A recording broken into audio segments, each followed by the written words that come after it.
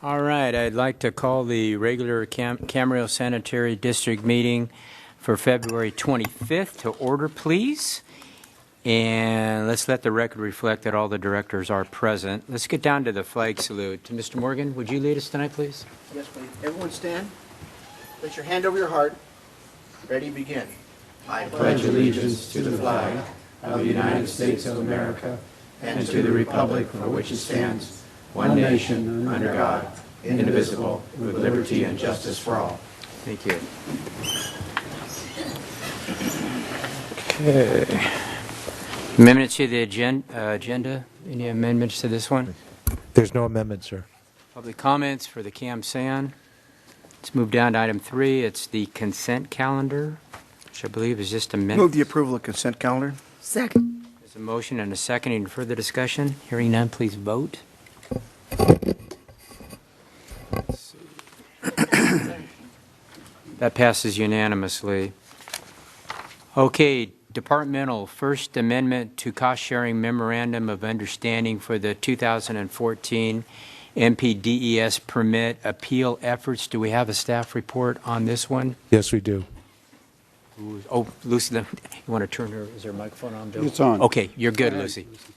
Good afternoon, Mr. Chair and members of the board. For your consideration is an amendment to an agreement that was approved by your board last year, and it was related to the renewal efforts of our discharges permit. And the agreement is a cost share agreement between Camarillo Sanitary District, City of Thousand Oaks, and City of Simi Valley. And the reason we are cost sharing is because all three of the permits for all three agencies were being renewed at the same time, and a lot of the technical efforts were very similar in nature, and our concerns we're very similar. So, and you may remember that this group has been together since the 2000s because of a similar water quality concerns, and it seemed a lot more cost-effective and efficient for us to solve water quality problems on a regional level versus on a localized effort. So some of the, just to kind of go over some of the issues of concern during this latest permit renewal were salts. We had very stringent salts requirements, which have been persisting us for a long time. They're very chronic. Toxicity limits, and which were new limits that were required by the U.S. EPA, and also laboratory methodology used by or recommended by U.S. EPA on how to determine compliance. So those three major items were reason for carrying the permits forward and appealing them with the state board, which is currently in the queue for being heard in the near future, but also a lawsuit that was filed by SCAP, which is the Southern California Association of Wastewater Agencies, that carried forward a lawsuit with US EPA related to toxicity on limits and the laboratory methods. So just kind of, I thought maybe this would be a good opportunity to let you know that as of last week, US EPA dropped their requirements on toxicity, so that was definitely a success story. We're waiting to hear from the state board and regional board to get a reopener on our permits, and hopefully we'll be getting the same type of limits that we had in the old permits. But we still need to work on getting the salts issues resolved. And what we've been doing is working with the local regional board staff and trying to get better compliance orders so that we can go ahead and go to the appeals process and maybe have that dropped eventually. So we're meeting with the regional board on a quarterly basis. All three of us are working diligently on that, and Larry Walker and Downey Brand are helping us with those efforts, and that's the reason we need the additional funds that are currently being requested by you. That concludes my presentation, and if you have any questions, I'd be glad to answer them. Mr. Little had a question.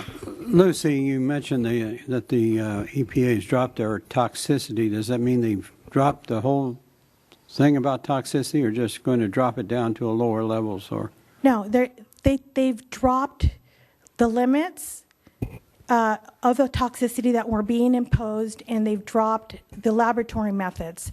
So what's going to happen is they're going back to using the limits as a trigger mechanism, not an enforceable limit, and they're using the old, or at least the currently approved laboratory methods to determine that compliance. and our effluent can handle both of those changes. Yes, It's the salt that's still the issue. yes. Okay, thank you. Any other questions? No. Okay. What's the will of the board? I move Move to authorize the district to manager. approve, yeah. Second. All right, there's a motion and a second. Any further discussion? Hearing none, please vote. That passes unanimously. Thank you, Lucy. Okay, comments from the staff? Any comments from- I don't have any. Tom, do you have any? Okay. Any comments from the board members? Okay, with that, we stand adjourned. Call the Camarillo Successor Agency into session. Let the record show that all members are present.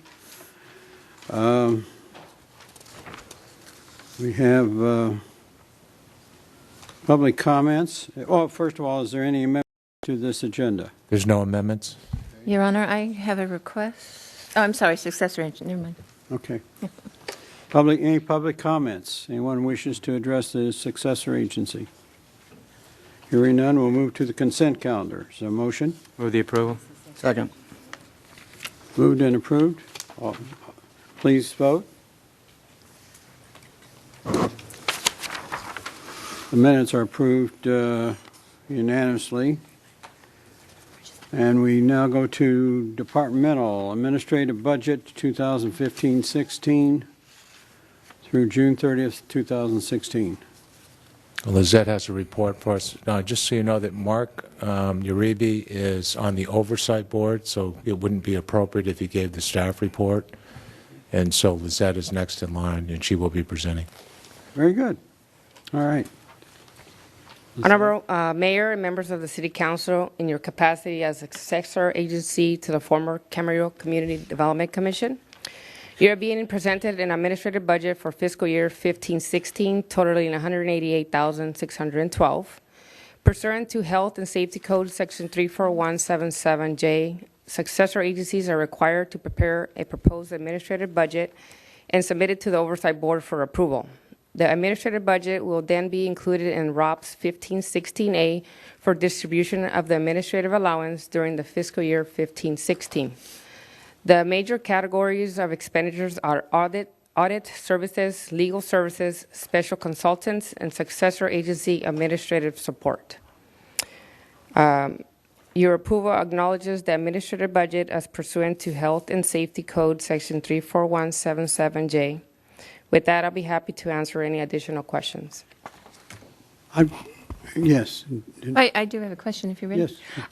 My question, and I don't know if it's for Lisette or maybe Mr. Fang, if we're looking at doing some of the projects that have come out of the redevelopment agency and the consultants and so forth, is that small line for consultants and experts, would that include that, or does that come out of the city's budget now? Or is it a combination of them? Sometimes you win and sometimes you lose. We're always scraping around for every penny we can because we think, we do that. That's our job. And because the properties that the projects we're working on are now city-owned, they're not eligible for this list, unfortunately. We have checked. Okay. And just to also some more information, you will probably see the line item. It's around see the bottom line, 200,612. I believe we can go to 250, but we try for every penny, but we don't do anything that we're not entitled to. And the limit is 250. That we've been very straightforward in developing our true costs. There is 50,000 that's still available, but it wasn't merited and it wasn't within our legal parameters, so we didn't request it. So then explain to me, what is the management of projects? It's still managing the RDA side, or the former RDA, and the successor side of administering some of the debt funding, some of the bond funding, that type of thing. There's more of that administrative side, costs okay. still attached to the dissolution process, but not the projects themselves, unfortunately. Would there be a better term than management of projects? We can come up with a better term, sure, that's a little more descriptive. Yeah. So that projects is more defined, the word projects. Right, it kind of took me off Right. in a different direction than what it really is then. Yeah, you might recall we're working with, probably our biggest expense at this point is Cosmont. And we tried to, that's why I know, we tried to get that written into this schedule, and we were denied. We asked the state. Just, I have a question myself, and that is, could you tell me this is $188,000. What was last year's similar budget? Do you have that information? 250. 250? 250. Okay. So, I'm over one. any other questions? What's the pleasure? Your Honor, I'll move that we adopt the administrative budget as presented pursuant to the Health and Safety Code, Section 34117. Is there a second? Second. Moved and seconded. Any further discussion? Please vote. That motion carries 5-0.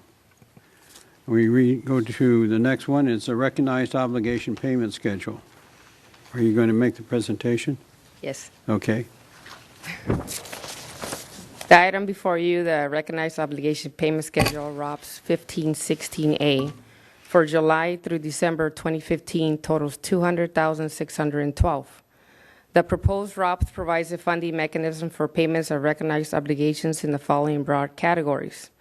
As referred on page 3 of the ROPS detail, this ROPS includes a total of $12,000 for bond administration and $188,612 for permissible administrative costs. Your approval acknowledges the ROPS as presented pursuant to Health and Safety Code Section 34177M, and with that, I'll be happy to answer any additional questions.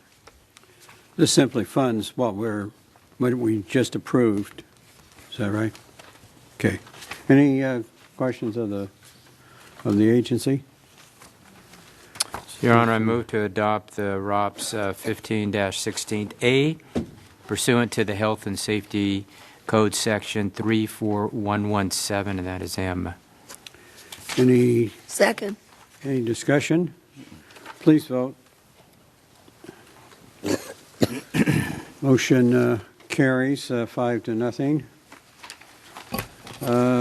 Going down we have nothing from departmental, legal counsel. Any comments from staff? I don't have any other comments. Comments from board members? If not, we stand adjourned. Call the meeting of the Camarillo City Council to order. Let the record show that all members are present. And we have no any amendments to the agenda. Is there any amendments to this agenda? There's no amendments, Mr. Mayor. Your Honor, Yes. could I request a couple of consent items that, pulled so we can talk about them? And they would be C, D, and E. C, D, and E? C, D, and E. Okay. C would go to Public Works. Right. I don't have a front sheet on my D, so I don't know what department it came from. D would be Community Development, yes. And E goes to General Services. Okay. Your Honor, I should mention on item C, that is a Public Works item. It does impact the village at the park, and Mr. Fang and Mr. Fox both live in Village at the Park, so Lucy McGovern would be the one to call upon if there's any questions on that item. Okay, thank you. All right, okay, we will put item C with Public Works, item D with Community Development, and item E with General Services. So that leaves us the consent calendar of items A, B, F, G, and H. Is there any comments on that? Is there a motion? I'll move to approve such as. Second. Moved and seconded. Any discussion? If not, please vote. That motion carries 5-0. Okay, we'll go down to the City Council. We're going to finish the oh, I'm sorry, never mind. Sorry. Well, Never mind. okay. Okay, City Council, Citizens Appointment Committee recommendation. Would you like to make a presentation, Madam Clerk? I don't really have much to add, except for that we really had a huge response this year, and the committee met and interviewed applicants, and their recommendations are set forth in the agenda report. I do have one change on page 2, and that is under Section E, the Ranch Foundation appointments. That original expiration term should be March 2018. Okay. Other than that, if the committee wants to provide input on the appointments. Sir, I would only add that not only did we have a lot of interest in the appointments this year, but we also had a very well-qualified group of people who showed up for the interviews, and it was very difficult to make the final selections. They were all very, very good. So, but selections had to be made. So, is there any? Your Honor, may I ask a question of the city clerk? Yes. What is the difference between the agenda item that was in our packet and the one that was in the red folder? I corrected the name of the Citizens Advisory Committee. If you Okay. look at the one in the packet, it still says redevelopment. The green one said redevelopment. Item A, Yeah. Citizen, Oh, okay. that was the only change. The land use, okay. So, is there a motion? So move. Second. Moved and seconded, we approve the appointments to the various boards and committees. Any questions? If not, please vote. The motion approved 5-0. And we go to the next item. There's the joint meeting with the Pleasant Valley School District. I asked that this be put on for the purpose of discussing with the council. We had talked about, I had mentioned the fact that I thought it would be appropriate that we have meetings with our school districts in the same manner we did a year or so ago with the Park and Rec Commission. And I had a conversation with the superintendent of schools recently, and she thought the board would be very in favor of it, and in fact had a conversation with a board member who was also very much in favor of it. So I would expect that we would handle it in the same way we did with the school district, with the park district, and that is to ask the staff to make contact with the counterpart, and to set a limited agenda that we could then meet and discuss prior to meeting. So, is there any comments? Question. Yes. Yeah, now, where are we going to meet? Are we going to meet in the conference room? I would think we'd meet in the conference room. Is that where we're going to meet? And it's going to be part of a regular city council agenda, or will it be separate from that? I would think a work study session. That's kind of how we handled it. Like a work study from our 6 to 7:30 then? Is that the idea? That's what I would. It's going to be however we want it. Your Honor, I have a question too, because a lot of times we had a liaison committee that used to meet with their liaison committee and discuss things, but not the whole boards always. Because sometimes that leads on to longer meetings, and it's just, I don't know why we're not doing it liaison committee. Meeting with their liaison committee, and they can discuss things that are appropriate to both boards. Well, I think that when you have 5 elected officials or actually 10 elected officials, I think it would be appropriate for all 10 to be represented at the table. What does our liaison committee do then? Well, I'm not sure. I've never been, in the years I've been associated with the city, it's never been functional. Oh, yes, We it have has. met. Many times. I Yes. said in the years I was been involved with it. It wasn't when I That's was. a year and a half? And it hasn't been since I've been here for the last 2 years. So Before it was, Charlotte and I were on committees, and so was I can't Jan. speak for the 12 years I was absent. Can't we select, I'd like to make a suggestion that we redo that liaison and select representatives and maybe things that pertain to our agency along with schools, so we have something to discuss, and they may do the same thing. Don't we already have? We already have a liaison committee. There are Okay? 2 Well, I appointments. mean, just put them into gear. Well, Your Honor, could I make a comment following up with what Mr. Morgan says? I would like to make the suggestion as well that the first committee to meet is the liaison committee, which is made up of yourself and Mr. Kildee. Meet with the city or the school district, come up with some topics, and then we can meet. Because personally, I was not happy with the way when we met with the Parks and Recs district, we just sat there and listened to them tell us what they were going to do and what we needed to do for them. And it wasn't a real good dialogue as far as I'm concerned. And we didn't know the topics ahead of time. We didn't know the topics ahead of time. We didn't know how to, and we really didn't get to ask them any questions because it took so long for them to give their presentation. If we had been able to engage in it a little bit, narrow down the topics, we could have had a meaningful discussion. So I would suggest as well that we let the liaison committee meet first, come up with some topics, and then if we find that it's good, because it is good to talk, but you got to be focused. If not, it's just. well, And we have done it several times since I've been on the council where we've met as full boards trying that. And again, it wasn't nearly as successful as it could have been. So it's a difficult thing to do when you have 10 elected officials trying to get together and talk. We had a meeting with the high school, remember, the liaison of the high school. That was more productive than if all the board had been there. I remember that. That's been, 2 or 3 years ago. Yeah, that was with the Oxnard Union Yes. School. We had another couple meetings. It's been a while, and Mr. Little is right, Mayor Little's right.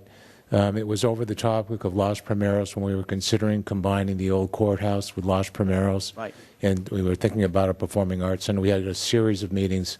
I mean, frankly, the economy went south, the funding went away, and we all didn't have a whole heck of a lot to talk about when there was less funding available. The former Los Primeros. The former Los Primeros and the former old courthouse. Still is a Los. Right. I certainly wouldn't object to if Councilmember Kildee to schedule a meeting with them, a liaison committee, and to discuss this and bring back a report as to how best to achieve a full meeting at some point in time. Right, need if there's a something that's motion. necessary, we could have one then. If it's even needed. Well, I'm sure. The we fact need of a the matter is that the education of this generation of children is probably the most critical one we're going to be facing as a nation for the next number of years, and I think it's very important that we know what they're doing, not necessarily specific terms, but certainly in a general sense what they are doing. You've got this whole issue of the Common Core out there that many of us heard about but have no understanding of what it means. So I think there's a lot of issues to talk about. So if there's no objection, May I add one more thing? It sounds to me from what you're talking about is we should have them come and give a presentation out here where the community can see it as well, rather than this meeting. Just let them come and give us an update on what they're doing. And well, that might be what the end result would be. Let us meet, and we'll bring back a report. Okay. All right. If there's no objection, we'll proceed to hold this matter and then meet as a liaison committee, ask for a meeting with them. So, okay. Moving right along, we have Items, Public Finance, Works. Public Works, we have the item dealing with the consent calendar item, recycled water line agreement. And where's Would you like me to ask my reasons for pulling it out? Well, I actually have two. First one for the city clerk again, the difference between the red copy front page and the green copy? The report is submitted by, or signed by Dave Norman, and the action is to direct the mayor to sign the agreement instead. Rather than the city manager, okay. And that's because Mr. Fang lives in the area, okay. We all lived, well, Tom, myself, and Ronnie lived there, so it's, oh, All one big happy family, huh? yeah. Well, we don't live in the same house, but we have the same conflict. That's good to know. That's, yeah, excellent. I thought you were saving money, the economy and everything. Well- Lucy? The reason that I asked to have it pulled out was, I think it's a really, I have a couple of questions, but I think it's just important that, and it comes from my first question, we obviously did not start from scratch to write this. And so tell us a little bit about how you came up with this agreement, where some of the health, the standards came from, so that the public understands what's in place as we begin to use recycled water on public spots. For the record, Lucy McGovern, staff for the City of Camarillo. And good afternoon, Mayor and City Council members. The agreement before your consideration is a way of us giving a vote, I guess, it's a written, since we don't have a permit program for connecting folks that need recycled water, we have come up with an agreement. So as the requests for recycled water services are coming online, we do it in a form of an agreement. It's a standard agreement that your council has approved for Village at the Park and Mars Farms. And so that's how we start this particular agreement. We start with a template, and that template includes information. This template has also been approved by I guess it's now the Department of Drinking for the state. So they actually need us to have a certain amount of language in the agreement, making sure that training personnel requirements, cross-connection inspections are conducted, the record keeping, and water quality and the pressures. So that is all embedded in the language of the agreement. But what we also have is the actual cost for getting reimbursed on the capital infrastructure that we put in. And that cost is based on usage, the amount of infrastructure we need to put in place to get it up to their location. So that's how the agreement has come about. And I think it's important, somebody asked me the question, this is the first time I think they're seeing it going to be like in the front yard, so to speak, where before it was on a farm or even out in the sports park, it was the big field. And now they're going to see it a little closer to home. And they just wanted to understand that, that we have made sure that we're abiding by all the state laws, the health and safety rules, everything that would come into play to using recycled water. And so that people feel comfortable. Obviously, it's a great thing because it's where we can, use it. But just so that everyone, as we get used to it, has that comfort level that. So we don't have an ordinance. So we do it in the form of an agreement to get this knowledge transferred between the two of us, and we also get that information writing for our permit for recycled water and also with the Department of Drinking Water. Right. And it's very clear on what you can connect, when you can use, the hours you should use it, making sure that they don't cross-contaminate between drinking water. Yes. And so it's really a thick document that really lays it out. So the agreement may be only maybe 10 pages long, but the remainder of the 40 pages, 50 pages relates to the actual manual and how the hours of operation when people aren't, we're trying to minimize contact with the public, so all their irrigation has to be at night. And so the hours of operation, cross-connection, personnel training, signage, all of that is prescribed in the manual itself. Very good. Okay, Mike. Mike. I want to make sure one thing's true. There can't, drinking water and this water, there will be no cross-contamination. There's no lines and things that No. hook drinking water with that, so there's no, No. that's not a problem. No. No, but it goes into specifics. It says you shouldn't hook this to that and then use the hose that you used for this one and that one. I guess that's the point I'm trying to make, that it's all laid out there of what you can and can't do to protect from exactly what you said, that you don't make the mistake. Well, I'm just making sure there's no Doing it. drinking water Yeah. cross-contamination, because that's what it sounded like for a second, and that's No, not they're there. telling you No, how to we're trying prevent to that from prevent happening. all of that, yeah. Absolutely. Yes, yes. I didn't report on my attendance at the California Association of Sanitation Agencies meeting under CAMSAN, because almost all of the conversation was about water and recycled water. And as Lucy was talking, it was very interesting to me, because I think I hit 10 offices yesterday in Congress. And as we were talking, I was with Sharon Green from LA County SAN and a couple of other people. And she would talk about recycled water, and I'm not exactly sure what LA County SAN is doing with their recycled water, but one of the aides asked about purple pipes, and she said, oh, we try not to hook up with the purple pipes or go that route. We do large deliveries other places, and because the purple pipe stuff is really expensive and everything you have to do. So I chimed in and said, well, we're going several miles with our purple pipes, but we only have a few customers, and we think it's very worthwhile. And she was really impressed. Okay. I've got a question. Speaking of health customers, does the use of the water at Village at the Park and the sports fields and everything, plus the farmers we've talked to, does that basically use up our excess effluent from the No, it treatment doesn't. plant? Not yet. And how much, approximately, what percentage is available?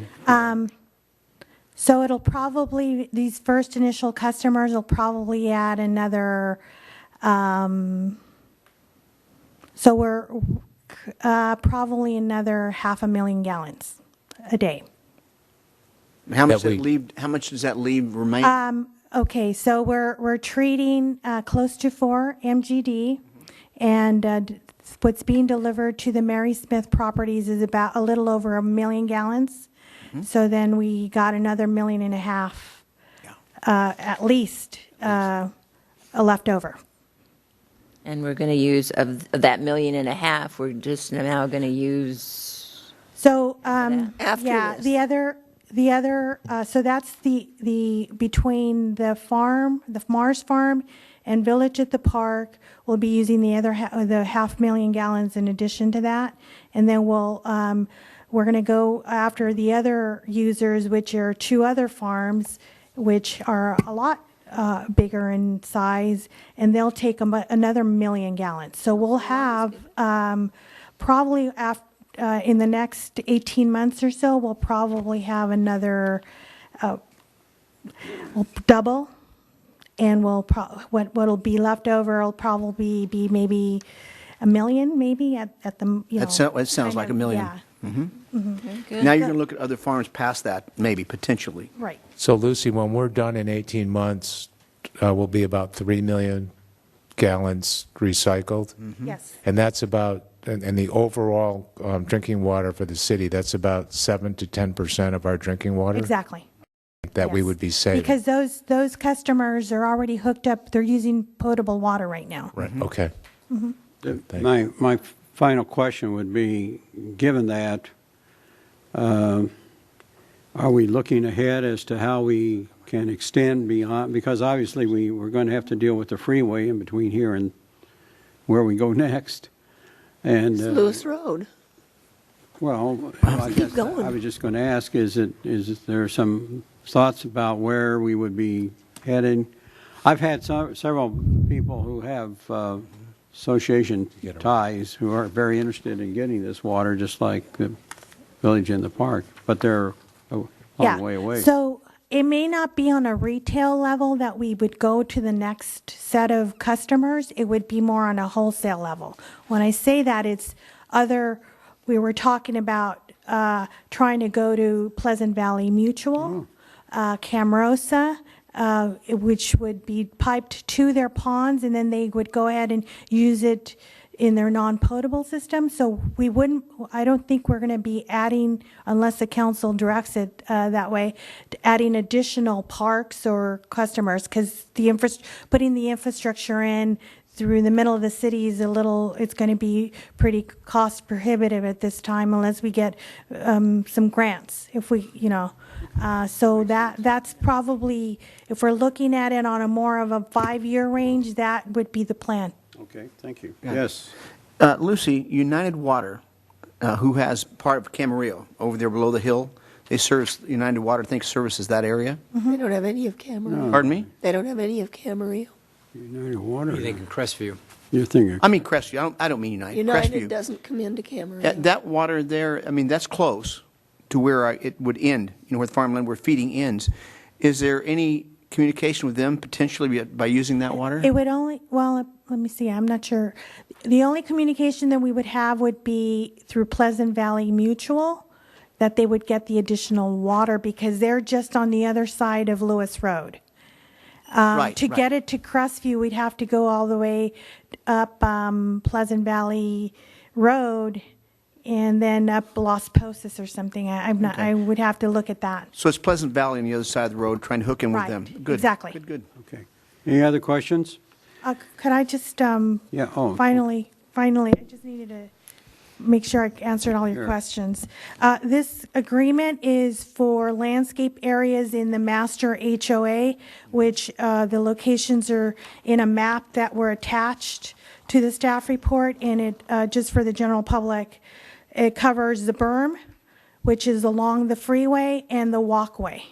And so just as a final note, I wanted to let you know that there are signs. So you might be getting phone calls about those signs about recycled water, and they're located along the walkway or around the bike trail area where the berm is, and then around the park. So those signs are out there. They were just put out over the weekend, and today we just delivered the first set of new customers recycled water. So just wanted to let you know that. So you actually turn the faucet on and get them water? Exactly, and I have pictures. So So this that was doesn't pretty actually. exciting. Your Honor, if I could just clarify, I'm sorry, just before we leave that thought, the new customers are the sports park.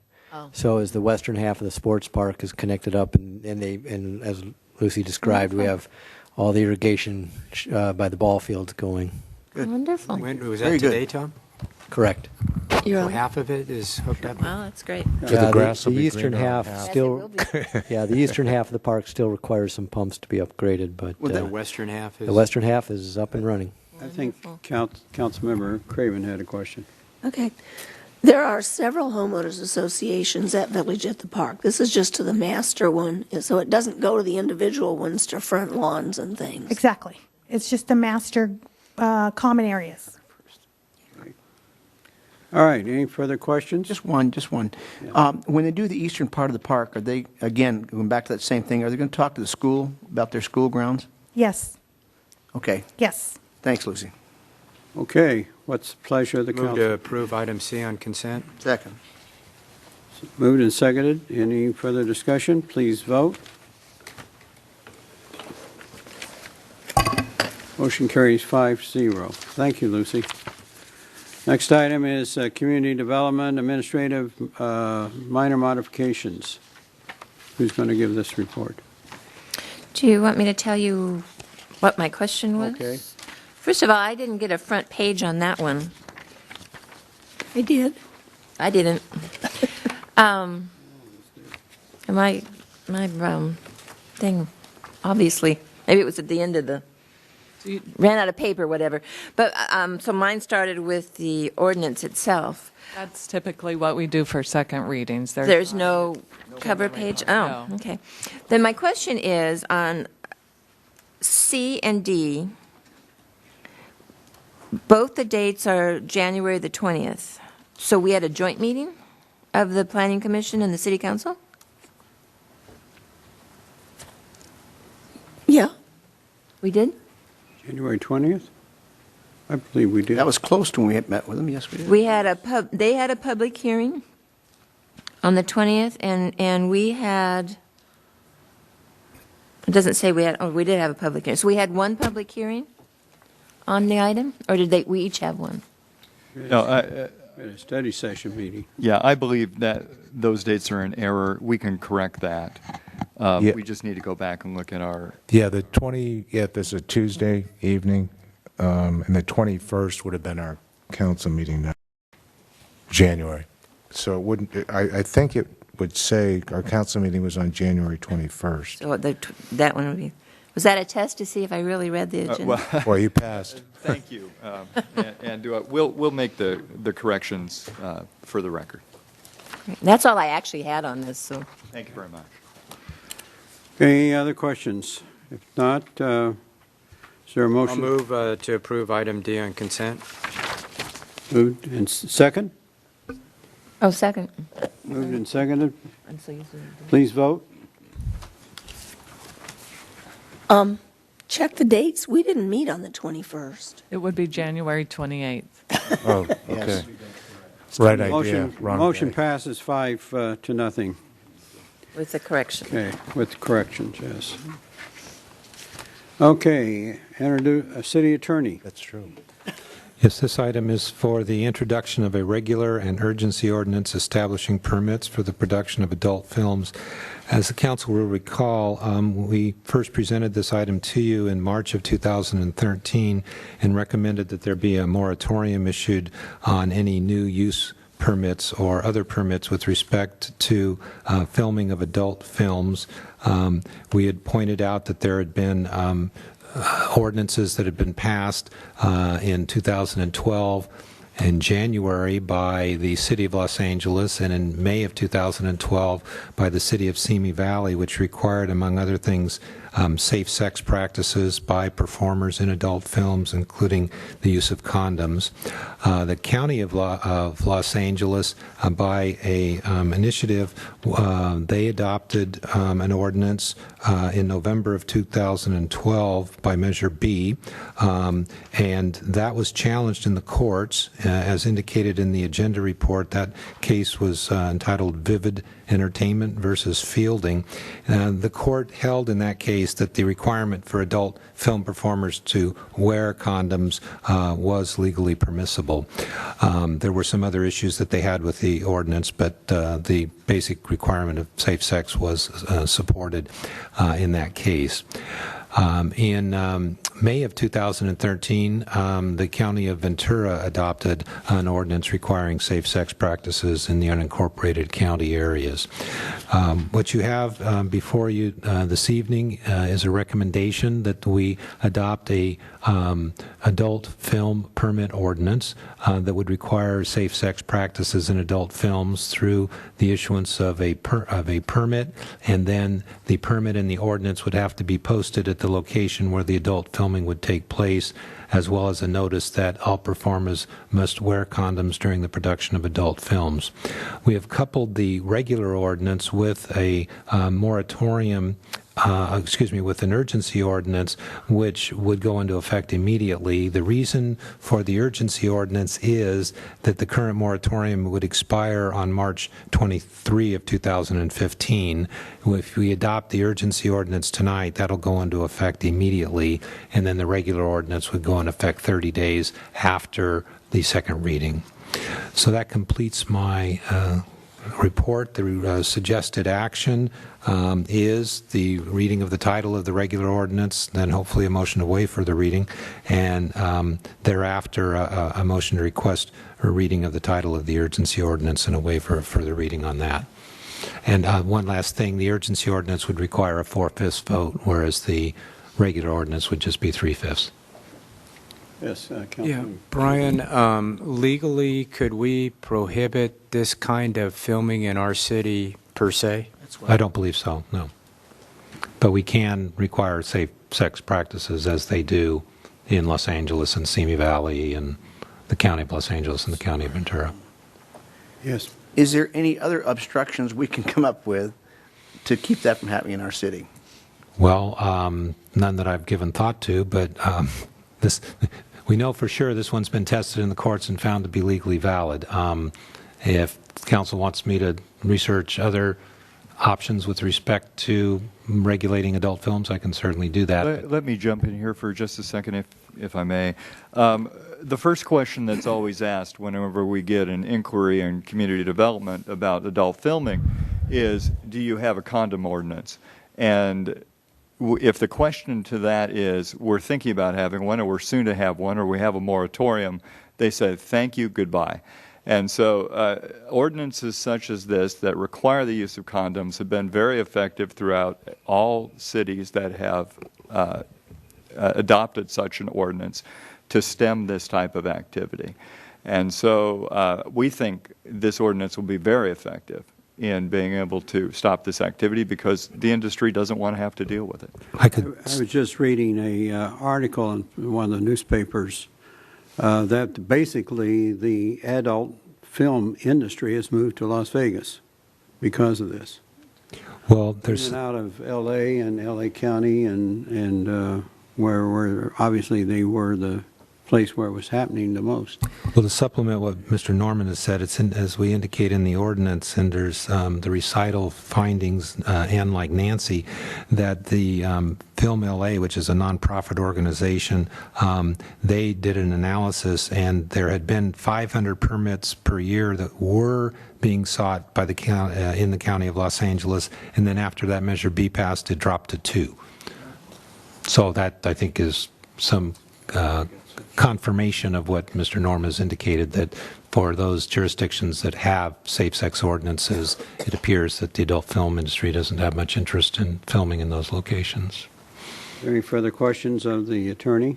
I have one of, probably Mr. Norman, Yes. if I might. Talks in the ordinance about inspections. How do we determine who's going to do that, and do we come into other problems because somebody would have to do that? Do we hire someone? The proposed ordinance indicates that that would be the responsibility of the sheriff's department. The sheriff's department primarily. It said primarily. I didn't say. I probably read it right. What it does say in section 9.22.080C says, upon written request of the director on the basis of a complaint that provides a reasonable basis to believe such inspection is necessary, a permittee will permit the Ventura County Sheriff's Department or other person designated by the director to review all film or other media, et cetera, et cetera. That other person can be a contractor or most likely someone from the county health department. Okay, so it would be a health professional. It will be. It definitely will not be one of our staff. Well, that's what I was worried about, that one of our staff members, and then you drive a short straw or whatever. That we share your concern. Or maybe the long one. Yeah. I'm getting worse here. I'm going to stop. But it would be done appropriately, so we don't put our staff at. That's absolutely correct. Okay. Thank you. Well, I can't imagine anything more that would stop a filming would be have a sheriff's deputy there. So, is there a motion to? Your Honor, just one second, because I dealt with this. I was in L.A. when I was a federal probation officer. That's where they make all those things down in the valley, and I had a couple cases like that. And they did have the sheriff's department was going in. You're not reviewing their film; they're going to review what's happening at the site. In many cases. Yeah, I did not read the rest of that paragraph. Okay, but, good. We do have the ability to be on site. Yes. Inspecting also. And that will help keep it from happening. Appreciate it. Is there a motion? I'll request a reading of the title of the ordinance. This would be Ordinance 1105, an ordinance, this is the regular ordinance, an ordinance of the City Council of the City of Camarillo, California, adding Chapter 9.22, Safer Sex in the Adult Film Industry, to Title 9, Health and Safety, of the Camarillo Municipal Code, establishing permits for the production of adult films within the city. Second. Is there a motion? You make a motion? Move further reading, waive further reading, and adopt the ordinance, and I'm going to quit talking. I think we're introducing this ordinance. And introduce. Yeah. Okay. All right, there's motion to waive further reading. Is there a second? Second. Moved and seconded. Any further discussion? If not, please vote. Okay, that passes 5-0. We now move to a request to the reading of the title of the urgency ordinance. This is urgency ordinance number 1106U, an urgency ordinance of the City of Camarillo, California, adding Chapter 9.22, Safer Sex in the Adult Film Industry, to Title IX, Health and Safety, of the Camarillo Municipal Code, establishing permits for the production of adult films within the city. I move to waive further reading and adopt urgency ordinance adding Chapter 9.22, Safer Sex, Safer Sex in the Adult Film Industry in Title IX, Health and Safety of the Camarillo Municipal Code. Second the motion. Moved and seconded. Is there further discussion? Please vote. Motion carries 5-0. Pass. Now, move on down to general services, computers in the library. Richard? Yes, Your Honor. Did you have a specific question? I did, if you want me to. It had to do with the RFP itself, and the question being, was it requested that all the labor and the equipment be as one bid?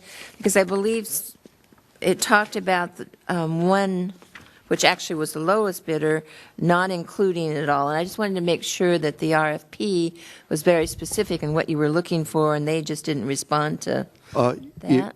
It was specific, and this particular vendor does not deal with the equipment, the other equipment and installation that would be needed.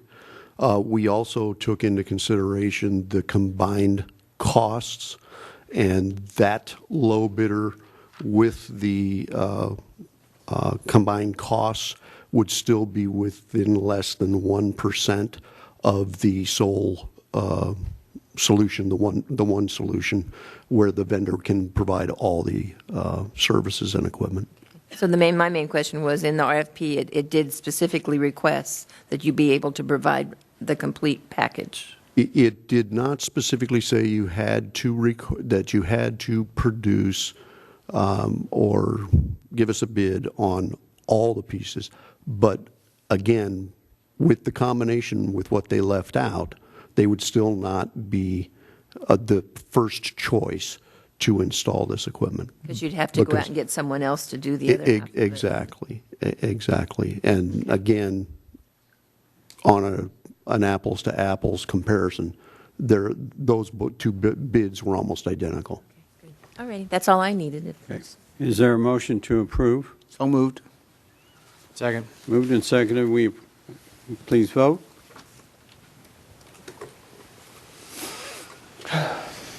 That passes 5-0. That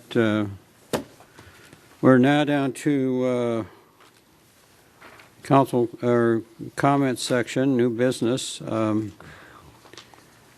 We probably would be just as well to adjourn at this point in time. Yeah. Is that all right? Yes. Sure. With We can do that. everybody, and give us, then we can do this comment section at the end of the agenda this evening. So, if that's all right with the council, we'll stand and recess for till 7:30.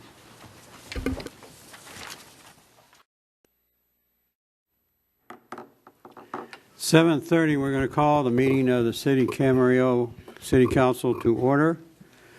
And we'll have a roll call, please. Councilmember Craven? Here. Councilmember Kildee? Here. Councilmember McDonald? Here. Vice Mayor Morgan? Here. Mayor Little? Here.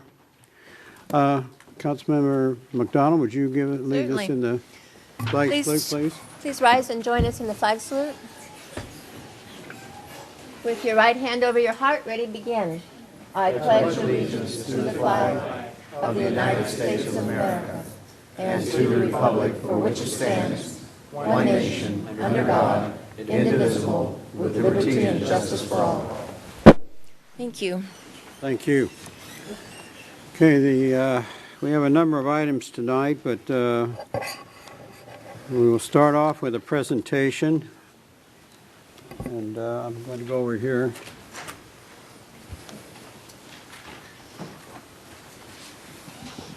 About a month ago, we had a longtime city employee pass on, and he was with the city for almost 30 years, a little short of 30 years. And Jimmy Palacio was one of these guys that if you saw him on the street, he was working there, he'd wave at you and smile, and you feel like you were passing through a burst of sunshine.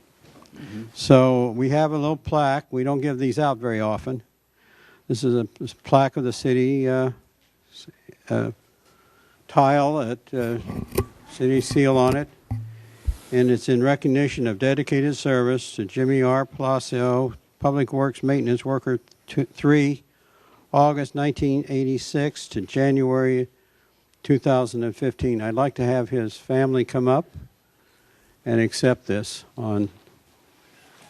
We just want to extend our thank you for Jimmy's service to this community and his ability to work well with his fellow men, fellow workers.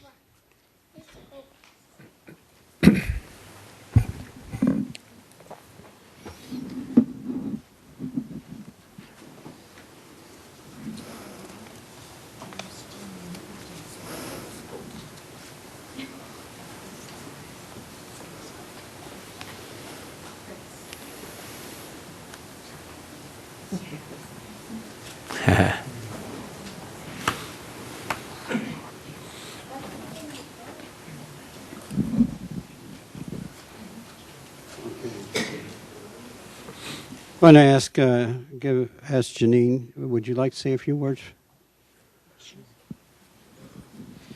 Hello, my name's Janine Palacio, and I just would like to extend my gratitude to the City Council and to everyone that worked with my husband, Jimmy. And this goes from all his children here, his 3 daughters and his 1 son. And there's really nothing more we can say except for thank you to each and every one of you and everyone that's a city employee. And all those friends from the city that came out from the streets department, they came to join us to accept that. Well, there is a lot of city employees here, and we thank you for attending also. So I know it's not much for the loss you've endured, but it's our way of trying to say that he was great while he was here, and he's missed. He left working for the city. It was obvious. You could tell Jimmy loved working for that smile. city. Yeah. Oh, he loved it. So thank you very much. Appreciate it. Good. Thank you. Thank you. Your Honor. Yeah.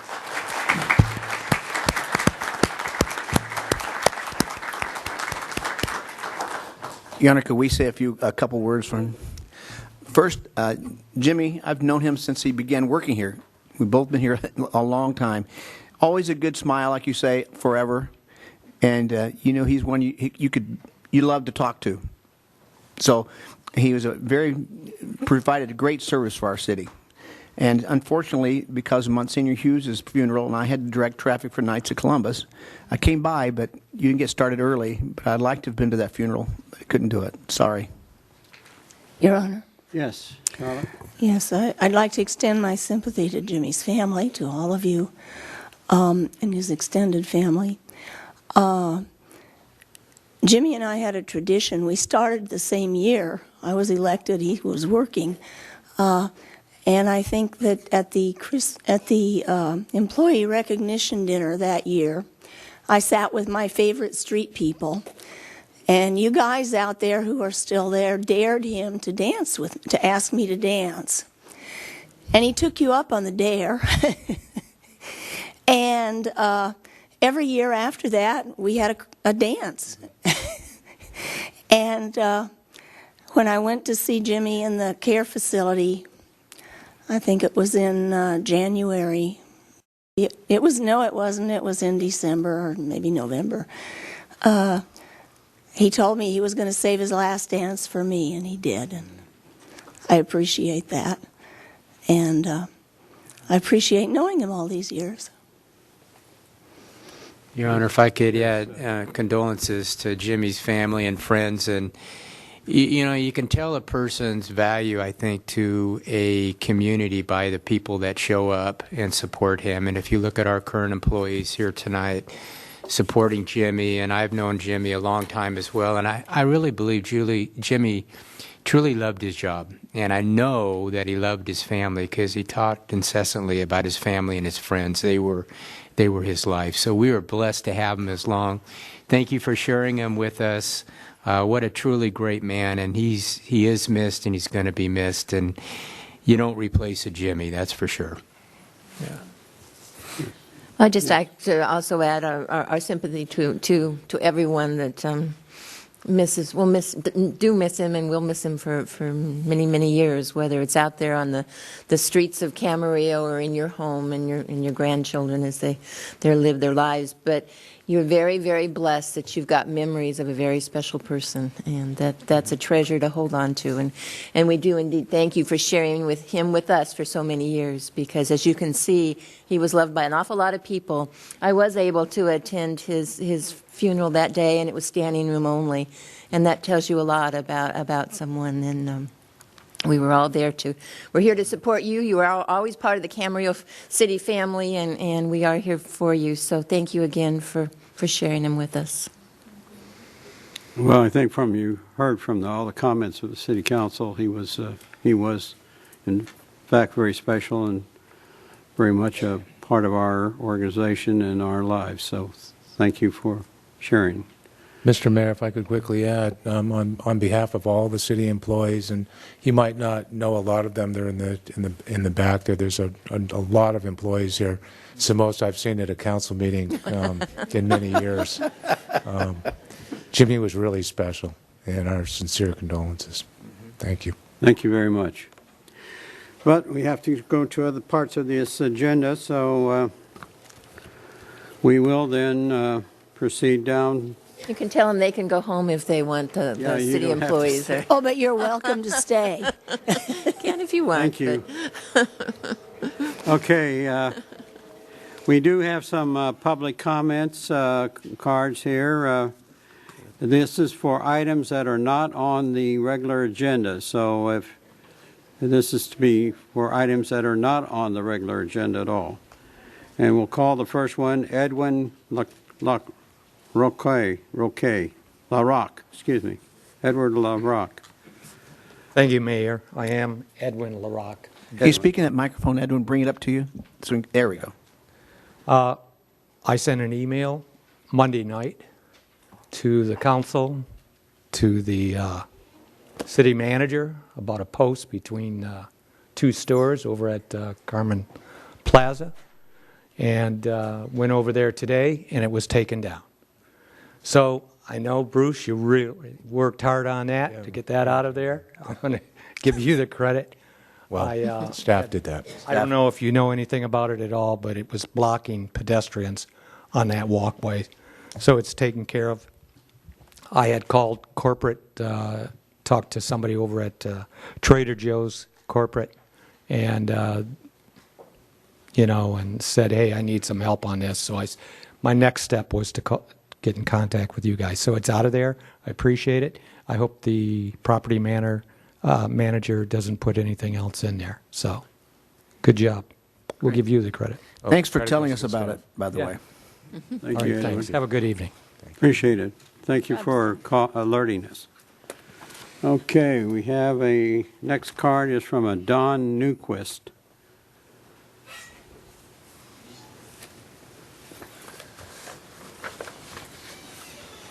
Hello, council members. I've been in Camarillo for 20 years. Just pull that mic right up to your mouth. Pull it closer to you. Can you hear me? Don. Okay. Yeah. Okay. And I've been, a proud member of the community, whatever. But what I'm suggesting here tonight is this. I'm an advocate for solar. I know that we're in a drought situation in or not just Camarillo, but California.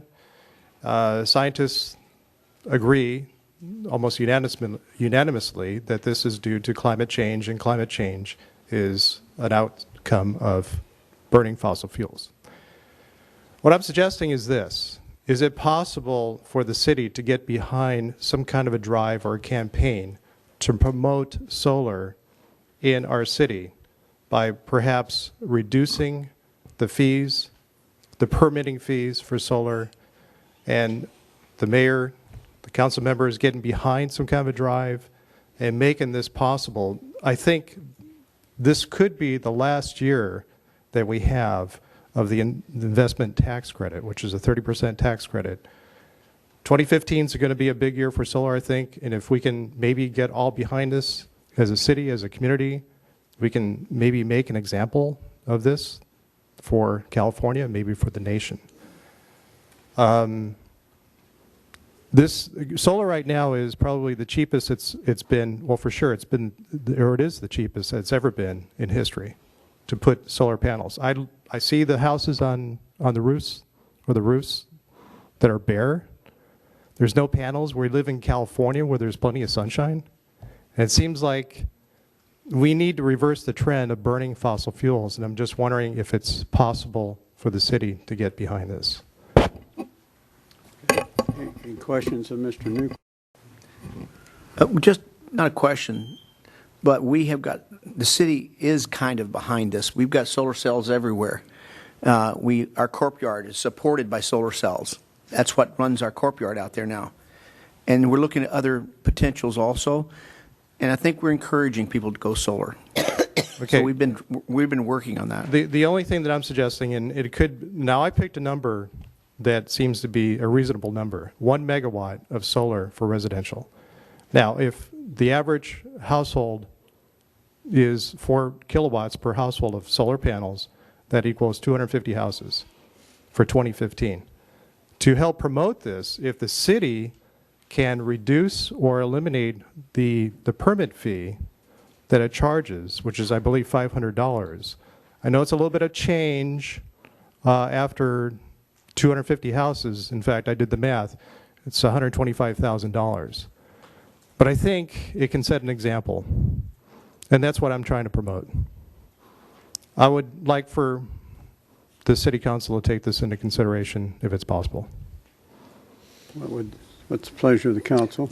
We can't do that I know because we it's can't not an agenda do it, item. but We can't make any decisions tonight. No. I mean, just in whatever. I mean, offline, whatever. Yeah. Just a suggestion. I'm asking whether we want to refer this to the city manager for a report back, or just what do we want to do with it? We can do that. Would it take very much time to? I think the time we would use would be well worth. We have looked into this particular area in the past, and it might be we'd start with just updating the council on where we are. Mm-hmm. I think there are some incentives and some code encouragement. I think it's worth looking at, just to consider it. Don't go and do an ordinance, just bring No. us a report. Right.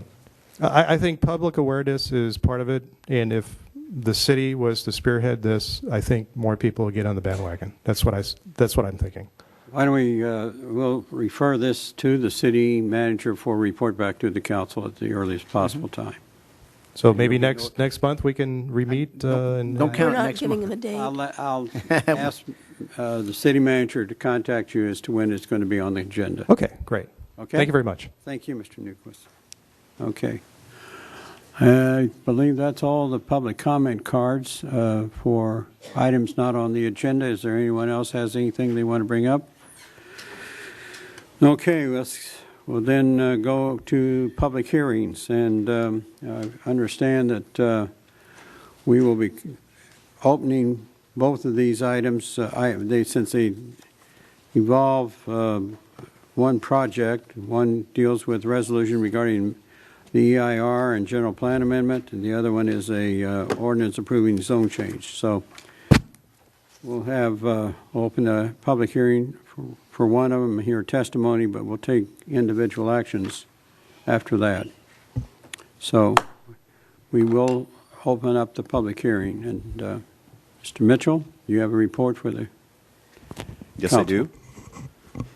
Good evening, Mr. Mayor and members of the council.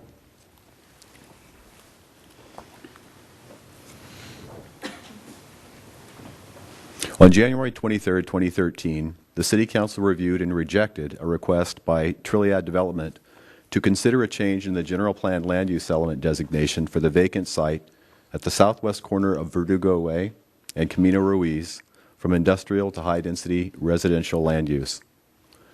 On June 12, 2013, then Mayor Craven placed on the City Council agenda a new request by Trilliad to reconsider the amendment and included a petition of support from owners and representatives of 17 businesses in the area. The Council referred the request back to staff for further study, and an application for a general plan amendment was filed by PB Companies on September 9th, 2014.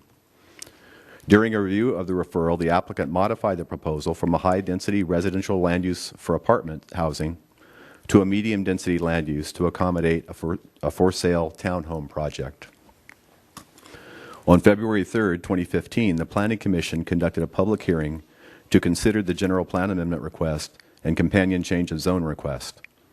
The meeting was attended by 2 members of the public who spoke in support of the project. The subject vacant site was originally expected to be part of the Mission Oaks Business Park and intended to be utilized as a light industrial use or office park. Over time, the areas surrounding the site developed with hospitality and retail uses to the west and north, and industrial business parks to the east across Camino Ruiz. The request proposes that Camino Ruiz, which abuts the easterly side of the site and separates the project from the business park to the east, provides a natural transitionary boundary between land uses.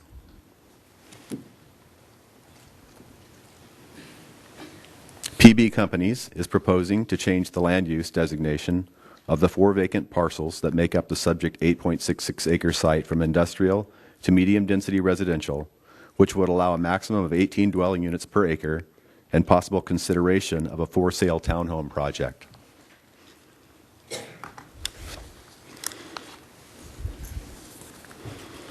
This slide illustrates a conceptual site plan of what could be expected to be submitted as part of a development plan should this request be approved. A conceptual site plan was provided as part of the project description in December of 2014 in preparation of the mitigated negative declaration for this GPA and CZ request. This concept proposes for-sale residential units on the site with a new driveway connection between the existing commercial properties on the west and Camino Ruiz to the east. This connection was recommended by the Public Works Department Traffic Division in an effort to ease traffic congestion in the area while enhancing emergency vehicle access to both developments. The MND indicates that construction of such a drive could be expected to generate a very low average flow rate of 1 car every 2 minutes entering or leaving the adjoining commercial complex, which is not considered a significant impact. In addition, any future residential development on the subject site would be required to provide adequate trash enclosures and parking for both residents and guests to avoid creation of impacts on the commercial site. While the site plan used in preparation of the MND referred to 4-bedroom units, the plan was provided prior to the Council's discussion amending the parking ordinance. An updated plan has now been provided eliminating 4-bedroom units and proposing development of 2- and 3-bedroom units only.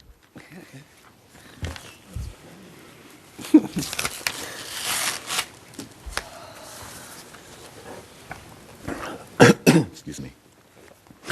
The MND's analysis included the GPA and change of zone, as well as the potential development of the site with up to 129 townhomes. In accordance with the previous slide, the conceptual plan as featured within the MND proposes 2-story units on the northern portion of the site along Verdugo Way, north of the access drive.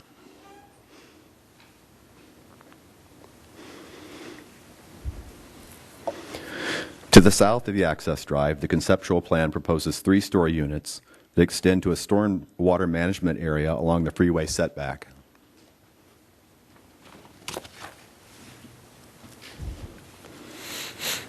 This setback area was created to continue the setback pattern established by the existing industrial buildings to the east. The applicant has recently submitted a residential development application for the site for consideration should the GPA and companion change of zone be approved by the City Council. This RPD application proposes 129 2- and 3-story for-sale townhomes consisting of 2- and 3-bedroom units only, consistent with the previously shown site plan. The application has been deemed incomplete at this time.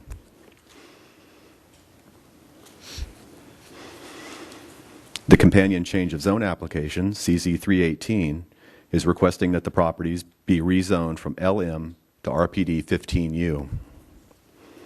As indicated earlier, a mitigated negative declaration for the GPA, change of zone, and potential future development of up to 129 townhomes was prepared and circulated in December of 2014 in accordance with city and state guidelines, and indicates that after application of proper mitigation measures identified in the report, any potentially significant impacts could be adequately mitigated to levels below thresholds of significance. Approval of MND 2013-9 by the City Council will be necessary before any further action can be taken on the GPA, change of zone, or on any companion residential projects.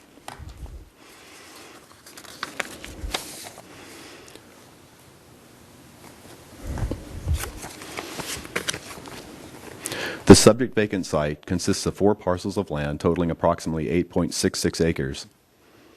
The site is located east of Santa Rosa Road and bordered on the north by Verdugo Way, on the east by Camino Ruiz, and on the south by the U.S. Highway 101 Ventura Freeway. The irregularly shaped site is adjacent to commercial and office development to the west and north across Verdugo Way, and industrial office campuses across Camino Ruiz to the east. The proposed GPA has been weighed against the community goals and the goals of the general plan and have been determined to provide consistency with both.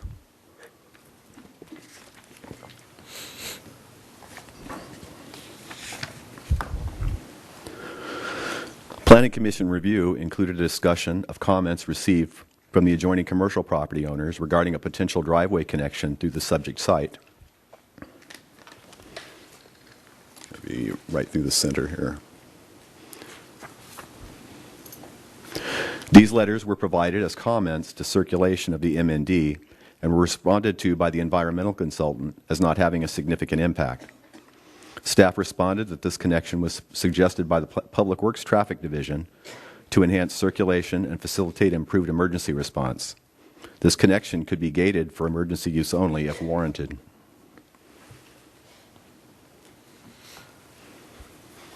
The Commission also questioned the compatibility of residential uses between commercial and industrial land uses.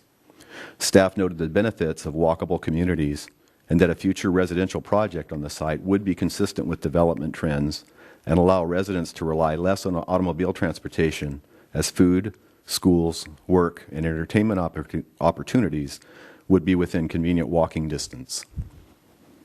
Staff also noted that the conceptual site plan included within the MND maintains setbacks from the freeway consistent with the existing industrial buildings to the east, thus maintaining visual compatibility throughout this area.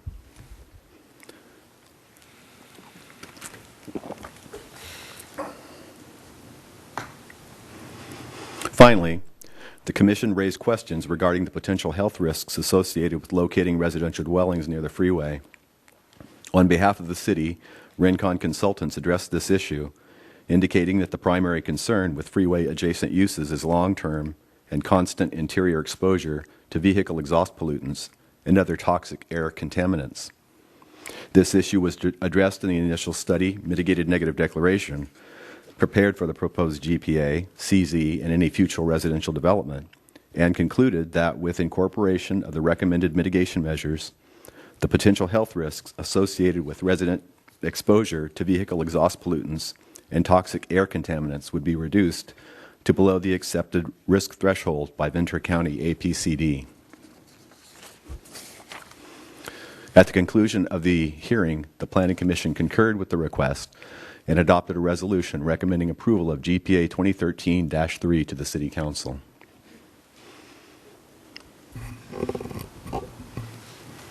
Staff is therefore asking the City Council to consider approval of 3 items.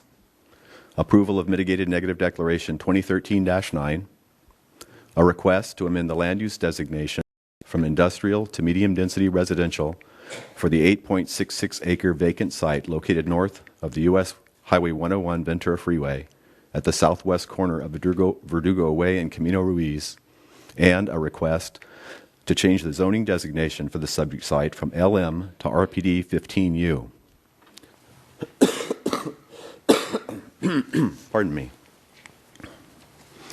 Approval of this request would maintain consistency with the companion general plan amendment.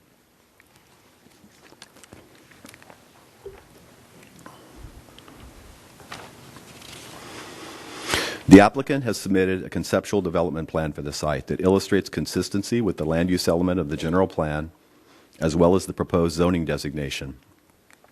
Approval of this request would allow for consideration of a residential plan development application for the construction of up to 129 for sale townhomes that would maintain consistency with the community goals of providing a variety of housing opportunities in a walkable, rideable environment in support of local retail and industrial uses, while maintaining community character and encouraging the preservation of the quality of life that presently exists.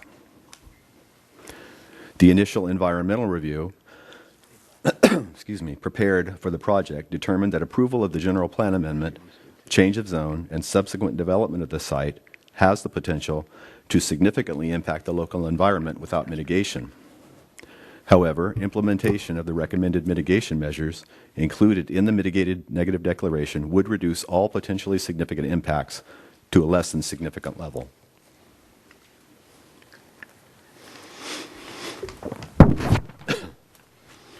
Approval of the general plan amendment and change of zone will limit industrial development to the east side of Camino Ruiz and allow for consideration of residential development adjacent to the existing commercial center. This will allow Camino Ruiz to act as a buffer between the industrial properties and the subject site and the adjoining commercial center. Approval of the proposed GPA and change of zone will allow for consideration of residential development that will increase connectivity by extending the circulation of the existing plaza at Mission Oaks through the subject site, and thereby allow vehicles, bicycles, pedestrians, and emergency vehicles an alternate route to Camino Ruiz and the commercial site. Finally, amending the general plan and changing the zoning designation to allow for consideration of residential development will serve to advance the city's planning objectives of providing housing that is readily accessible to employment areas, enhancing existing neighborhoods, encouraging infill development, and expanding private investment and business growth. The timing of any development of the site would be subject to other controls, including approval of an RPD application and the city's growth ordinance. The actual development of the site is subject to review under a residential development permit to consider the design and placement of buildings, setbacks, heights, open space, and circulation.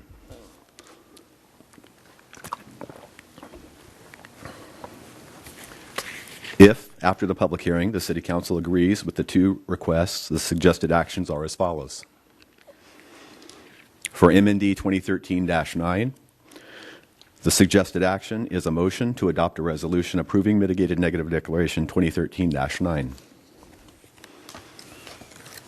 For GPA 2013-3, the suggested action is a motion to adopt a resolution approving general plan amendment GPA 2013-3 to change the land use element designation from industrial to medium density residential for an 8.66 acre site located east of Santa Rosa Road and bordered on the north by Verdugo Way, on the east by Camino Ruiz, and on the south, pardon me, sorry, by the U.S. Highway 101 Ventura Freeway.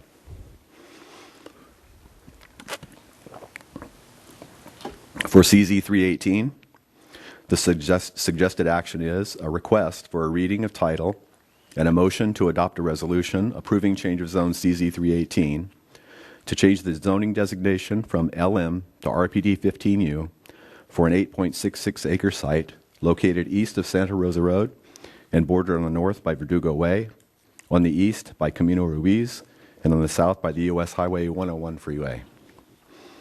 That concludes staff's report, and we are available for questions. Thank you, Mr. Mitchell. Is there any questions of Mr. Mitchell? Yeah, a couple. Yes, Mr. Morgan. Mr. Mitchell, I don't like calling you Mr. Mitchell, but anyway, you have double pane windows on the outside next to the freeway. Did you require that in those units? I believe those were required by the MND. We do have the environmental consultant here for questions regarding the MND. Okay, there's a reason I asked that question, because those are, of course, blocking the other buildings, those front ones on the freeway, but they better have double-pane windows like the ones in Spanish Hills up on the hills do, because it's that noisy.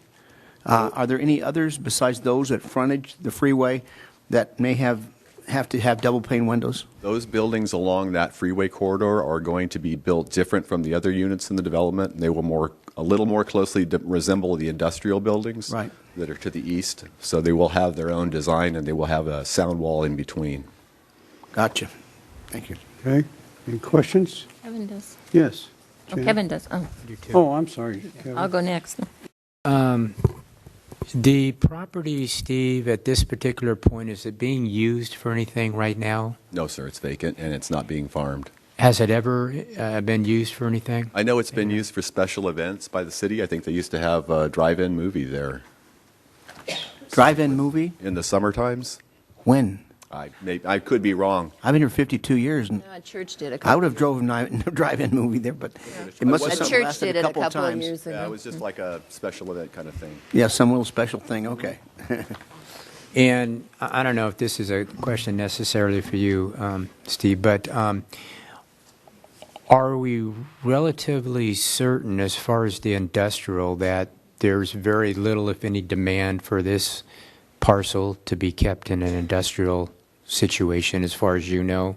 Well, the original application was put forward by Trilliad Development, which is an industrial developer, and they were saying that it's nearly impossible for them to build out their current industrial sites out in that area. They have a lot of vacant parcels out there.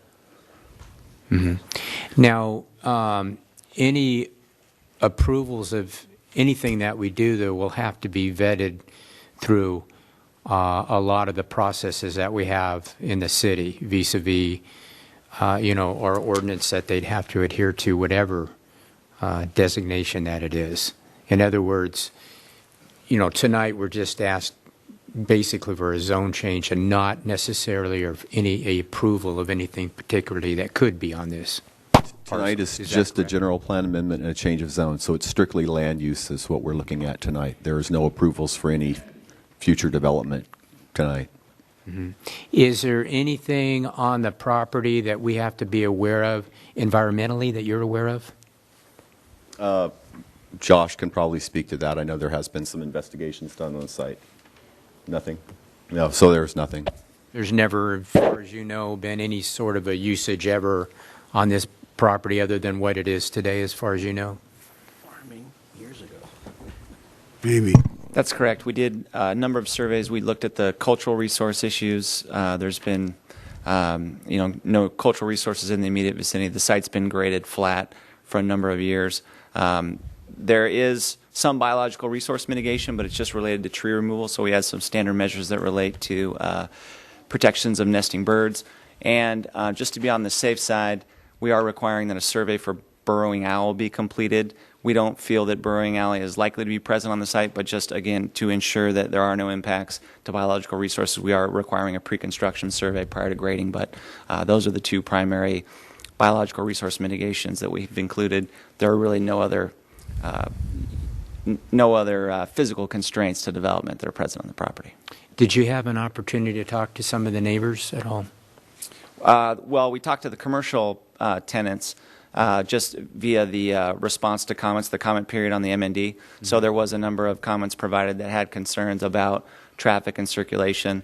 We work closely with the city's planning department and the city's traffic engineer to what we feel address those concerns. But again, based on the amount of traffic that's being generated by the project, it would not cause a significant impact with mitigation. So we feel like we've addressed all those concerns of the neighbors with respect to circulation and with parking.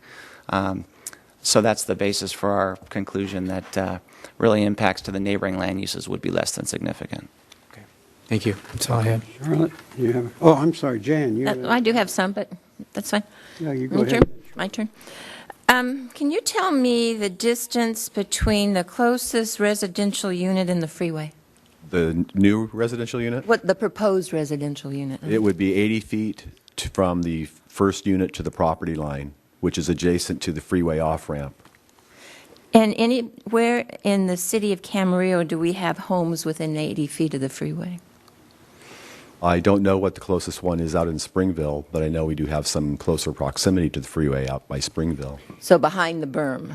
Yes, ma'am. And there was no berm proposed here as we have everywhere else where we put residential units along the freeway. We did not think a berm would be appropriate because there aren't any other berms out in that area. We were trying to match the the freeway corridor as you're heading west through past the industrial buildings. We were trying to maintain that same feel and the same setbacks. But didn't we do the berms to protect the residential units? Isn't that the whole purpose of the berms? We did, but they have designed the buildings along the freeway to act sort of like a berm, and they do have a 25-foot sound wall between the buildings that will include architectural features that kind of mimic the industrial buildings. That's what I was saying earlier. They won't look exactly like a residential unit or an industrial building, but they will be something appropriate for the area. So no one will live in those units? They will live in those units, but they do have special windows, and they will have a different design than a regular residential unit.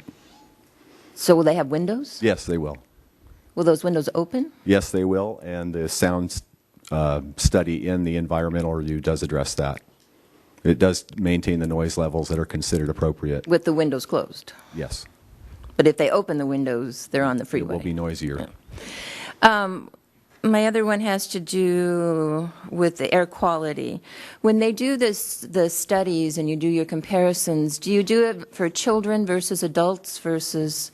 Because I was speaking with a doctor about this, and he basically said he wouldn't let his kids live there, so... Yeah, we run the risk assessment model and consider a number of different sensitive receptors, children, the elderly, and then kind of an average, kind of middle-aged individual. And we run it at a number of scenarios. So we run it at like a 5-year residency time, a 30-year residency time, and a 70-year residency time. And based on the modeling, the model showed that only the 30 and the 70-year residency time is what could potentially create a small or excess risk. And again, when we talk about excess risk, it's kind of like the best way to describe it is a 50% chance of me getting ill in my lifetime. The excess cancer risk that we're talking about here is 50.0001, right? So it's 1 in 10,000 sort of excess risk is the threshold.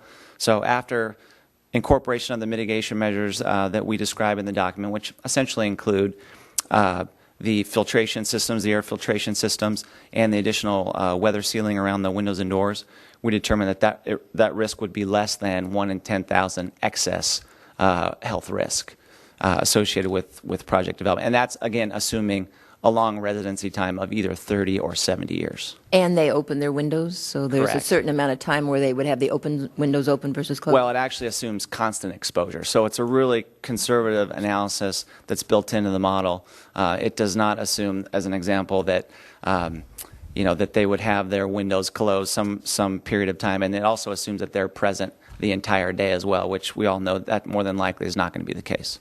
And do you look at things, you talked about cancer, but do you look at things like asthma and a lot of the other things? The model builds in really all the potential illnesses associated with toxic air contaminants, so not just cancer, asthma, other respiratory infections. Those risk factors are all built into the model and were all considered. Okay, thank you. Oh, and I just, pardon me for not mentioning the addendum that you have before you is just a minor clarification. It was brought to our attention in the Planning Commission meeting that some of the population numbers that we used have been updated. So what you have before you is just an update in population forecast for the city of Camarillo based on the most recent Southern California Association of Governments Regional Transportation Plan. So again, just a minor clarification. That document will be incorporated into the final version that will reside at the city of Camarillo. So. You got a question? No, Charlotte has a... I was just going to say, if I can get it out, recently we passed an ordinance regarding parking for units that have 3 or less, and I know we aren't talking about a specific plan right now, but is it proposed that these units would have the required parking under the ordinance that isn't yet effective, but it's already been passed? This project has been designed to comply with the current standards. Thank you. Your Honor, I had some more questions. Yes, if you don't sure, mind. Jan. Oh, I'm sorry. The other question I have, it has to do with water. In looking at, you had mitigating measures, you said they had to deal with the water district, and basically looking at theirs, they said they have to come up with a new water source. Can you tell me what that new water source is going to be? Because we'd like some of it, whatever it is. Well, Camarillo has a number of improvements that are in the works. I know something that was discussed at the Planning Commission meeting was looking at building a new water tank as an example to help store water and to ensure future water delivery. So it's a process. The Camarillo at the time when we were completing our analysis, they were not willing to specify precisely what the improvement was, but it essentially is a contribution towards future improvements that Camarillo has in the works to enhance or to improve water supplies for the city. So similar to some other projects, they would go through a detailed review as part of their formal engineering design with Camarillo and developing the mitigation plan to, again, make a contribution to a water tank that would help store water to ensure that there's proper delivery during all periods. And in addition, they have to integrate other water conservation measures like water-efficient landscaping, drip irrigation, low-flow toilets. All of those things go and are considered offsets towards water demand that, in the opinion of Camarillo, would ensure that impacts to water supply would be less than significant. See, I'm not reading it, and when I'm reading from Camarillo, they actually have a moratorium on new customers. Well, this is a new customer. They're not using water. They're not farming. There's no use right now. That's true. And Camarillo also issued a conditional will serve letter that essentially says, look, with the incorporation of the offsets that I described, plus the contribution towards future water delivery mechanisms, they feel like they could serve this project. So that was the conclusion that was made based on our conversations with Camarillo. Even during a drought? Even during a drought, that's correct. It's interesting when they deliver that message to their customers as they raise their rates. Could I just say one thing here? Yes. I was at an AWA meeting on Friday, and it looks to me like they're planning to build a desalter as well as us. Mm-hmm. They're behind us, but they are, yes. They're behind us, but they're planning to build one. Mm-hmm. And where are they getting the water from to... They're not in the Fox Canyon except for a little corner. Excuse me. I think we're off topic, but... We received as a red folder item a letter from Camarillo Water District dated January 20th that talks about for the Mission Oaks residential that the developer would have to pay a fee of $880,000, almost $890,000. The purpose of which is to build, or purpose of which would to be paid for a percentage of a new well. I believe that's... Your Honor, I was actually just going to speak okay. to that. Would you like to explain that then? Yes. The Camarillo Water District has a more systemic program of trying to take some of the farmers off of potable water. They have a recycled water program they can use to supplant the potable water use. As they take the farmers off of using potable water from wells, that reduces the amount of pumping from the basin that they have a water supply. And as Councilmember Craven identified, that basin is not governed by the Groundwater Management Agency. That's at the east end of town beyond the control of the GMA, so it's a basin that really the Camarillo District has control of, and they feel there's adequate water in the basin because of the fact they've taken farmers off of the potable use, that they can now build a well within the city limits and take water out of that basin. That well has already been approved, and I believe they are opening bids this week to start construction on the well.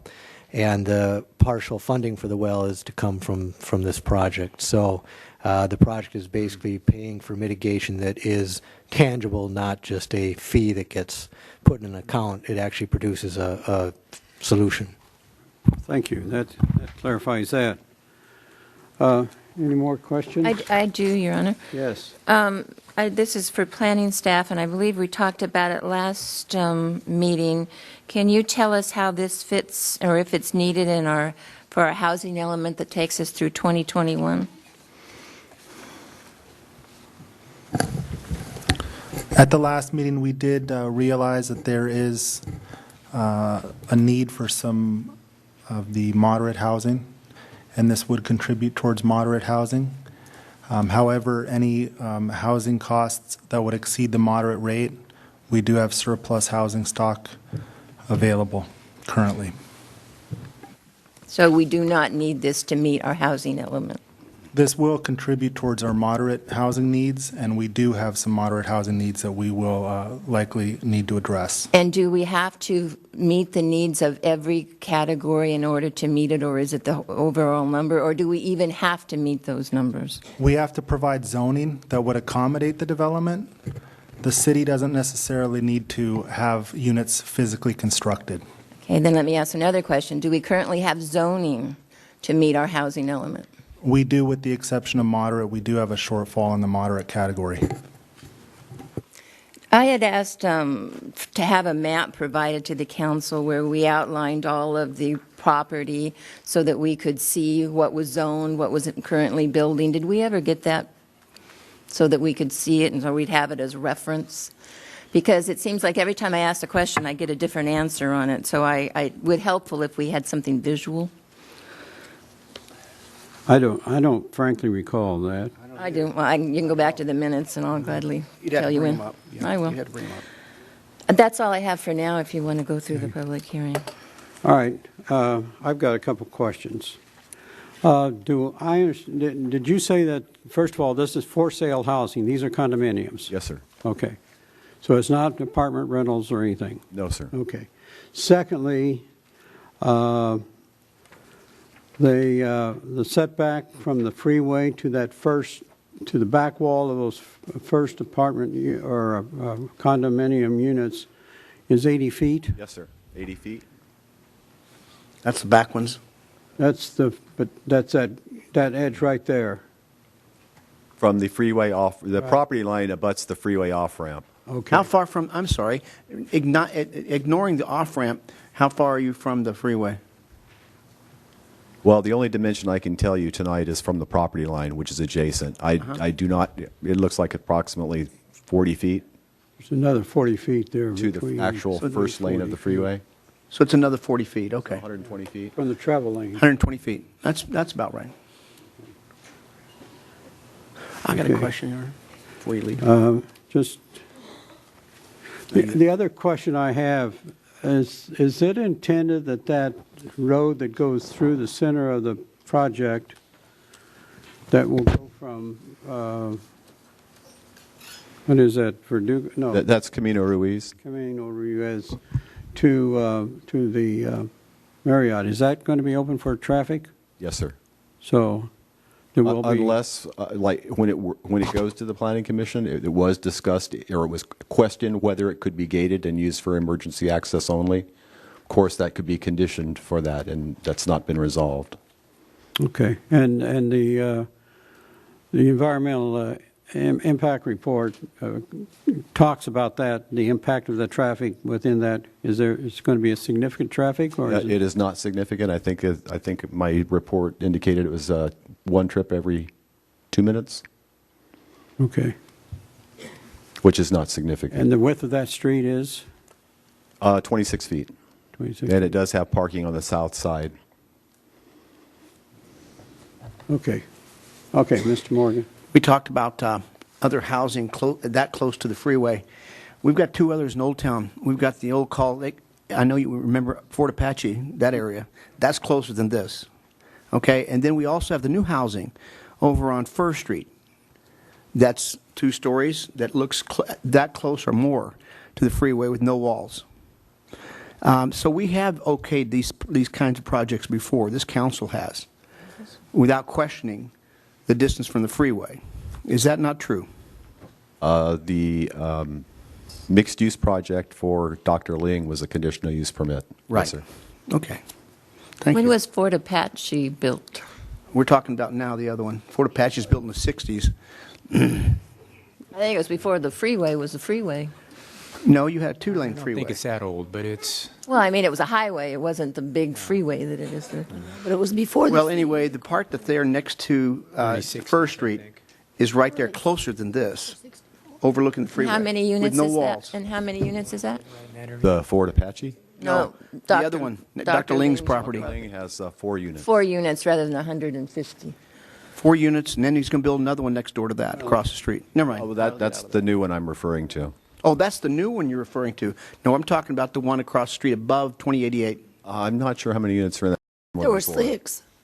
3 or 4. Anyway, there's a few that overlook the freeway with no wall. Is there any other questions of staff? Accordance with the, okay, if not, in accordance with the Council Policy 105, unless otherwise disclosed through the agenda materials or oral report, councilman must disclose any personal meetings or contact with the applicant, its representatives, or other organized groups regarding the subject matter of the hearing, or any significant relevant information received from members of the public outside of the public hearing. Anyone wish? The developer at one time did call me and ask what I thought about this and said, you better have double pane windows and all kinds of stuff in that thing. And also at that time, it was a lot more dense when they first brought it forward. And I said I couldn't support that density. Anyway, that's the only times I've had a chance that the developer talked to me about anything about the project itself. Okay. Anyone else? I may have received a call. I have not had any, to my recollection, any conversation on it. Did not meet with the developer on this particular project. I made a point of not talking to the developer or anybody else about this particular project since it came before us last time, whichever date is in here. Since it was referred, you mean? Yeah, since we last talked about it up here. How about the parking piece, the parking ordinance and its effect on this property? I haven't Excuse me, Councilman, we're going through this process. Now, if you've got something you'd like to disclose, that's fine, but I don't think you're necessarily should quiz the other members of this council. They are speaking for themselves. She was questioning the timing, and that's why I asked it. I have not spoken to the applicant or the developer, the property owner, regarding this property. Since Well, I will disclose. Since June of 2013.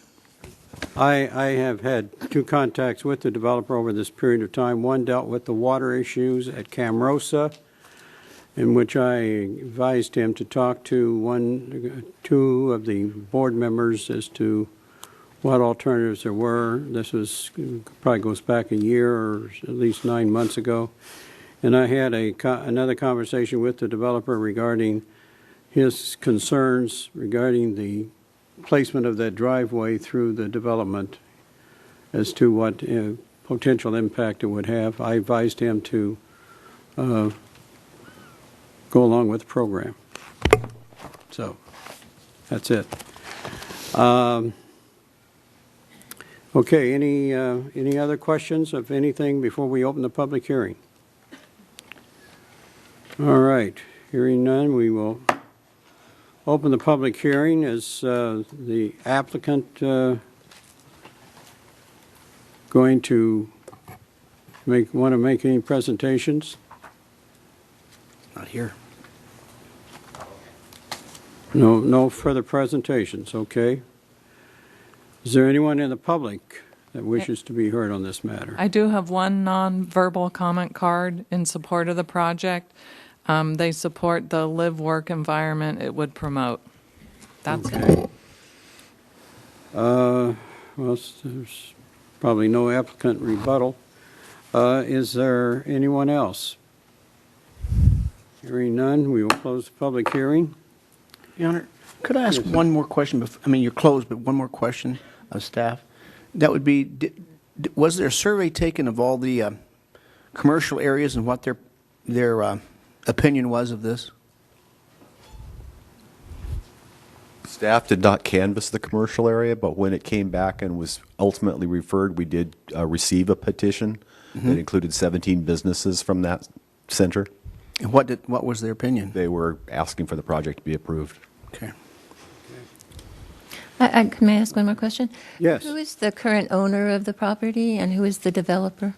The application that just came in for the residential plan development is Comstock Homes. And who owns the property? I believe it's still owned by Trilliad, but I could not say for certain.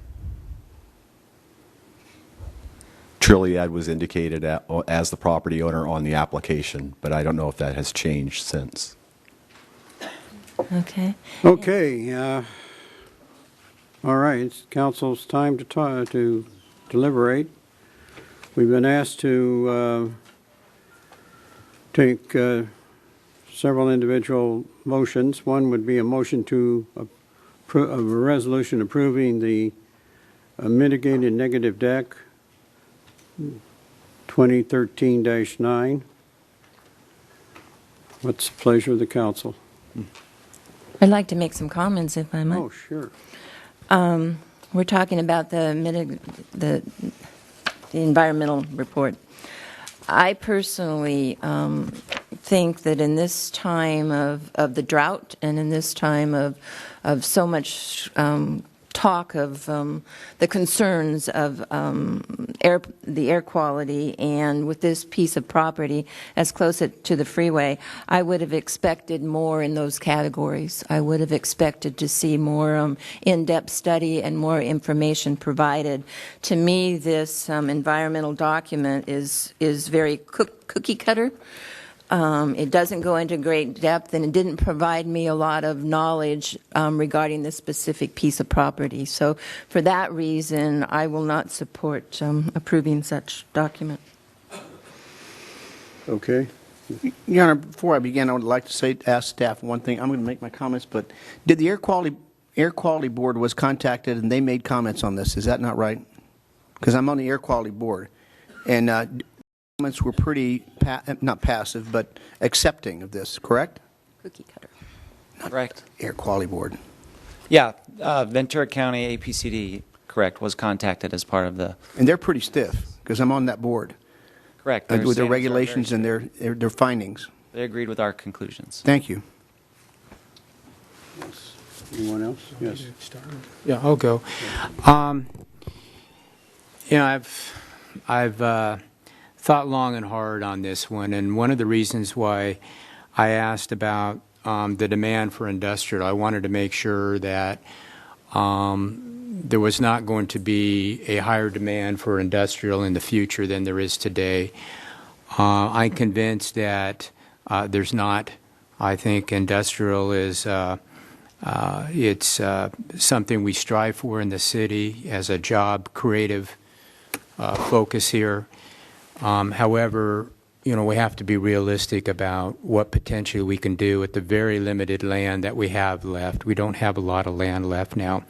So my opinion is that whatever we do, it has to be to its highest relative value for whatever land that we have left.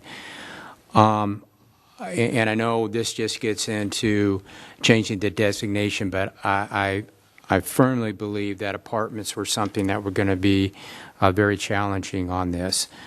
However, as far as the water goes, noise abatement, that's going to be on whatever happens in the future to this development here, whatever it does, that they're going to have to procure whatever is needed for that. When you talk about going from a relatively higher density residential 19-30 down to a medium density 11.18, I think that's probably what is accurate and probably what is reasonable for this parcel here. There's a long way to go on this, and I still have some pretty significant questions, but at this particular point, I think it's probably as advantageous for us to probably look at what potentially could be there other than what is now with the new information that's been brought before me. So I could support this and start the process. There's going to be a lot of public hearings. There's going to be a lot of public debate. There's going to be a lot of time for a lot of opinions. And, a friend of mine once said that it doesn't matter who owns the land, you can't take it anywhere. And I think that's probably true. So we can certainly look at this and see potentially what could be there and go from there. So I think it at this particular point, I can support changing the designation on this and starting a process that's got a long, long way to go. Councilmember Craven? Yeah, I hope I can make it through with a voice before I start whispering. I might write it down and let you read it. We've had a lot of discussions, and I realize the buzzword isn't live, work, play anymore. It's probably something else, but we've had a lot of discussions up here about live, work, play. And those discussions always involved buildings that had people above and businesses below. Now, I don't know where they were going to play down on Ventura Boulevard. I still haven't figured that out. But they were going to live and work there. This is the same situation, except they're all living in one group, and they can work if they want to, or if the people want to hire them, in all those businesses around. And there's an industrial park, there's a commercial area. And so there's lots of opportunities for this.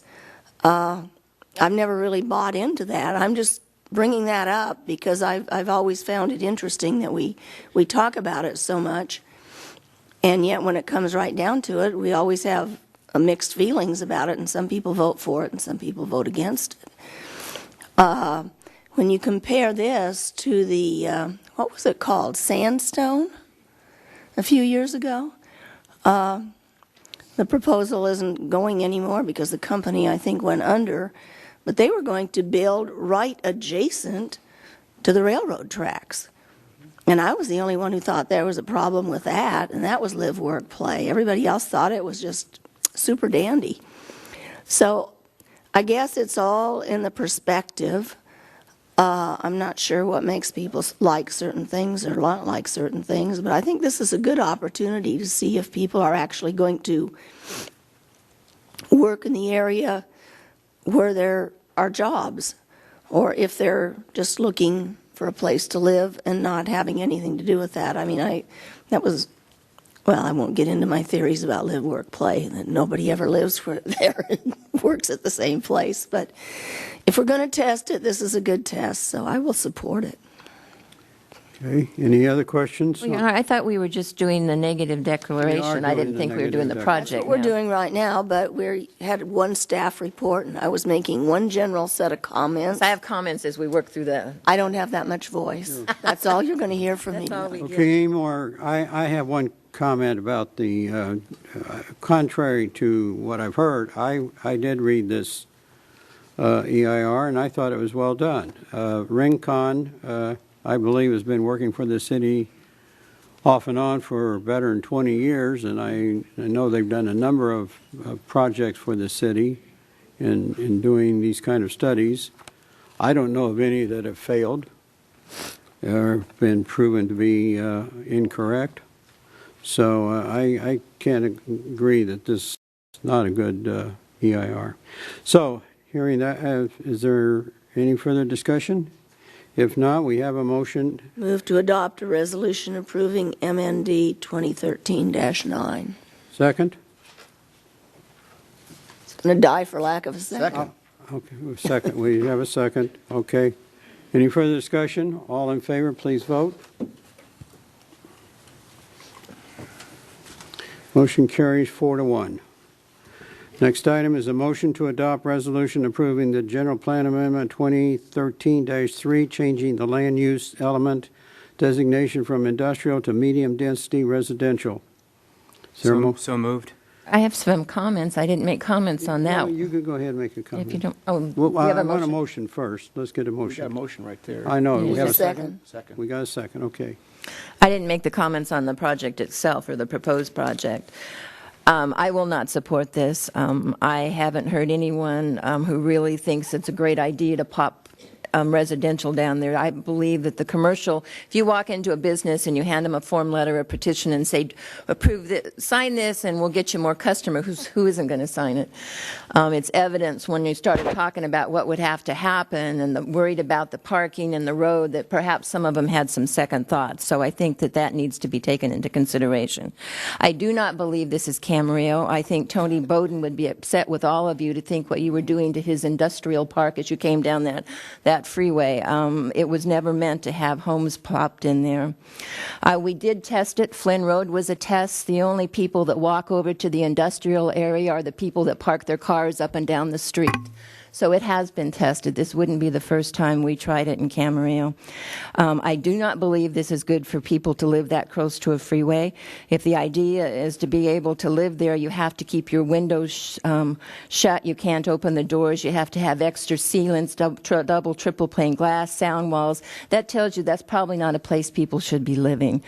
I know I'm going to lose on this, but I at least want to go on the record as saying that I do not believe this is good for Camarillo. We do not need it to meet our housing element. The city of Camarillo has built more homes than almost any city in this county. We have done more than our share to build new homes. Now that it's gone from potential for rental property, and we were thinking of perhaps students living there that were more transient, now it's a owner-occupied, which will be much more difficult to resell. I just don't think this is in the best interest of the city and totally out of character for what I believe Camarillo is.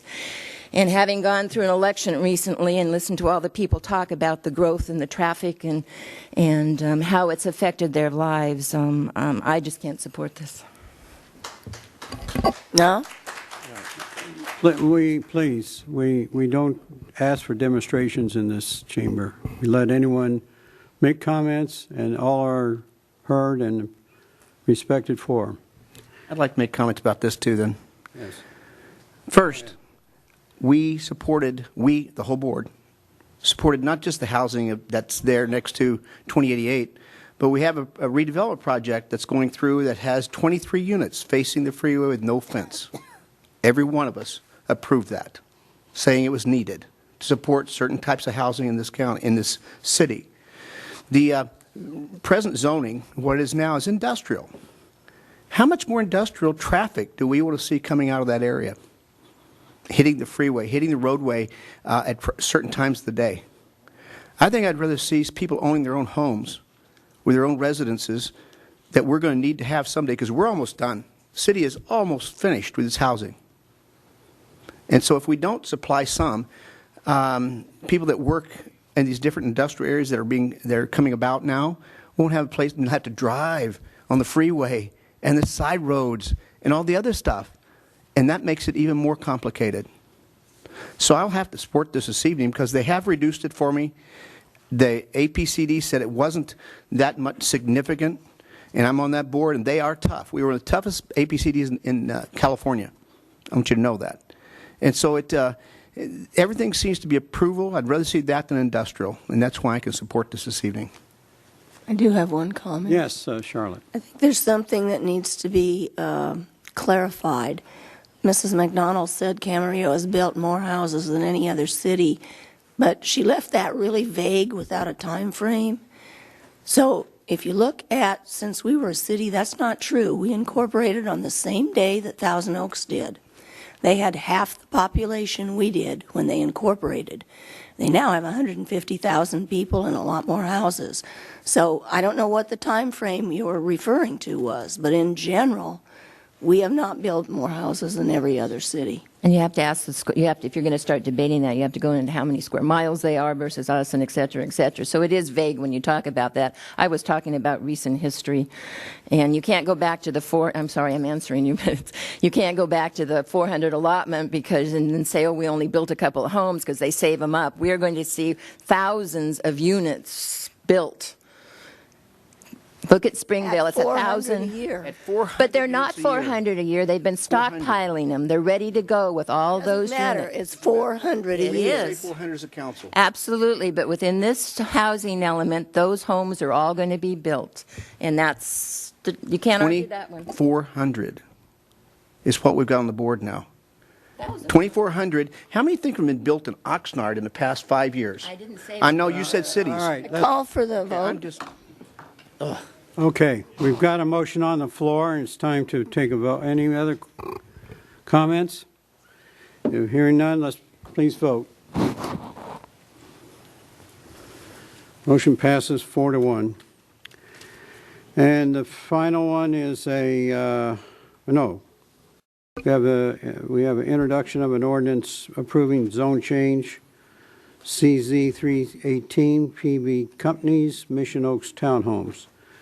We request for the reading of the title. Yes, this is ordinance number 1107, an ordinance of the City Council of the City of Camarillo rezoning certain real property from LM, Limited Manufacturing, to RPD 15U, Residential Planned Development, 15 dwelling units per acre maximum, for 8.6 acres located at the southwest corner of Verdugo Way and Camino Ruiz, north of the U.S. Highway 101 Ventura Freeway, east of Santa Rosa Road, south of Verdugo Way, and west of Camino Ruiz, further described as change of zone 318. Okay. Move to waive further reading and introduce. Second. I'll second it. Any further discussion? Please vote. Motion carries 4-1. Would you mind, may I ask the city clerk to please announce for the record what the votes were on those by name, please?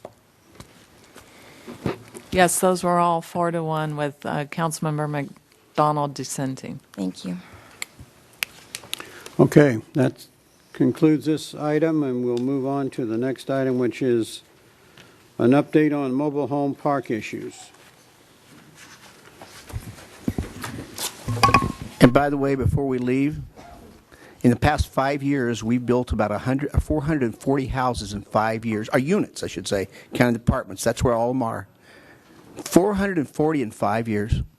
We've been one of the fastest growing cities? I don't think so.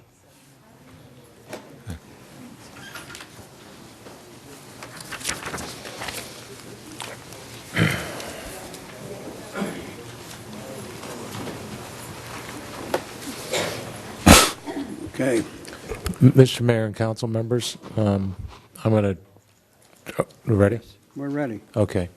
Mr. Mayor and council members, we've been discussing this item at a staff level for many, many months, so we look very forward to tonight's presentation. We've done the best we can in being as thorough as we can and complete as we can. Mr. Pirrick, our city attorney, will be taking the lead on the presentation. There'll be a little bit of comment from our CD department, as well as myself, on any particular questions that you may have or comments. So with that, I'll turn it over to Mr. Pirrick. Yes, thank you. One thing I should mention preliminarily is that I understand we do have a Spanish interpreter present this evening, so would she maybe need to make an announcement that she's available if anyone needs her? Yes. There she is.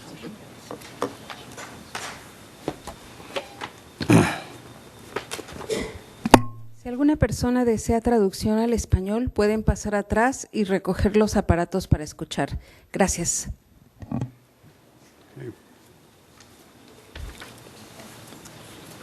Does anybody need it? Guess not.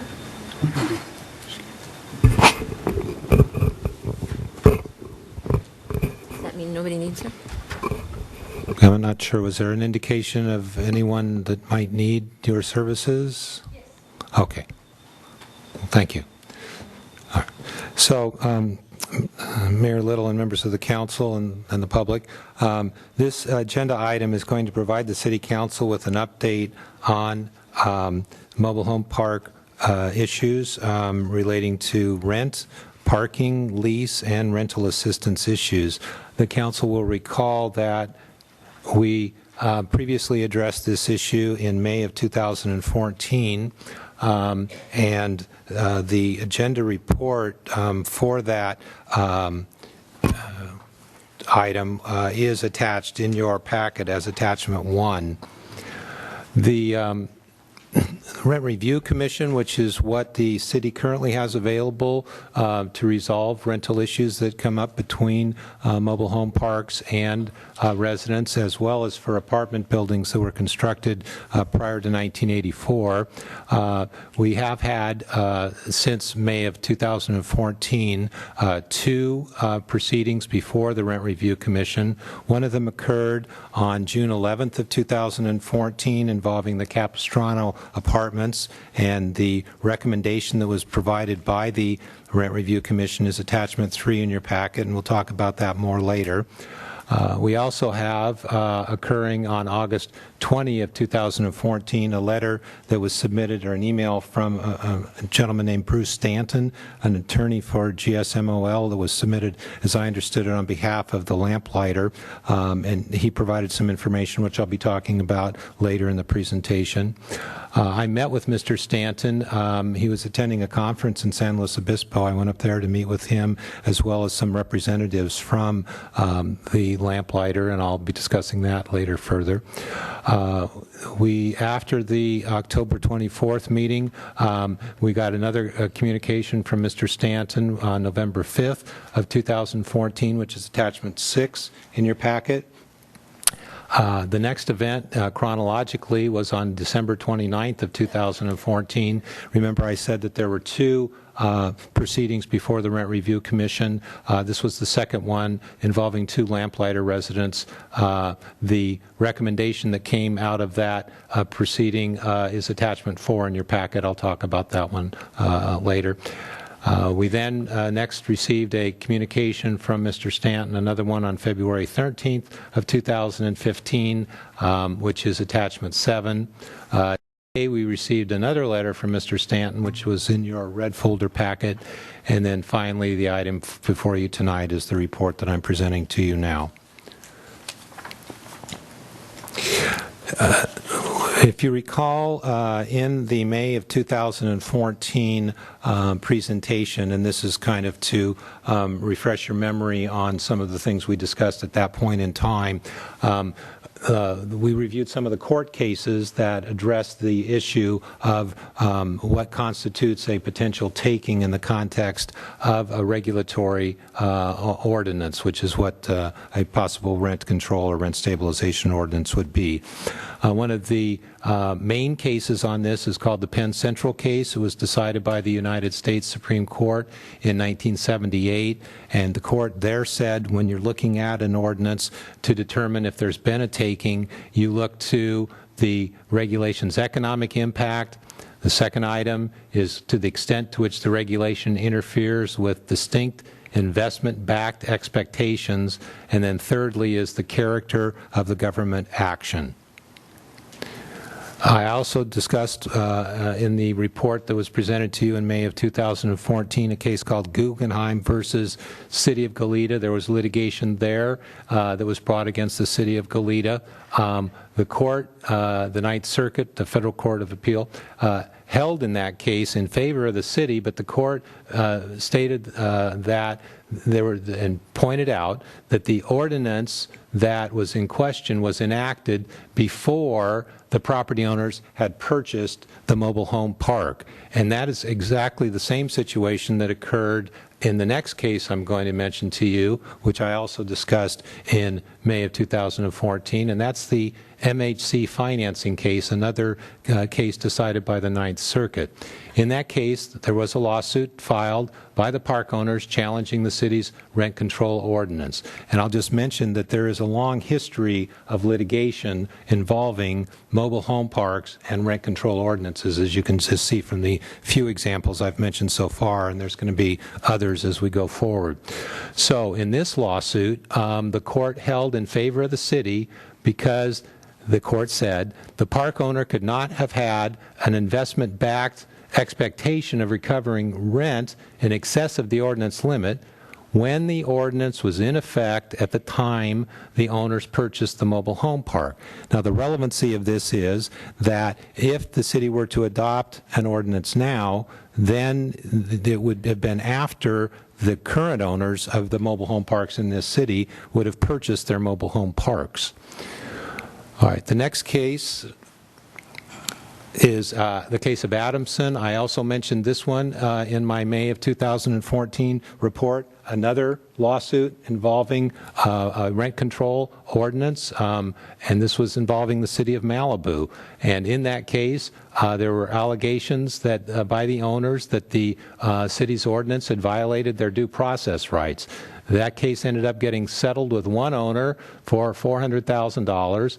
There was another owner in which this court ordered the city to pay $605,000 for losses incurred under the ordinance and $398,000 in attorney's fees and $30,000 in other court costs. So as you can see, again, there are many lawsuits that have been filed in connection with mobile home parks and rent control ordinances.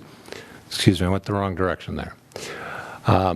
Here's another case, once again, mentioned to you in May of 2014. This one's called Kavanaugh versus the Santa Monica Rent Control Board, decided in 1997. And this was a lawsuit by the property owners who were challenging that city's rent control ordinance.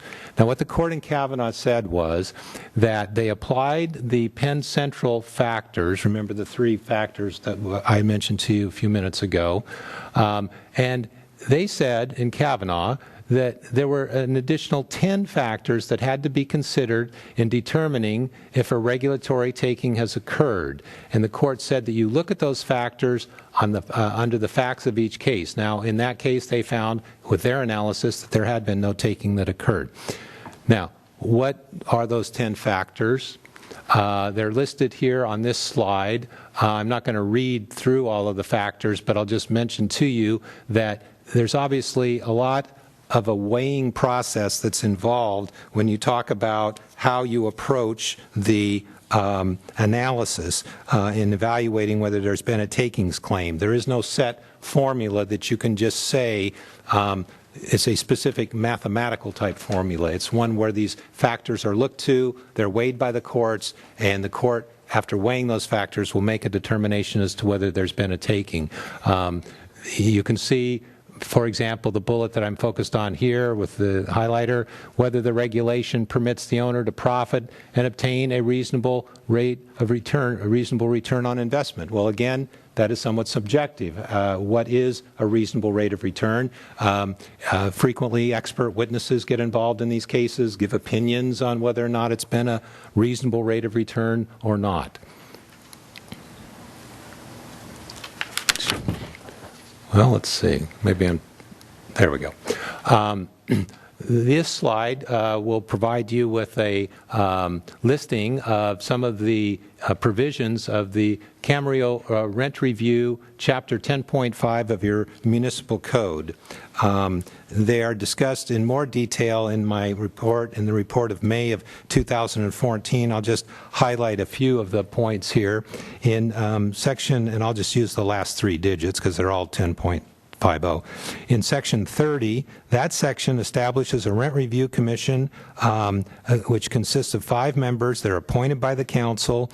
One is the representative of park and apartment tenants. One is a representative of park owners, and 3 are members who are not tenants or owners. The commission acts in an advisory capacity to assist in the settlement of rental disputes between owners and tenants. Section 60, there we have the rental review procedures involving the filing of a petition, the information that's to be submitted by the park owner with regarding to their expenses, their rent schedule, the income from the park, and then the commission is to issue a recommendation. Section 80 deals with the standards for review, and I have a slide on that one, which is this here. I know that's a lot of information. I don't intend to read this entire slide. The purpose of this slide being before you is to indicate that there are standards that we do have now in our rent review ordinance that are to be considered by the commission in making their decision as to whether a rent increase is a reasonable one or not.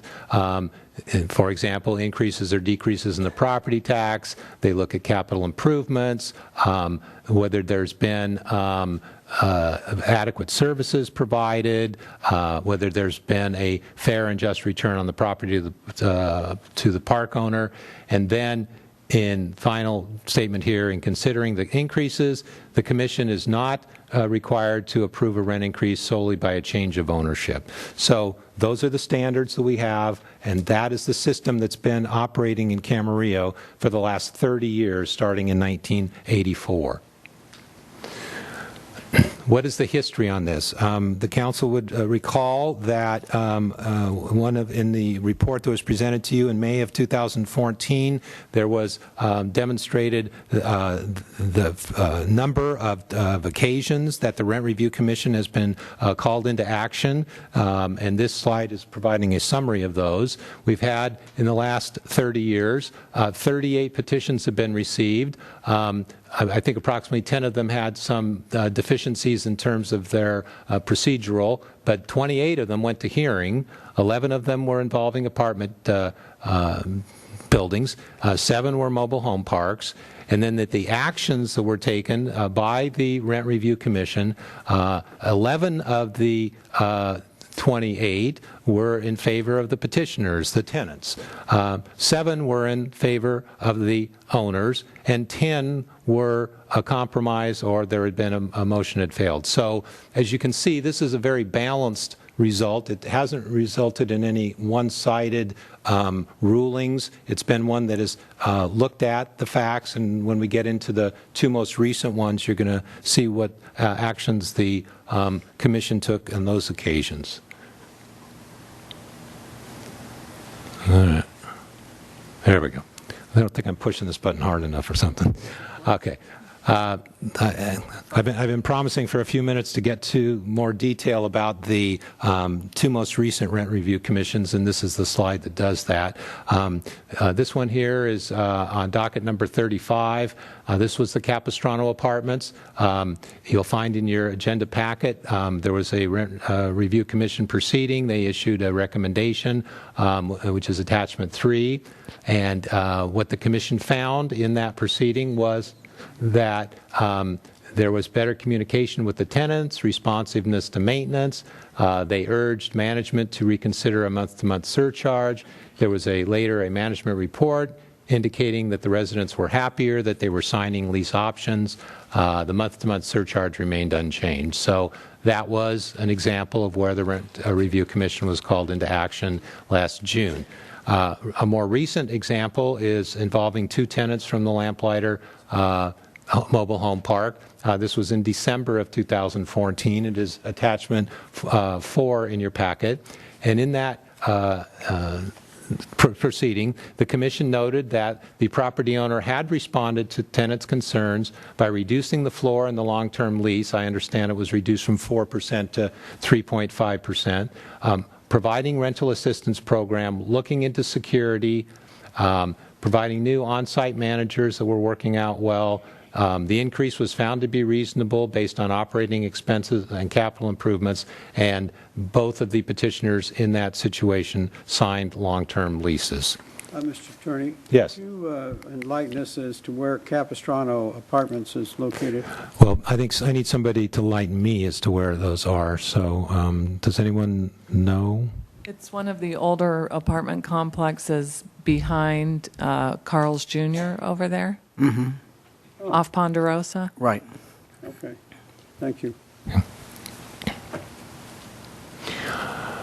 All right. Now, I had mentioned in my opening comments that Mr. Stanton had submitted information which we have reviewed, and it's discussed in the agenda report.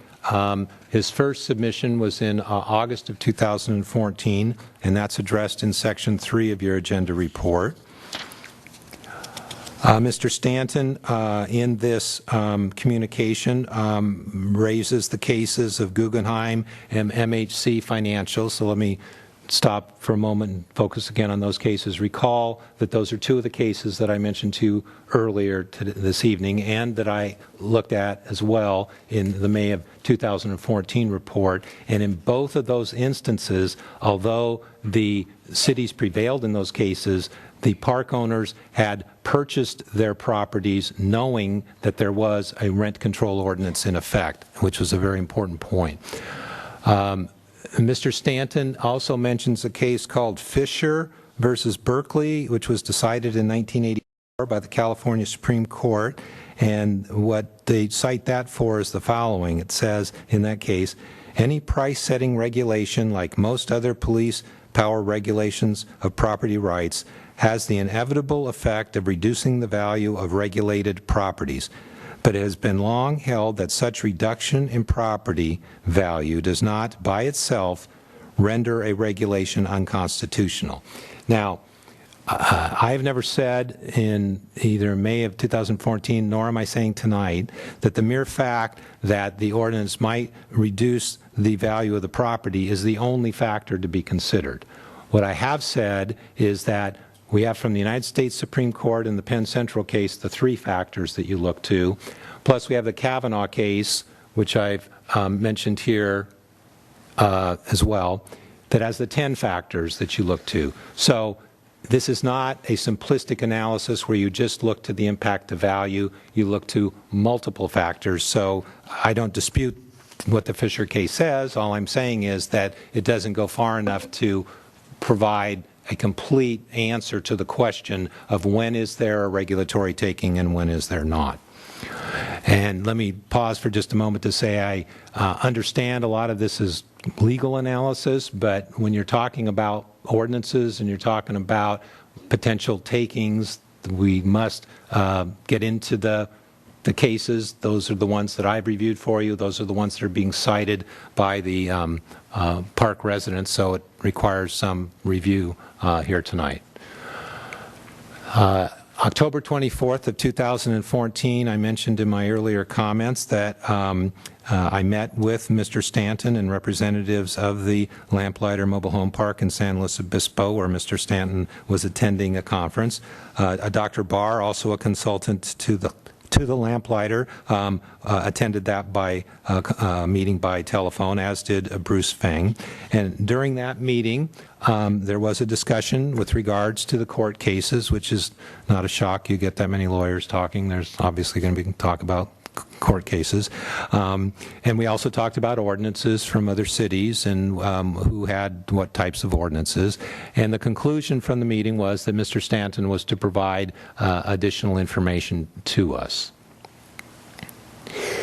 Then on November 5th of 2014, this is section 5 of the agenda report, Mr. Stanton submitted another email. It is attachment 6 in your agenda packet, and he provides some information in that communication with respect to an MOU. He sent us a draft MOU from the City of Modesto that had been unsigned, and he submitted to us a draft long-term lease. And I can tell you that in the last several days that we've done some additional research with regard to the City of Modesto and what they have available. And before I get to that, let me just look at what was provided to us. The MOU that was submitted by Mr. Stanton, is the first page of it is found on big page 43 of your agenda packet. And one of the features of this MOU is that for those park owners who signed the MOU, that they would not be subject to a rent control ordinance that was being considered by the city.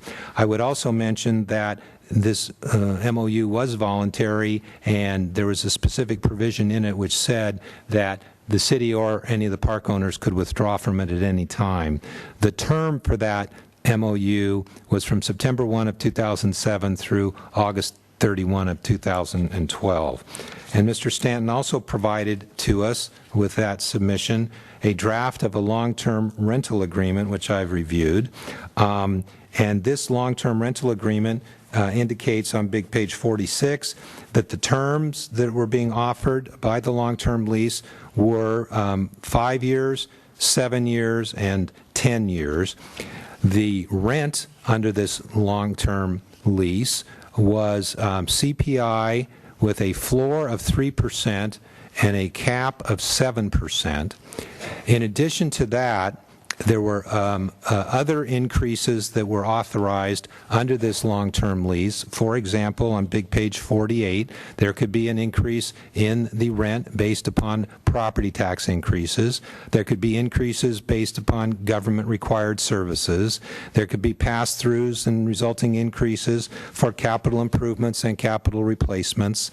On big page 49, yet further increases would occur through increases in insurance. So that was what the draft long-term lease was that was being proposed, at least based on the materials that were submitted to us by Mr. Stanton. Now, we have done additional research with regard to the city of Modesto, and what we found was, and we contacted their city attorney's office, we contacted their city clerk's office, we found out that the files had been sent to the Parks Department. Remember that these events had occurred back in 2007, and the city clerk's office did not have a copy of the signed 2007 MOU, but they did send somebody over to the Parks Department, and they found a copy, and they sent us a copy, so now I have the signed copy of the MOU from 2007. Now, that MOU expired in 2013. We did additional research here, went online, got a copy of the agenda report, got a copy of the minutes, and asked the city if we could get a copy of that MOU, signed copy. They could not find one. So that's the status of what we know about the city of Modesto in terms of the MOU. So we have tried as best we can to get additional information about what happened in the city of Modesto. Let me finish the city of Modesto story by telling you that we also located their ordinance on rent control. Remember that the signatories to the MOU are not subject to this ordinance, and 8 of the 9 signed it, so we're not sure, because there's no information to indicate that this ordinance has ever been enforced with respect to any of the parks in Modesto. But I reviewed this ordinance very carefully, and I found that there are increases that are allowed for the park owners in terms of when they can increase their rent. They get a CPI increase up to a maximum of 6%. There's also pass-throughs for property tax increases upon sale. There's pass-throughs for capital improvements. And there's also a potential for the park owners under this ordinance to get increases for what they call a quote-unquote fair return.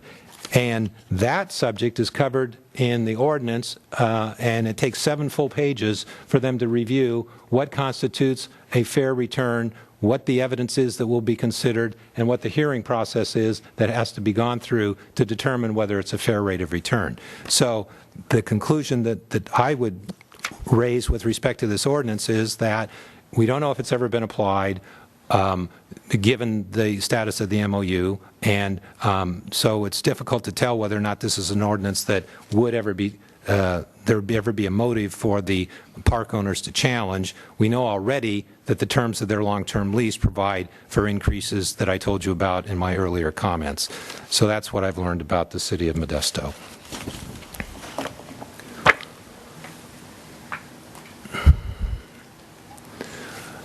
The next communication we received from Mr. Stanton was in February 13th of 2015. In this communication, we were told about this case of Basario Mobile Home Park versus the city of Fremont. Again, I know I'm sounding repetitive. Here's another lawsuit involving a city with respect to their ordinance on rent control and mobile home parks, which is yet further evidence of the point that I've made a few times now, that this is an area that there is a lot of litigation. So what happened in the Basario case? In the Basario case, which I read carefully, and it is attachment 8 in your packet, it begins at big page 56. And I read it to determine whether or not, well, first of all, I wanted to see when the ordinance was passed by the city of Fremont, and I found in the case at page 58 that the ordinance was passed in 1987, and its terms did not become effective with regard to Basario until 1995. Now, in 2005, Basario sued the city alleging a takings But in that case, the court found that the statute of limitations had expired, so they never reached the question of whether there had been a taking or not. And what I also found in reading the case was that the issue of fair return actually was never even raised in the case by Bessario. And you can see on this slide that at page 351, Bessario did not take the position that the increase was necessary to provide a fair return. 351, same concept, it didn't say it was needed for a fair return. At page 358, the court says he doesn't claim he was denied a fair return. And then the court goes to the trouble at 362 of saying, we emphasize again, as they had these 3 times, that Bessario does not claim it has been denied a fair return. So the point I'm making here is that this case was cited to us presumably for the proposition that there was some relevance to the fair return issue, but it wasn't even an issue in the case. And what's more, in the case, the court specifically found on those facts that there was no evidence that he had been denied a fair return. So my conclusion about Bessario basically is that it doesn't support the position that it was presented to us on, at least as I understood what they were, the point they were trying to make. So then we got another communication from Mr. Stanton. This was today, February 25th. It's in your packet. In this communication, Mr. Stanton again talks about the Guggenheim and the MHC financial cases, which I've spoken to already. He raises the Bessario case, which again I've mentioned in my comments. Makes reference to the Kavanaugh case, which is the one that has those additional 10 factors that you need to look to see if there's been a taking. And he talks about the City of Modesto case and the MOU, and I've explained in some detail here this evening my review of that and what I found both in that MOU, in the long-term lease, and in the City of Modesto ordinance. Now, I'm going to take a break for a minute and ask Mr. Norman to comment upon some parking issues that have occurred at the Lamplighter Mobile Home Park. Thank you very much. The conditions of approval under conditional use permit number 3 are what govern the land use authority that has granted the use of the property for the mobile home park. And in condition 21 of that CUP, street parking is not allowed in the park. However, staff has gone out and measured the width of the streets and confirmed with the Ventura County Fire Department. An adequate street width does exist to allow parking on either one side or both sides of the street, depending on the width of the street. And so for the main drag, where it's wider there, we can allow for parking on both sides of the street, and on the narrower streets, we can allow for parking on one side of the street. Now, to allow for street parking, IPG, they could submit an application for a modification to the CUP, and then that application would be taken into planning. It would be routed through Public Works and the Fire Department. That application would need to have a proposed parking plan with parking spaces identified. And then once we got all of the staff and agency comments back, we could take it to the Planning Commission, and the Planning Commission could allow a modification to the conditions of approval to allow for street parking in accordance with Ventura County Fire Department and city standards. Next slide. Back to you, Brian. Turn on the mic here. This section deals with rental assistance and leases, and specifically with reference to the Lamplighter Park. This is addressed in Section 8 of your agenda packet. We know a number of things in this regard. First of all, there were a number of meetings held in 2014 with representatives from Lamplighter Park, the owners and the tenants, and City Manager Bruce Fang. And during those discussions, it's my understanding that there were some changes made to the rental assistance program, including the right of first refusal. my understanding on this is that the park had at the time required for someone to qualify for rental assistance that they agree that at the point that they would sell their home that they would offer it for sale first to the park. If they got an offer, then they would go to the park owner and say that they had received an offer. And under those conditions, the park owner could either buy the home at the price that the homeowner was being offered it, or that the park owner could buy the home at the price that the owner had originally paid, the homeowner had originally paid for the home. And as a result of these discussions, or during the course of these discussions, that the owner of Lamplighter agreed to delete the reference to purchasing it at the price that the homeowner had bought the home for. So that's what I'm referring to with the right of first refusal. And recall that I spoke earlier about the rent review hearing for the two Lamplighter residents in 2014, and it's my understanding that during the course of that rent review hearing that the park owner had indicated that they were willing to reduce the floor. The floor previously, as I understand it, was 4%, with a cap of 6%. So there was an agreement to reduce the floor for the long-term leases to 3.5. And it's also my understanding that the prior term for the lease was 25 years, and that the park owner had agreed to reduce that term from 25 to allow for terms of 15 and 20 years. And further, that there would be no pass-throughs. Remember in my comments earlier about the city of Modesto having pass-throughs for capital improvements and such, that with this long-term lease, at least the way I understand it, that there would be no pass-throughs for capital improvements or operating expenses.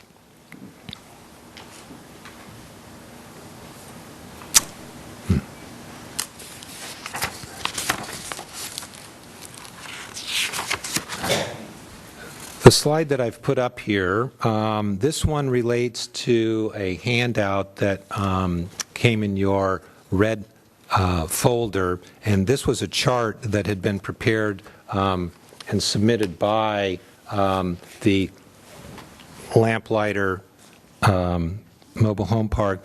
It was attachment 7 to the agenda report of May of 2014, and it lists some 97, I think it is. I counted them. 97 jurisdictions in California which have mobile home ordinances, and it also includes a number of other columns of information, including the date that they adopted the ordinances. The overwhelming majority of these were adopted in the some go back, like for example Alameda County goes back to 1965. Many were adopted in the 70s and 80s. Very few have been adopted recently, and in a number of them there's kind of a wide range of permitted increases. We know that there are, and that there is no standard rent control ordinance. There isn't one that is universally utilized. In some 23 cities, the amount of the increase is determined by a hearing process, and you compare that to our current process, which is here in red. We do have a rent review ordinance, and it is a hearing process. There's also automatic increases in some cases in the ones that are on the list here of 5% or higher. Compare that to the current situation, at least at the Lamplighter. Again, it's my understanding that the floor that the owner is prepared to commit to, based on the December 2014 proceeding before the Rent Commission, is 3.5%. And some of the caps go up to 10%, based on the information we had here. The cap that the Lamplighter owner is prepared to commit to, according to what occurred in December 2014, is 6%. And then some of the ranges for the CPI increases, quite a range from 50% to 125%. All right, these are the conclusions that I've drawn based upon my analysis of all the points that I've mentioned to you so far. We know first that we have a rent review ordinance and a rent review commission that is established by that ordinance.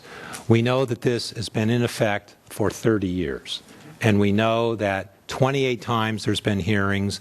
The majority of the time, and I gave the numbers before, I think it was 11 or 12, that the rulings have been in favor of the tenants, and then some lesser number in favor of the owners, and some other number, I think it was around 9, that there had been a compromise. The long-term lease, we think even the city of Modesto has recognized that that is an option that is available to provide the park residents with some security in terms of knowing how much their rent will increase.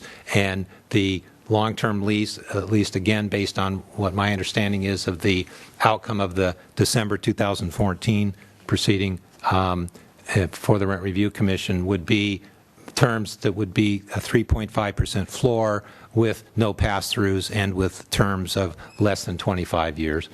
The rental assistance program, I've already addressed that. So these first 3 bullets are basically the what is available currently for the residents at Lamplighter, and I can't speak to the other parks. I don't know what I do know that they're subject to the rent review ordinance. I don't know to what extent those other parks have long-term leases or rental assistance. They may or may not. I just don't know. So that's what we have now, the first 3 bullets. The rent control, or it's also sometimes called rent stabilization, has, at a minimum, there's going to be costs to be associated with it of administrative costs. There's also the exposure to litigation.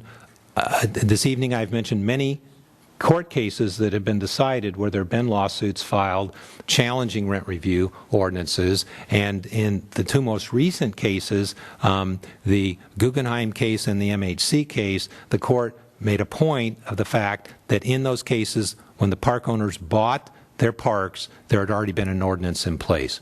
So that is how we get to the exposure to litigation risk.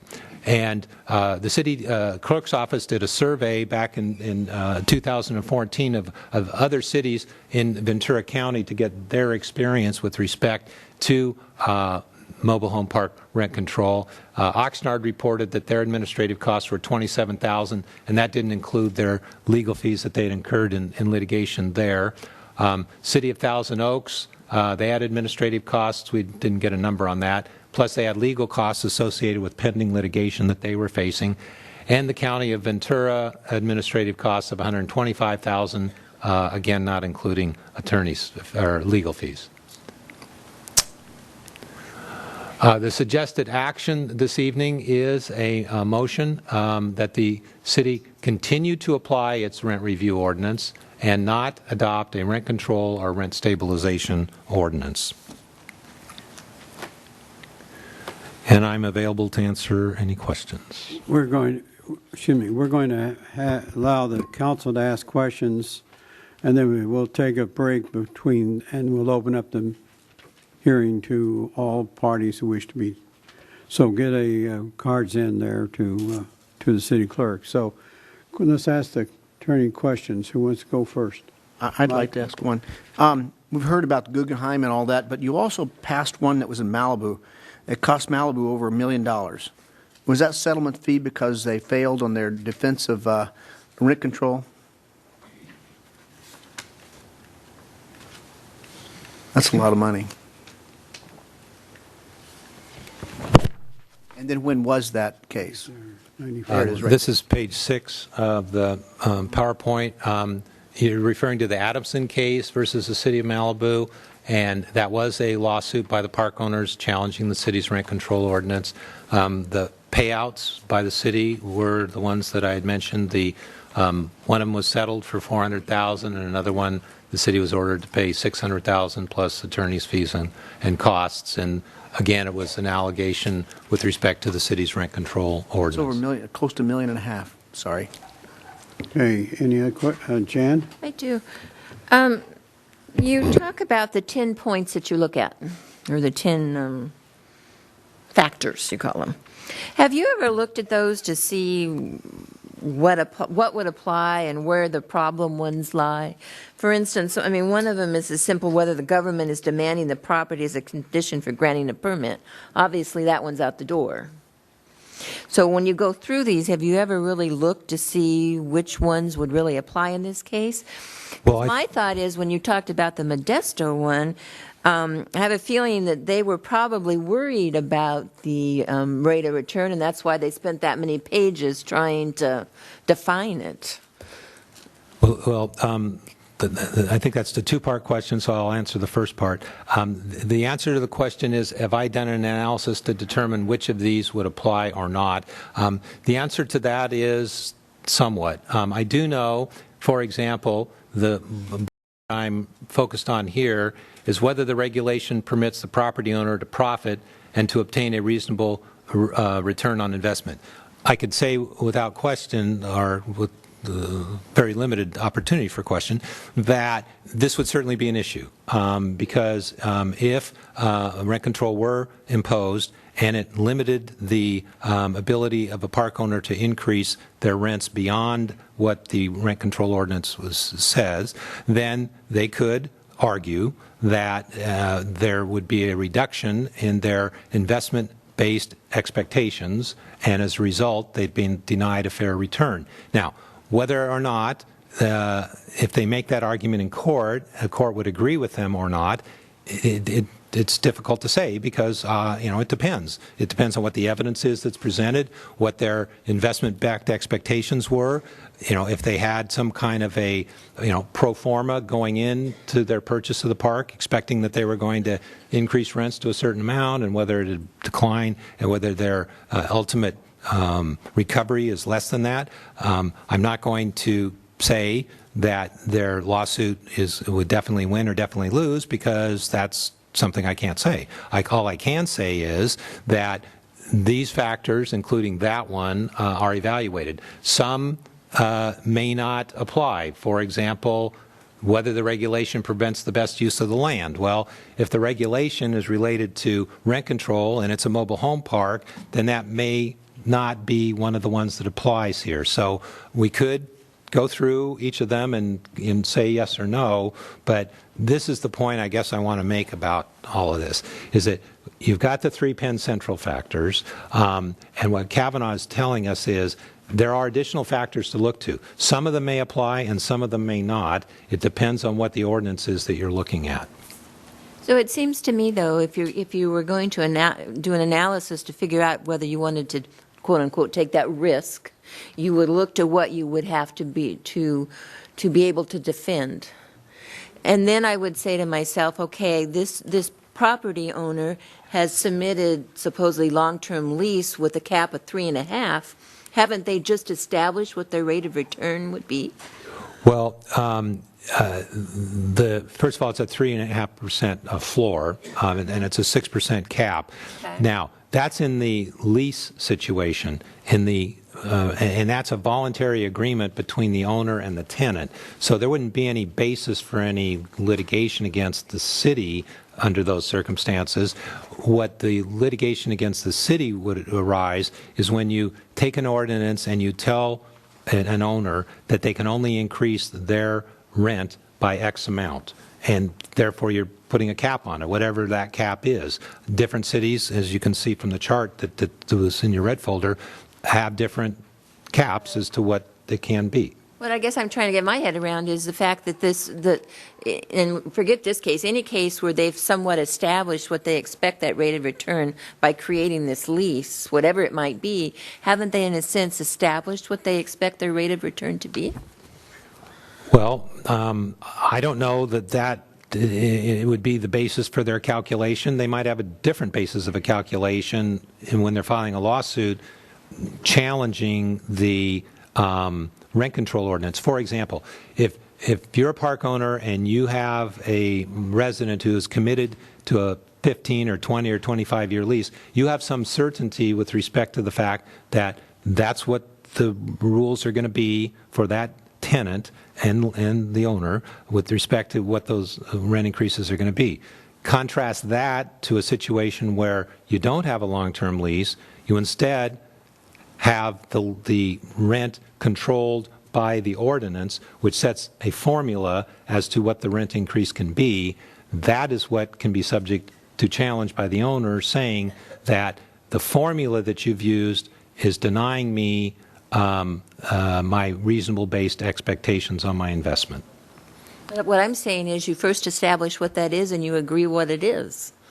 Am I simplifying it too much? And maybe. Well, I'm not sure who agrees to that, because, you know, if you adopt an ordinance and you set whatever your formula is, you pick one of the 255 different options there are, and that's your formula, and that's what you adopt, and then a park owner looks at that and says, that's not fair, because what I expected I was going to be making 5, 10, or 15 years from now is this number, and because of this ordinance that you've adopted, now I'm going to be reduced in my recovery of rent to some substantially lower number. So as a result of this formula that you've imposed by your ordinance, you have taken my property, you have reduced what I expected to get on my investment. Let me ask one more question, and same one in a different way.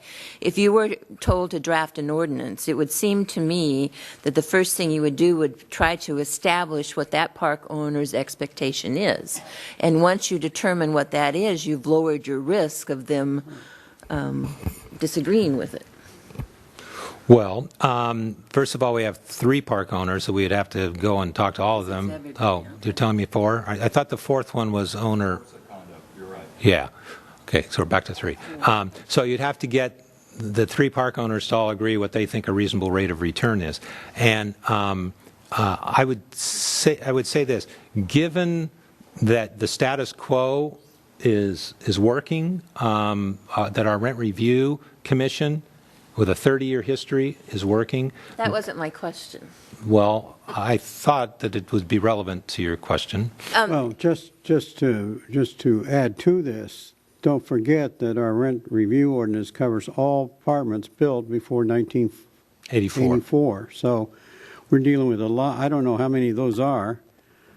There's a lot. And so it's not that you can go and sit down and negotiate a fair rate of return with all those owners. So an ordinance has to apply to every rental unit in the city? Well, I can say. Multi-family. And the answer is I don't believe that it has to apply to everyone, but I haven't really researched that, because the conclusion, I mean, if your direction is going to be to come back to you with a rent control ordinance, I can do that with the recommendations as to whether it should apply just to mobile home parks, whether it should apply to all apartments, whether it should apply to apartments built before 1985, and done that analysis. But if it applied to mobile home parks, it would have to apply to all of them, not just. Yes. I mean, all of them. Yes. I don't believe that we could be selective as to which. And for 30 years, this ordinance, the ordinance we have, has given some protection to rental increases to those people living in pre-84 apartments. So I don't think you're going to get rid of them from any new ordinance either. Any questions down here? Any questions? I have one question. Maybe you want to think about it while we take a break. I'm still trying to figure out, given what I understand the rent review ordinance does, what is the one thing or 2 things or 3 things that that a rent control ordinance would require us to do that we're not doing now? Well, the rent control ordinance would be mandatory, and the rent review ordinance you have now is voluntary. Mm-hmm. So that is the major difference between the two. And the fact that the Rent Review Commission is voluntary, to my knowledge, there's never been any court proceedings filed. Or, I mean, the parties have all, through the various hearings that we know about, the rulings, as I said, most of them, many of them have been in favor of tenants, that some park owners and some are compromised. So the answer to your question would be that the difference between the rent review ordinance and the rent control ordinance is one is voluntary and the other is mandatory. And I assume the other thing is, just from what you said, is that the city decides in its ordinance what is a fair rate of return. Well, you could. Now, as you saw in the city of Modesto, they had a provision that the increases to the rent would be through the CPI process, and as well, if the park owner felt that they were not getting a fair rate of return through the CPI increase and the other pass-throughs, they could petition for yet a further increase, arguing that they needed a further increase to be able to have a fair rate of return, and then they file a petition, and there's a hearing, and there's a review that's done. Okay. Yes. All right. Any other questions? I ask him one more to ponder before we go.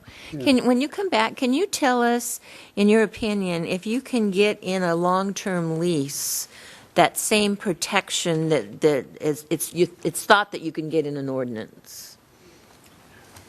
Yeah, I'll think about that one during the break. Think about that one. Okay, well, we're going to take a 10-minute break. We'll be back here at, what time is it? 8? Yeah, we'll be back here at 9:45. We're going to call the meeting back to order, and we'll proceed. I think before we broke, there was a question that was pending to me, but it was from Councilmember McDonald, and she's not here. So what do you?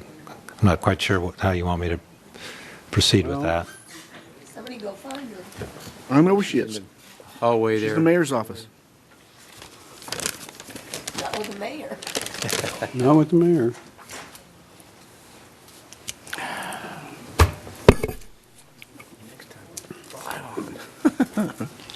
Take those.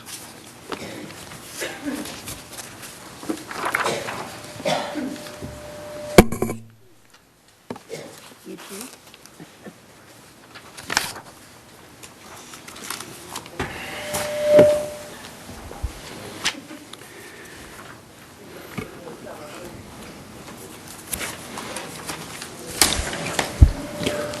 All right, we're back in session. Mr. Attorney, you want to answer the question? Yes. Before we broke, Councilmember McDonald had asked the question of whether, with a long-term lease, can you get the same protection as in an ordinance?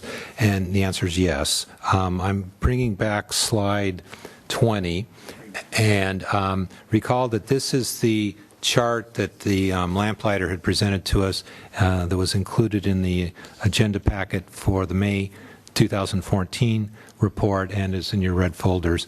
And it goes through the various ordinances and what their formulas are for increases, et cetera. And there is a wide range, as we pointed out here. What can happen with a long-term lease, at least in the case of lamplighter, again based on the December 2014 rent review proceeding, would be a floor of a 3.5% based on a CPI with a cap of 6%. Now that is a range that is pretty consistent with what we're seeing as a range with regards to CPIs in the various cities. Some are lower, some are higher. We also know that in many of the ordinances, including the one from the city of Modesto that I went to some detail explaining previously, that there could be pass-throughs for various things, including capital improvements, operating expenses, insurance, government requirements. And again, my understanding is that the owners of lamplighter are willing to offer the long-term leases for terms of 15, 20, or 25 years with a CPI increase between 3.5 and 6%, and with no pass-throughs. So those are the benefits that long-term lease would provide, and it would certainly then could provide the same protection as an ordinance, at least for the length of the lease that you signed, and that would be a matter of agreement between the park owner and the resident. And then if there were some issues, then that's what the Rent Review Commission is for. Whether you have a long-term lease or not, if there's a rent dispute, then we have a system for that. And I won't go back to the slide, but I think you'll all recall that, we've had success with our Rent Review Commission, 28 hearings. There's always been a resolution without any further court proceedings involved. The parties have come to a resolution of the issue that was presented to them.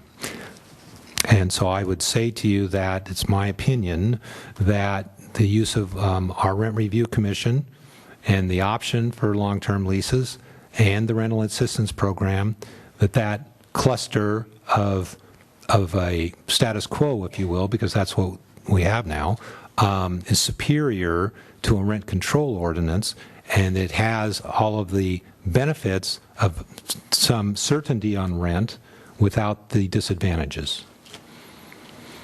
Okay, thank you. Any other questions from the council? Now we'll go to the hearing, the people who wish to be heard on this, and we ask you to keep your comments to 3 minutes, and we will enforce that. First card I have is Craig Hall. Please state your name for the record, please. My name is Craig Hall, and I am a representative of GSM Oil, and I'm here to paraphrase some of the excerpts from the letter that Bruce Stanton has in your packet. First of all, I want to say that the letter assumes a couple things, and that is that the city attorney did not have the information for Becerra or for Modesto as far as he knew in your packet at the time, so the letter doesn't refer to that. So I'm going to go through this. As corporate counsel for the Golden State Manufacturing Homeowners League, GSM Oil, I am writing on behalf of Camarillo's mobile home owners. 2 other letters from me should be in your packet. The city attorney concludes that if the city adopted a rent stabilization ordinance, that mobile home parks could file a lawsuit against the city or the grounds that the ordinance constitutes a taking of their property by having a significant economic impact to them as well as interfering with their investment-backed expectation. He bases his decision on what could happen. He recommends that because of the mere possibility of a lawsuit and the unknown cost to defend it, no regulation should be adopted and no protection provided. The city attorney has not understood or accurately cited case law regarding mobile home rent control, and there has been no effort by him to investigate the options which are available to the city. The homeowners from Lamplighter have provided evidence of rising rents that requires some form of regulation of the housing is to be preserved. At the city attorney's request, I provided copies of the Modesto ordinance, and with lack of investigation is troubling, and we wish to protect our mobile home residents. Rather than investigate, the city attorney has dismissed it. Clearly, no good faith consideration has ever been given to this. The Modesto ordinance should be considered by the city attorney before discussion of the agenda item is dropped. In conclusion, homeowners recommend the city council postpone any final decision on the rent stabilization ordinance until the city attorney is directed to consult with other qualified mobile home rent control experts and city attorneys that have rent control. A complete investigation is made concerning available options like Modesto. Thank you for your kind attention and consideration to the above. My office in Gizmo remain committed to the protection of Camarillo's mobile home owners and are available to assist the city in any capacity as you shall hopefully continue to investigate and move forward. Bruce Stanton, Gizmo Corporate Counsel. Thank you very much. Thank you. Any questions? Matt Lorimer. My name is Matt Lorimer. I'm with the HOA. I'm the president. You have a packet in front of you. I got a rent increase of $43.43. You made a comment here, it's worked for 30 years. Not until 4 years ago, IPD IPG came by, and rents have been quite high. The long lease, it's not just about the increase. We tried to negotiate with them, and they never came back. If you look at this document here, go to the next page. This is your rent review board. It says the remaining month-to-month leases in the park will be subject to a 5% increase beginning February 2015. Well, guess what? The HOA was never notified by the city. We never had due process. Your rent review board overstepped its ability and basically gave a 5% increase and says well, we can't contest it. The second one, you have a picture in front of you. Last year I came. For 4 years, IPG has not maintained this park. A letter was sent to the rent review board on the next page by Amber Monte. She says landscaping costs will go up $1,700. She has to have a manager for $2,800. But if you look in the back, it says completed. Everything was completed in September, yet she submitted this to the rent review board as she's got a lot of expense. Okay, the next thing I want to talk about is she said here, the largest expense was repaving a large area of the street at a cost of $155,000. Again, this work was done at assistance of the HOA. She failed to maintain the park. Go back to your rent review hearing, August 10th, you have it in there, 2010. The park expects to pay, over the next 12 months, an additional $85,000 to complete the refurbishment of the park streets. They never did it. She puts in here to your rent review board, which they bought, they don't look at their previous records, she says that it costs, that basically the HOA costs more money to do this and they didn't follow through. Okay? The next thing I want to talk about, 2010, the rent review board. The park was unable to provide actual operating expenses for the mobile home park over a 2-month period, anticipated expenses, and the number of items appeared to be inflated, were conceived by the park owner to be overestimated. You know, I came to you guys and said you had a problem with your rent review board.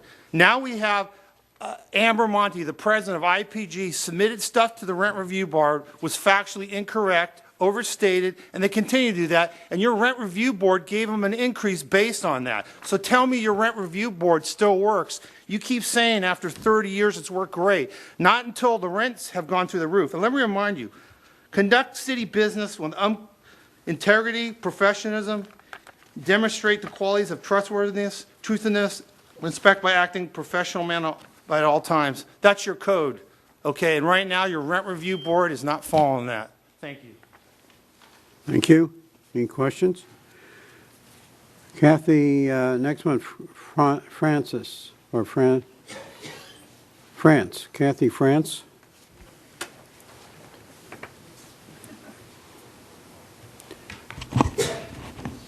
Members of City Council, good evening. My name is Kathy France, and I am a resident and also Secretary-Treasurer for GSMOL Chapter 616 at the Lamplighter Mobile Home Park. I'm here to speak to you regarding discrepancies in 2 letters I received from IPG, references 1 and 2, and also pages from the long-term and 1-year lease agreements from IPG, references 3 and 4, which you have in front of you. Reference 1, received on December 29, 2014, discusses my yearly rent increase of $42.68, which is a 5% increase, scheduled to go into effect April 1, 2015. Reference 2, received on December 30th, discusses long-term lease opportunities. It states in paragraph 1 that IPG is offering me, in quotes, the opportunity to reduce my increase to $31.37 and limit future increases as well, end of quotes. In paragraph 3, it states that, in quotes, in gesture of good faith, we are offering an opportunity for you to reduce this increase and limit future increases by signing a long-term lease with us before your scheduled increase takes effect, end of quotes. The letter also states in paragraph 3 that as long as CPI stays at 3.5% or lower, my rent increase will remain at 3.5%. These statements are inconsistent as follows. Paragraph 1 states that the increase would be $31.37, which is a 3.68% increase, while paragraph 3 states I would receive a 3.5% increase. This is a discrepancy of 0.18%. While this might not seem like much, the fact that IPG is being inconsistent with what they are stating is disturbing.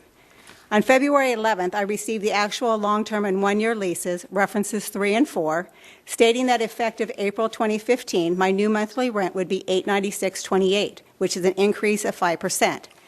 This is the same rent I would pay if I stayed on a month-to-month basis and contradictory to the 3.5% increase stated in reference to.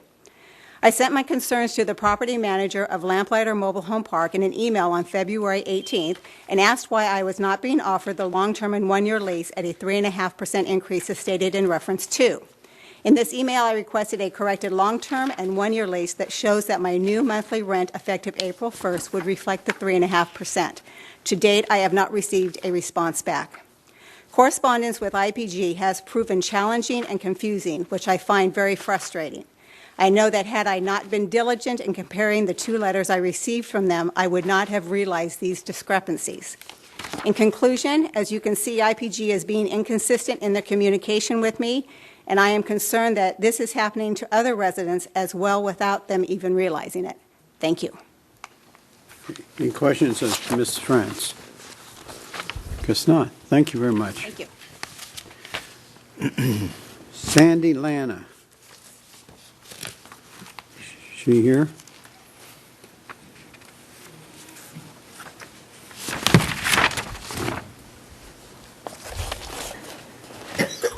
Good evening. My name is Sandy Lance, and I am a resident at the Lamplighter Mobile Home Park. Lance, I'm sorry.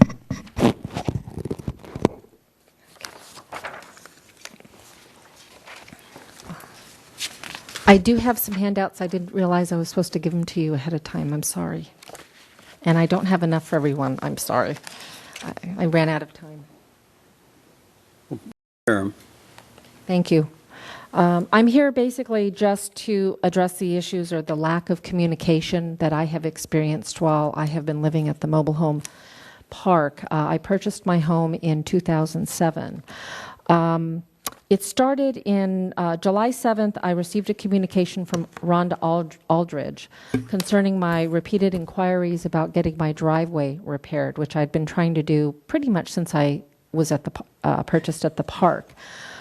In attachment 1, she does acknowledge the receipt of my driveway and the pictures that I submitted, and also confirms that she contacted a general contractor regarding getting my driveway repaired. In here, she says my position with the company is to oversee the operations of this property management. I do believe over time you will see a noticeable difference in management style in terms of communication here at the park, and I have not seen that. Her email was in a response to a June 2nd email I had sent to Amber Monty that had gone unanswered.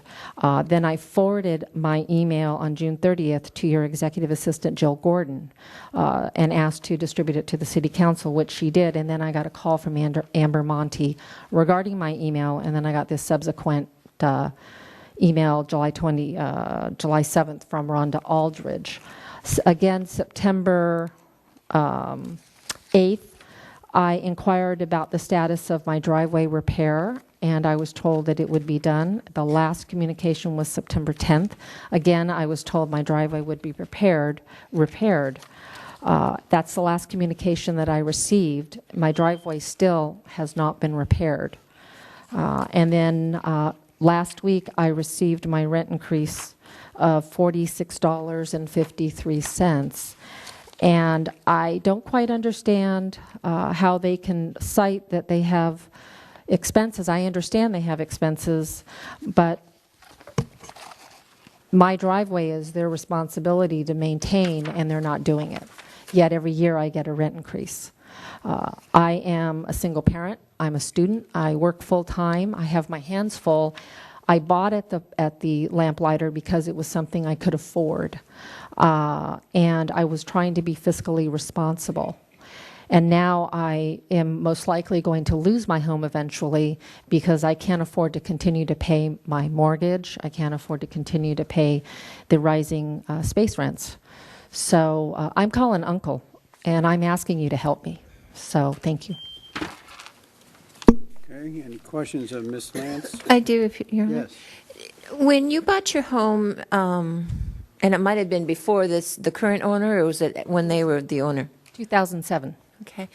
Were you given procedures or direction on how to handle complaints, or if something needed to be repaired? Is there a standard procedure you're supposed to go through, or is it just a matter of sending them an email? Or My problem, my issue, my personal experiences have been email inquiries, letters, notes with my rent checks go unanswered.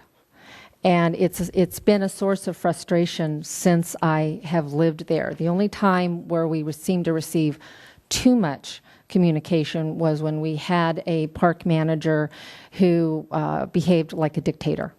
And so that was the only time we had, in my opinion, too much communication. But the rest of the time with the 6 park managers that I've had in the 7 years I've lived there have been very little to no communication at all. The last group of park managers that we had last year in May, who represented Lamplighter at the May 15th council, she was very proactive. And I did have communication with her. And I was very sad to see her go 6 weeks later.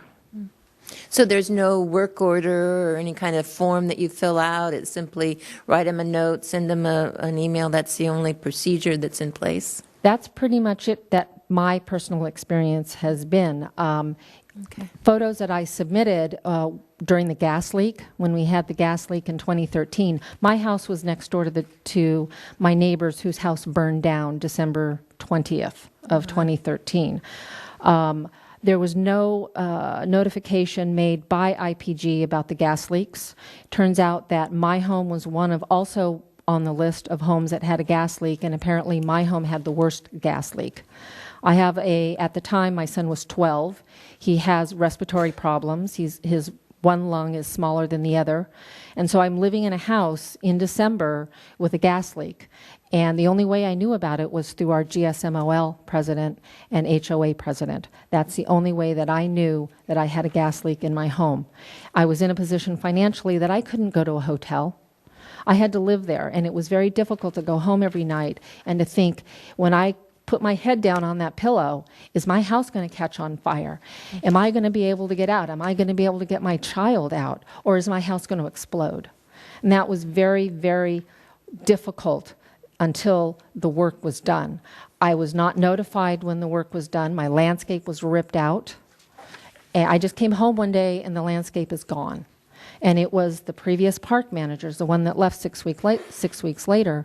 She worked very hard to get my landscaping replaced, and I think she did it on the sly through petty cash, because she did say, keep it at $200 because I'll take it out of petty cash. So I have a feeling it wasn't that it was going to get approved by IPG. I think she felt that the company owed the landscape to me to get it replaced because they are the ones that ripped it out.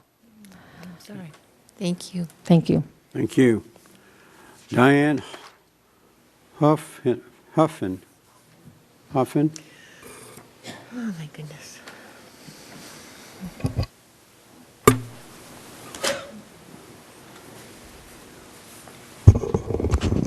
Good evening, City Council members. My name is Diane Hoffin, and I am a homeowner at Lamplighter, and I'm here to protect my family and my home. And I'm basically want to speak about what Mr. Perrick said about the Capistrano apartments.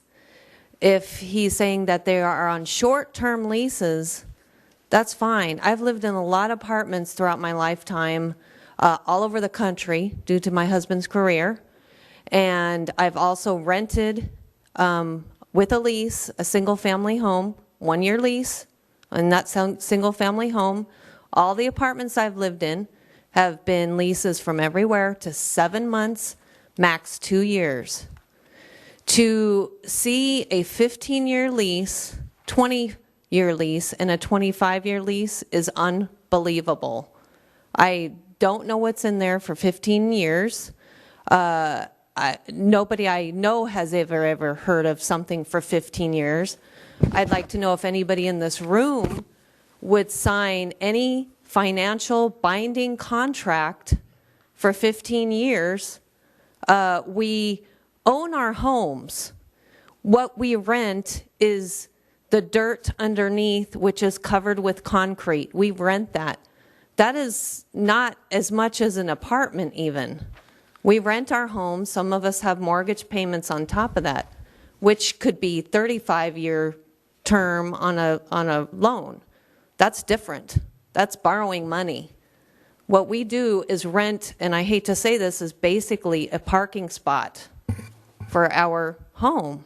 That's all it is. Because we own our homes. So I feel that 15-year lease is just, it's out of this world. I don't, know if anything that's important, that would be 15 years. There's got to be something in there for that owner to bind us, a binding financial contract, 15, 20, and 25 years. I'd be happy with the 1-year lease, but that's at the highest percentage increase, which is not the CPI. The CPI for December was 0.7. They jumped it up to 3.5. Then the highest is 5%. So, 0.7, why couldn't they do 1%? Why? We're a mobile home park, like I said, renting a spot to park our home on.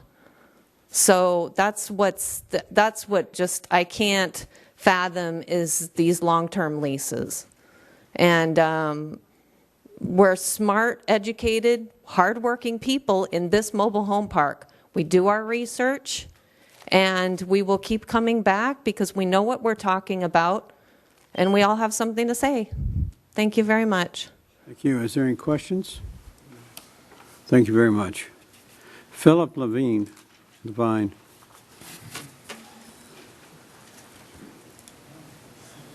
Good evening, Mr. Mayor. My name is Phil Levine. Could you pull the mic? Yes. Yeah. Good evening, members of City Council. I just want to kind of reiterate what's been said before. A lot of what's been mentioned about the there's a lot of talk about the fair rate of return on investment for the park owner. My question is, what about the homeowner? As we just heard, we're renting land underneath the home that we own. The homes that we buy, obviously we're paying mortgage on. Our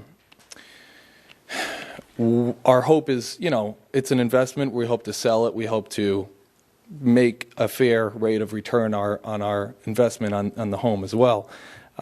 Here I have a copy of the 15, 20, or 25-year lease, and in section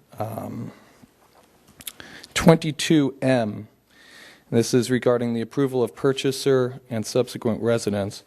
It says, upon sale or transfer of the manufactured home or assignment of the home site, after execution of this agreement, the then current rent for the space shall be immediately increased by up to 25%. So, my question is, how am I supposed to make a reasonable rate of return on a home that I just bought if the next if the purchaser of that home is going to be, if their space rent is going to be increased by up to 25%, I'm paying $1,071 a month, 25%, is going to increase that over $250 for the next renter. So I don't see any way for me to, as a homeowner, get any kind of fair rate of return for my investment. So that's the point that I wanted to make. Thank you. Okay, any questions? May I ask a question? Yes. I forgot. Oh, is that the most current lease, the version of it? I believe so. I need to either make a decision between the 1-year or 15, 20, or 25-year leases within the next 3 days. I need to sign one of these leases. So just so I understand, right now you're paying $1,071 for your lease of your land. Do you happen to know how big that piece of land is? I actually have one of the nicer spots on the mobile home park. I have a little bit of a yard. I have 2 kids, which is really nice. I would think it's around 3,800 square feet. It's again one of the biggest lots in the park. And if you sign this, can you give me what the percentage is for the 1, 5, 15, and reading from your? 3% across the board. I'm sorry, 3.5% for either the 15, 20, or 25-year lease. After some fighting and going back and forth with Rhonda Aldridge, I was recently able to obtain a 1 to 12 month lease agreement at the same rate. So that's what I have to make my decision on. And Wait, say that again? You get the same 3.5% at 1 to 12? At 1 to 12 months, correct. Yes, there is a lot of inconsistencies. With So you got the lower rent anyway, without signing the long term? Correct. Wow. Yeah. But the thing I'm a little confused in, so no matter what term you choose, it's still 3.5%? It's 3.5% no matter what term I choose. Yes, exactly. But if I sign this 15-year lease, then there's a possibility of the next buyer, if I sell my home, there's a possibility of the rent increasing by up to 25% for the next owner. Mm-hmm. That's what scares me. And if you're on this shorter term, that is not part of That is not part of the 1-year lease. It's not mentioned in the 1-year lease. Tough decision, huh? Yes, it is. My, thank you. All right, thank you. Thank you. Renee, I've had this name before, but it stumbles me every time. Renee Imzon. Imzon, okay, thank you. Hopefully you have one of these in front of you. This little packet. Before I start talking, I want to refute a couple things Brian Purk, or clarify. I think the reason why Bissaro denied that they had a regulatory taking was they were probably making plenty of money to begin with, so it was probably an indefensible situation. They were probably making tons of money in spite of rent control. And the fact that the Lamplighter is pushing a long-term lease with a 3.5% floor with no pass-through means it's a great money-making tool for them too. So it's already plenty of money at 3.5% with no pass-through. Another thing is when they were introducing the right of first refusal, that's just a sign of Lamplighter's predatory nature. They just want to grab the park or grab the house and then sell it out from under someone. That's the point of the right of first refusal. So going to the packet in front of you, the IPG lease puts residents further and further behind. I went ahead and took a lot of data. I took the CPIU. That's the one that Lamplighter uses to calculate rent increases. I took the Social Security cost of living adjustments, and also took the BLS non-farm payroll, and I graphed that for you. The big thick red line right there, that's if you follow IPG's rent formula. And you'll notice all the other increases are below the red line almost all the time, except for one time the Social Security COLA was above very briefly. All the data is there. You can find the links. You can follow the same information. So it looks nice, but if you go to the next page, now we get to see the magic of compounding interest. So if you take each increase and compound it from the previous year, you'll see a straight red line that zooms much faster than any of the other increases. So let's say you're on Social Security and you make a certain amount of money, and you follow and you get your COLA adjustments. And this is just going from 2004. You kind of follow along until you hit 2008, but as soon as you break off, the red line just continues to go. If you look at the non-farm wages, that's just your everyday wage earner, and that's actually me. And from 2004 to 2014, you'll notice the wages have stagnated, and that's what happened to me. I got a 10% pay cut back in 2009. My wife got a 10% pay cut in 2009. She never got it back. I got mine back with a few pay raises, but it's obvious that my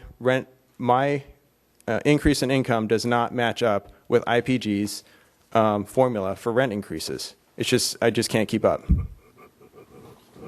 And also, the Camarillo Rent Review Board, they pass out 4.5% and 5% rent increases on a regular basis like it's nothing, but that's even worse than the IPG long-term lease. So the rent review board's not even helping out. Any questions? Okay, any questions of Renee? I do, Your Honor. Yeah. From what we've seen from the ordinances that are in place, most of them are in that kind of same range too. How is an ordinance going to, how do you think an ordinance would help? I would go with an ordinance, and I don't know the local ones around here. I've heard like Oxnard is just 100% CPI. That's what I think it is.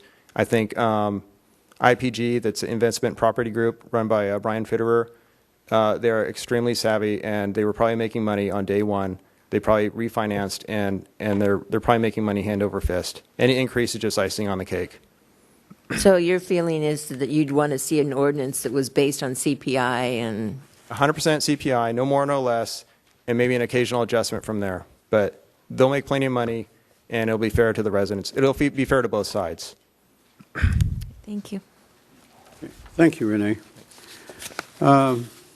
Last one we have is Terry Bray.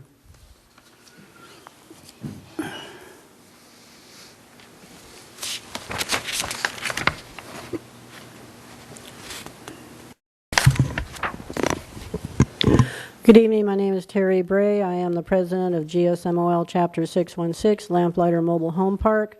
I probably won't be able to finish what it is that I turned in that you can read because I've been going over this brand new lease that you were just made apprised of, and there's nowhere in here where it says there's no pass-through fees that I can find. But it does discuss about management may at any time elect to charge a resident for any utilities or services presently provided which are not separately charged to the resident. It's a perfect example of how it doesn't say pass-through fee, but then it says right here that they may charge you. So I would like to see the lease that says there are no pass-through fees and that the percentage is at 3.5. Haven't heard of it, haven't seen it. And any changes to the leases that have come about have not been made of public knowledge to the park. I'm basically shooting from the hip at the moment because, like I said, I don't have the time to cover exactly everything that I wrote, and some of the things tonight have already been addressed. The provision of the Modesto ordinance to the city attorney was made because he had requested that by to Mr. Stanton. The conversation that took place in San Luis Obispo was because Mr. Pierick requested it. It was attended via conference call from Holland by Ken Barr, the ordinance attorney, who has already submitted documentation.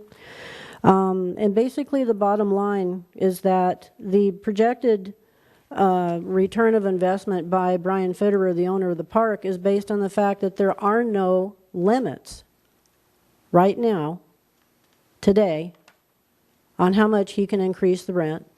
And legally, he can increase it every 90 days. So when you say that you're thinking of implementing something that makes it an even playing field, that makes it fair for the homeowners who are investors, as mentioned, of course he's going to say he's not getting what he expected back. I would do that. If there's no limitations and I'm taking advantage of that and I'm an evil person and I'm just going to rape the system financially, of course I'm going to say, hey, now you put a limit on it. Oh, I'm not making 3,000% anymore. I mean, the reality is that a rent stabilization ordinance makes it a fair playing field for everybody involved. And it guarantees the park owner a fair return based on market value. He's not screwed out of something, he's guaranteed. And we're just treated fairly. That's all we're asking for. And you are the only ones that have the power to implement that. As far as the fear-based statements have been made by the attorney, at this time I'm asking for a postponement in the motion and for you to invest in an independent mobile home expert attorney to go over all the information that's been submitted to make a fully informed decision, not a fear-based decision. Thank you. Thank you. Any questions of Terry Bray? Thank you very much, Terry. Okay, we have some, I believe, some written comments in Spanish, I believe they are. And then we'll have our interpreter translate those for us. Yes, Mr. Mayor. The first one says, in regards to the rent. Could you identify the party's name? They're actually not mobile parks, so Oh, okay, fine, thank you. You want the address identified or anything else? Okay. Go ahead. It says, in regards to the rent, don't increase it because they are increasing and they took away the parking from us and it's an injustice. The next card says, we do not want the rent to go up in our space. It is not fair for us to have the parking taken away. It is an injustice. The next note says, I do not agree on the rent increase because those of us who live there are low-income people. They took away our parking. We do not have the spaces that we used to have. The next card says, it is not fair for the rent to go up. It is not fair for us to not have the parking. The next one says, we do not agree with the rent increase. It is not fair that they take away the parking. Next card says, we do not agree with the rent increase or have the parking be taken away from us. That's him. Thank you very much. I think the parking was about the only bright spot I heard tonight, about the way to get that resolved anyway, if everyone agrees to it. All right. Is there anyone else that wishes to be heard before we move on and turn this back to the City Council for discussion? Okay, we'll turn this back to the City Council and open it up for comments. Your Honor, I did have a couple Sure, go ahead. comments to make in response to the public comments. One of the speakers suggested that I speak with other city attorneys to see what their opinions were with respect to rent control for mobile home parks. And I think I mentioned at the May of 2014 presentation that I had just that month gone to the City Attorneys League Conference and attended a session specifically on mobile home issues. And one of the questions that was discussed among the 25 lawyers that were present was whether or not it would be advisable for a city that does not currently have rent control for mobile home parks to adopt a rent control ordinance. And the opinion of every city attorney present was that that would not be a good idea. So I think that there has been certainly an opportunity to have that discussion. I'm aware that Mr. Stanton and Dr. Barr don't agree with my conclusions, but I view the law the way I do for the reasons I've expressed to the council tonight. With respect to a comment about the proceedings before the Lamplighter in 2010 with the rent review matter, which was raised by one speaker, that is addressed in the agenda report on page 2, where it is pointed out that there was a hearing in 2010 with the Lamplighter, and at that hearing, the commissions actually upheld the petition of the tenants, and there had been a 55% noticed rent increase, and it was reduced to $31.60. I don't know that there were other comments that I had responses to. Let me just check my notes. One of the speakers made reference to the Pissarro case, and I already addressed that. So that's all I have to say about what I heard from the public comment. Okay. All right. Let's say I've got a question for the city attorney, our city manager.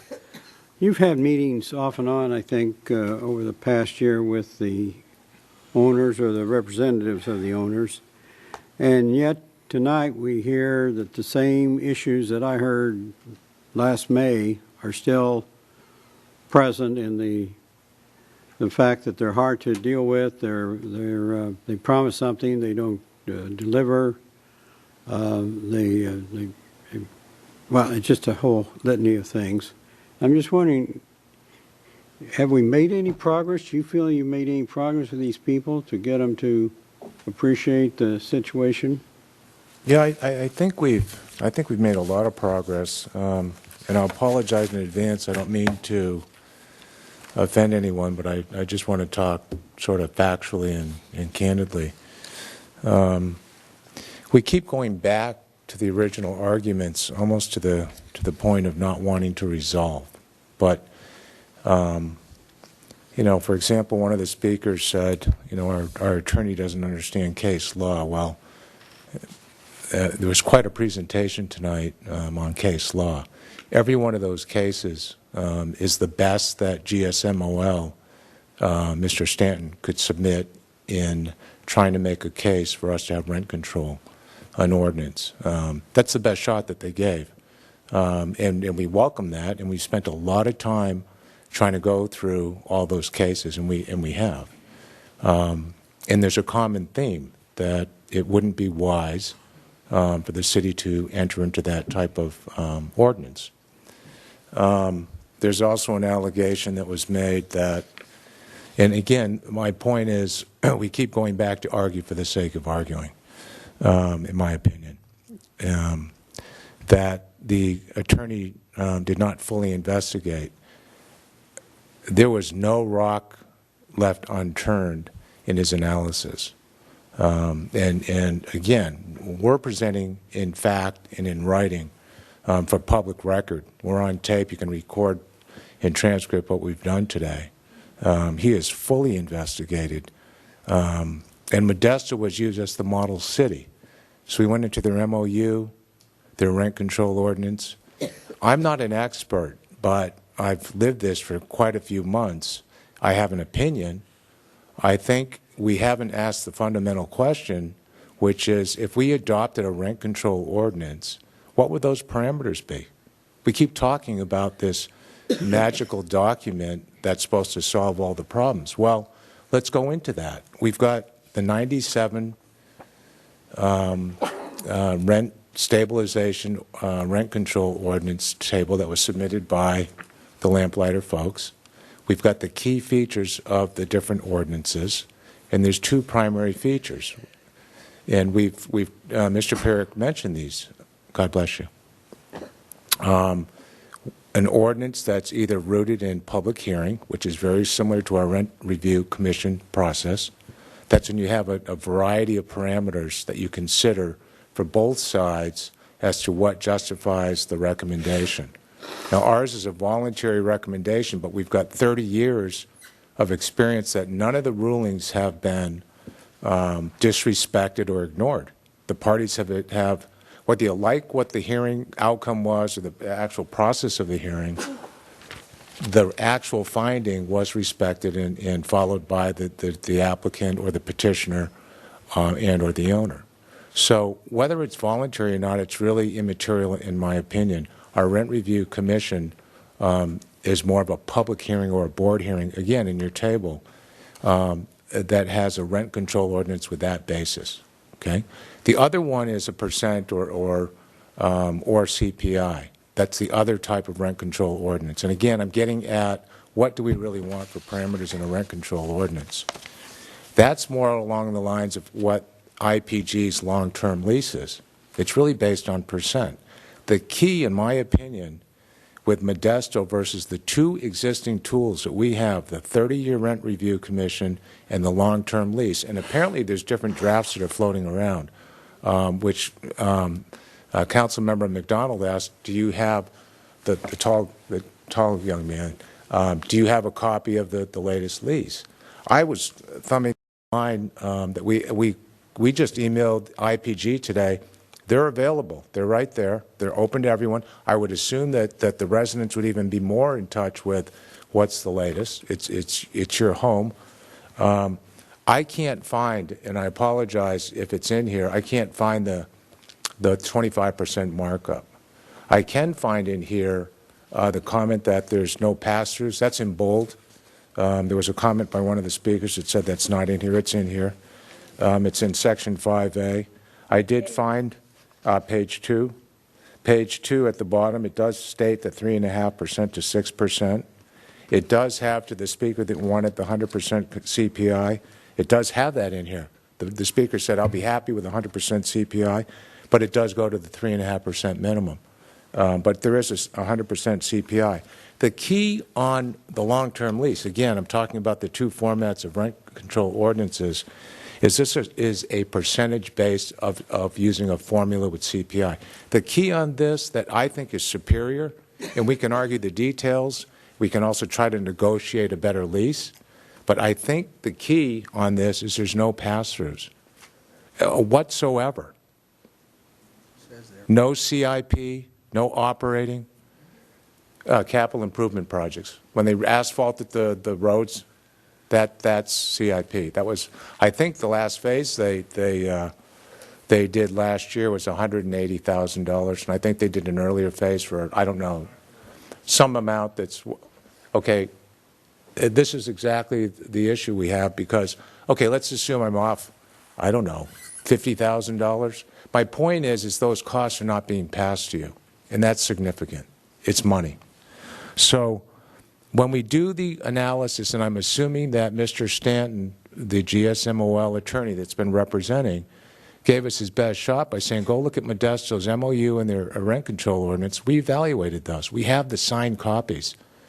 What we have, in my opinion, with what the long-term leases have been adjusted to, along with our Rent Review Commission, I think those two tools in combination are superior to the Modesto ordinance, the rent control ordinance.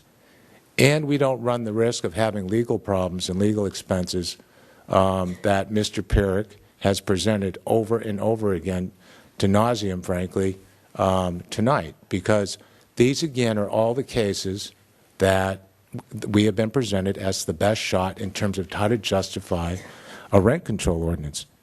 So a couple little more points. I think I've had a few pent-up feelings on this and opinion. The right of first refusal, that was wording that through our meetings was brought out the first meeting. That was language that should not have been in there. The owner said it's out. I don't think they got caught. I think it's just language. They are a big company, and they've got forms that need updating, and they don't make sense. Where they are now, it's first right of refusal at the highest market rate offer. Their goal is to not have a vacant pad there. They will match the highest price that a seller gets from an open market. They want the ability to go in and say, I'll buy it, make a fair matching offer. That hasn't been brought out. That's as fair as you can get. I guess a better negotiation would be they can go in and make the first offer and with an upcharge of 5% or 10%, because it's a value to them, the owner, to not have a vacant spot. And they would then buy it and turn around and probably rent it, so that they don't have a complete loss, the home's gone and they have to invest in a new home. I don't know those things, but frankly, when it gets into those types of negotiations, someone, I think, on a private-to-private basis, needs to sit down and negotiate these. If I can sit here and think about these things, I think these are smart people. Why not turn that energy into something that you would work with your attorney on, your elected people and your officers? I think it's somewhat their role to go to them and they develop a relationship, a business relationship, to negotiate some of these items. Those are my comments. To answer your question directly, I think we've made a lot of progress. I think the two tools in summary that we have, the Rent Review Commission, and I think the long-term lease, I think everyone needs to get the latest copy. I think we've made a lot of progress, and if you compare what those two tools provide for the protection for the residents as well as the owner, because the owners can't go out of business as well, those two tools provide the equivalent, if not more, than a rent control ordinance. Well, I guess my feeling is I just wish that representatives of the owners were here tonight so we could ask them questions themselves rather than through this process. But yeah, Terry, if you want to say something, come up to the. Well, please come up to the mic. Please come up to the microphone and say what you're trying to say here. Section 22, paragraph M, 25% increase upon sale. Section 22, And that is if you have No, the let same him read it, version. let him read it, let him read it. No, I know, I'm just saying, that's if you have the same version as this person has. Because there's versions of the long-term lease all over the gamut ever since IPG's been on board.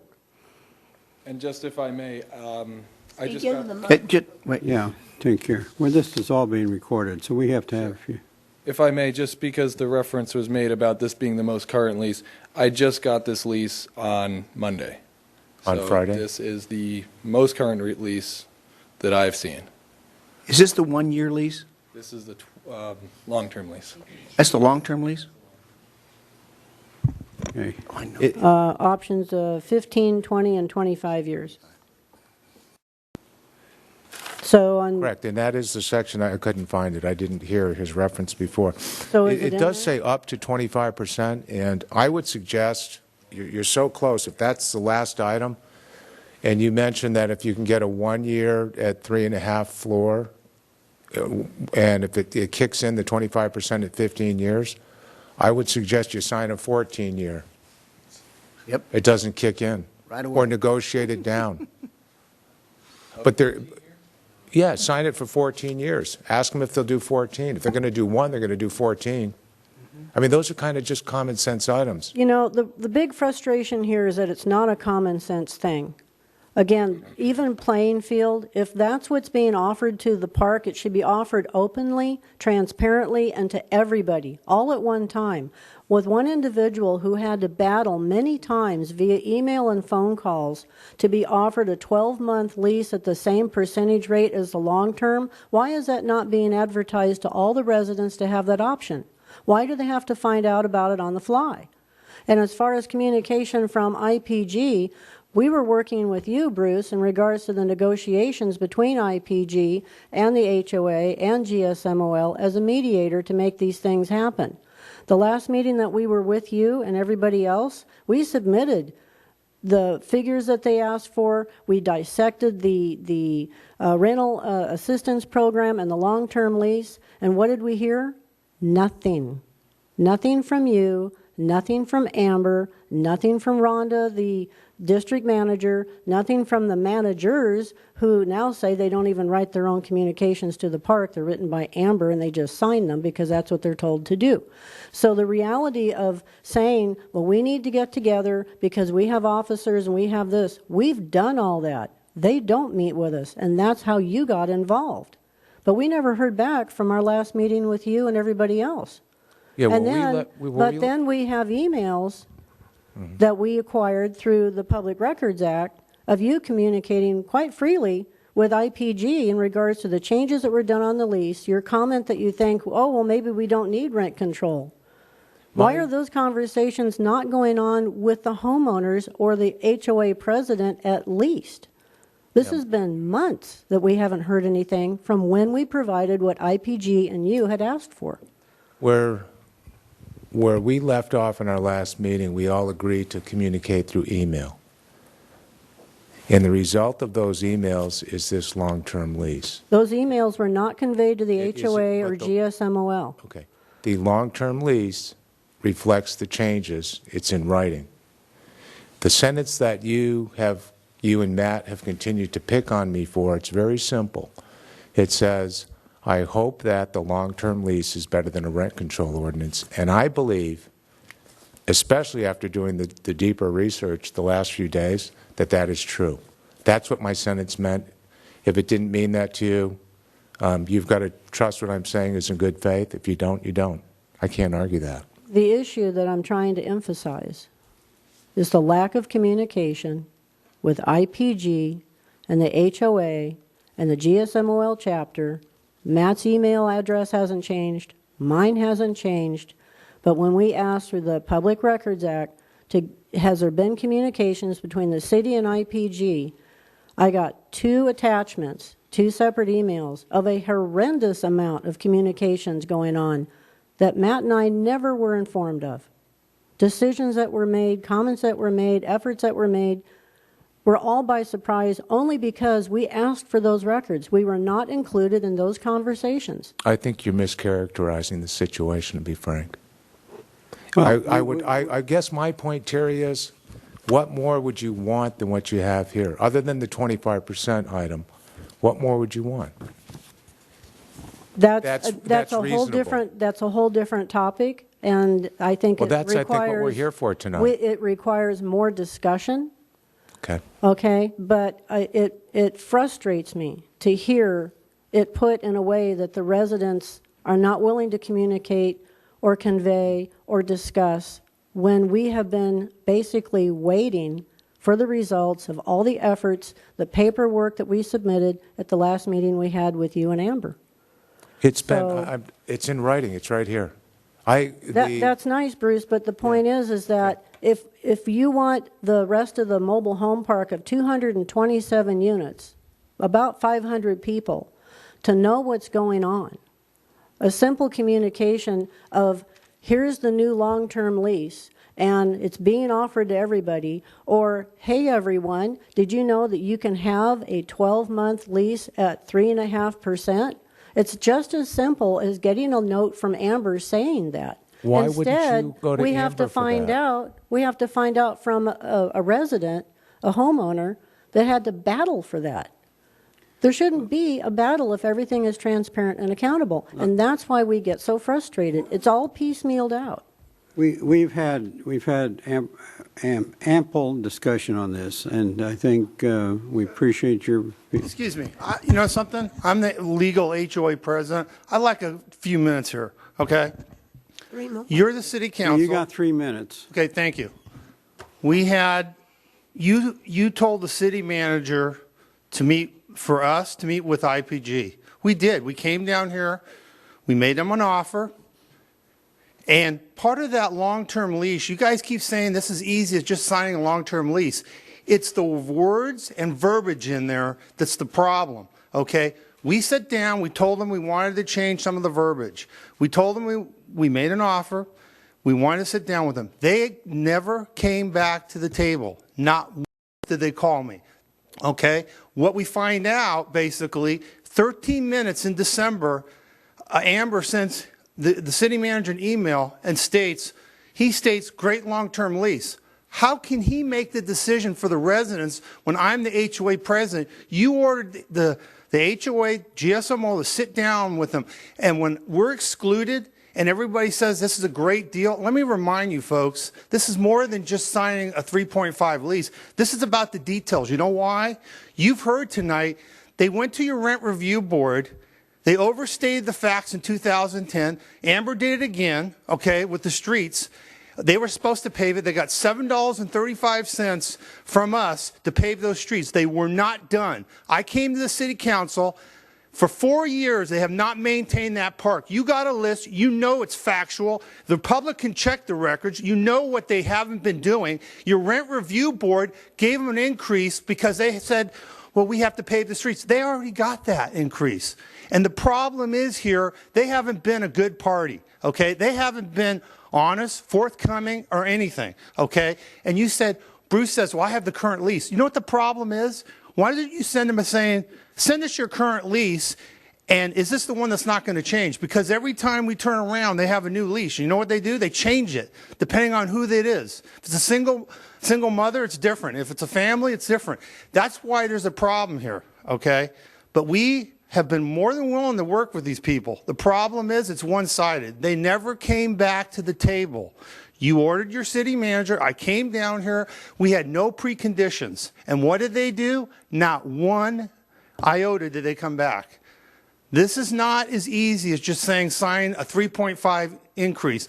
They want to take away our ability to come to a public forum if we have a problem. Read that lease. Why don't you read that lease instead of turning your city manager? You're the city council. Why don't you get that lease and start reading it and ask yourself if you'd sign a 15-year lease and be taken advantage of? Because that's what it is. They're trying to take advantage of us. And you keep saying, well, 30 years the rent review board has worked good. But you know something? The rents are no longer $500 or $600.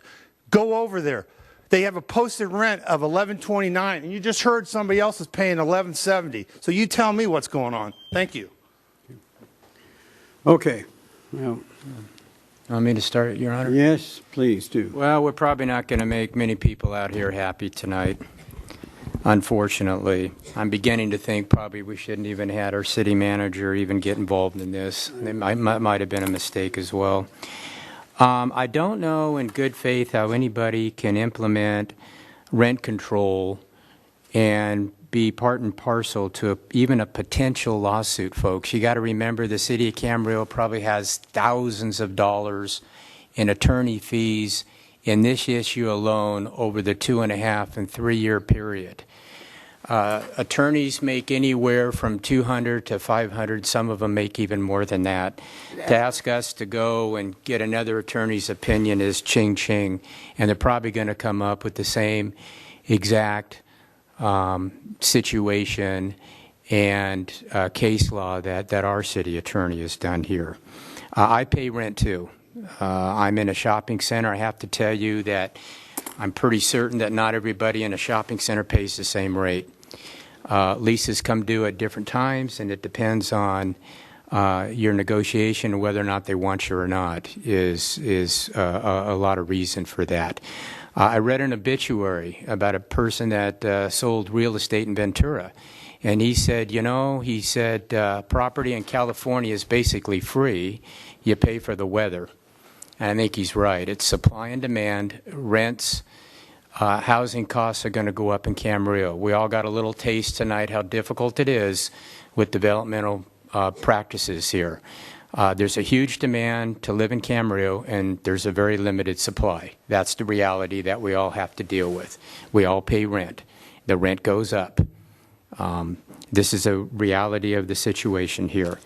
Maybe we shouldn't have the Rent Review Commission. Maybe it's not effective anymore. I'm not recommending that, but maybe the council needs to consider that as well. I think there has been some successes over 30 years. It's not my comment or my feeling that we do away with it, but if it's not effective, maybe we discuss that. I've heard a lot of frustration with it out here tonight. We have numerous apartments and numerous mobile home facilities here in town. It seems like we have a problem with this one. I don't know why. I think when negotiations start, you go sideways. Boy, it's hard to get the train back on the track, and somehow this thing went sideways, and we're all up here struggling on what to do with it here. I talked about the litigation. Probably rent control, if we were going to do it, probably should have done 40 years ago when it was first built. That seems to be the window. I think to do it now would probably not save anybody any money. Certainly not with the floor and the ceiling that they've got in the pass-throughs. Like Bruce has said, there's pass-throughs that do not happen here. I feel your pain. Again, it's tough. It's tough living in here. I totally understand that here. It's tough to make a living. It's tough to live here. And we have a great city. There's a big demand here. I'd like to be able to raise a crystal ball here and lower everybody's rent, but I can't. We're a capitalistic society. We have owners and renters, and everybody knows it's better to own than it is to rent. Everybody knows that. Every statistic has shown that. So my feeling tonight is that I don't think that we should do away with the rent control, the rent review commission. I think they do provide a reasonable place to hash out these, and there has been some success stories in here too. You got to look at the big picture here. The reason why we have a homeowners association is to do exactly this in negotiation. I don't think the council should be up here negotiating something that we don't own. How can we get involved in this if we don't own it? We've done the best we can. We have not helped everybody. We've tried. We do our best up here. We're mere mortals up here. We're not attorneys. We're not doctors. We're not all professional here. We're not all accountants, but we do the best we can. And I think what Bruce has said and what he's done, there has been some success there. And I think we have to focus on that. My feeling is that get the homeowners association start negotiating this. And, we've got kind of the tail wagging the dog here. We've got this round robin comes, and we're just keep coming back to the same thing that the rent is too high. And I don't know if the city council can do anything about that, to be honest with you. We try to make the increases reasonable.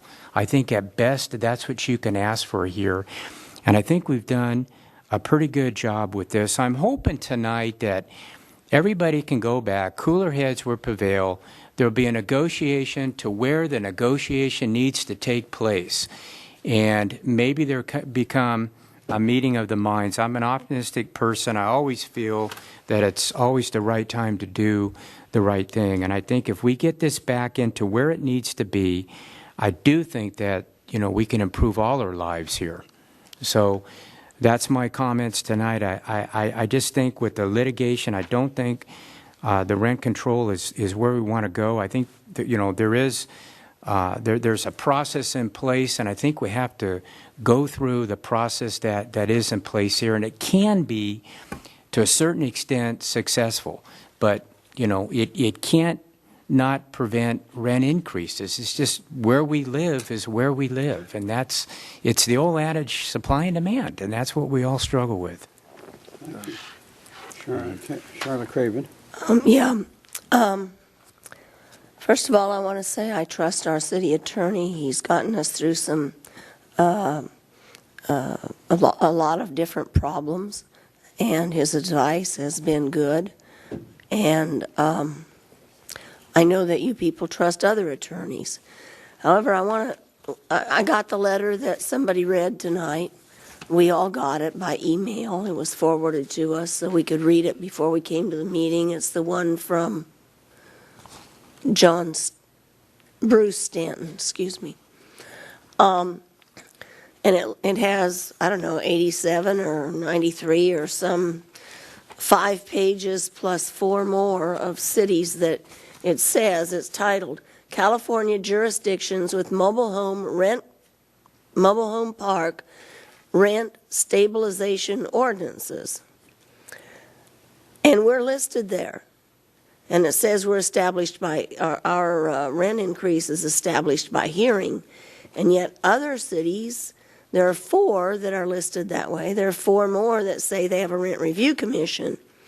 Now, if this whole thing is as accurate as that statement is, it's wrong. First of all, GSMOL considers us to have a rent stabilization ordinance. We're on the list. It doesn't say except these cities, these 4 or 8 cities. If you look at what Oxnard has 75% of the CPI or 4%, whichever is greater. The county of Ventura has a straight 5%, nothing else. So if you lived out in the county, or if you lived in Oxnard, you'd be getting about the same rent increases as you're getting now, unless my math is really faulty. I think the other thing that needs to be said, I mean, we're here looking at everything.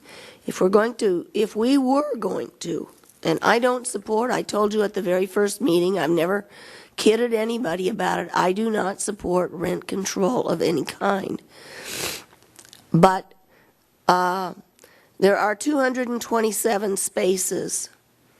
I was going to say there's somewhere between 227 and 554 people, but Terry tonight said there were 500 residents. If that includes children, I'd subtract them because you only deal with adults.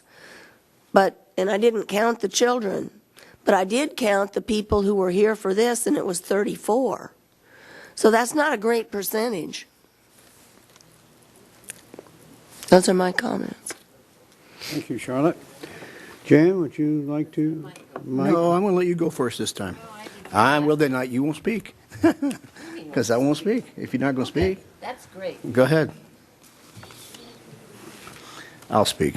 But don't let her speak. Go ahead. She's going. Go ahead. That's ridiculous, but okay. You always wait. I waited earlier. As you did. Come on, let's move it along. I kind of disagree with the statement that's made that our rent control commission has great success. If it's been around for 30 years and has only heard 28 cases, I'm not sure that's a huge workload. So I don't know that I'm going to hang my hat on that to say that that's the answer to everything. Having said that, I'm not sure that rent control's going to be the answer to it either. And I can honestly tell you that if I thought that rent control was going to solve all of this, I'd almost be willing to take that risk. But I don't think it's going to, because if you look at everybody that's got it, what they have in their rent control isn't that great in their ordinance. You're seeing percentages that are higher than what's being offered in these long-term leases. So I'm not sure that that's the answer to it. I think we're hearing people hang their hat on something that I'm not sure is really the answer to the problem. And I'm sitting here struggling trying to figure out what is the answer to the problem. I know you all need help out there. It's become very obvious that you need help, and I don't know what else we can give you. We kind of offered up the city manager to help, and we spent a lot of time with the attorney trying to figure it out. I know we have to want to solve the problem, and I know both sides have to want to solve the problem. How do we get everybody together to figure out what's best for the residents? You know, personally, I think 3.5% guaranteed every year is a pretty darn big increase. You know, that's a lot, and we're making it sound like that's great. So I'm not sure that's even a great deal either. I know what I would do if I was the one charged with this, and I'd be negotiating something different.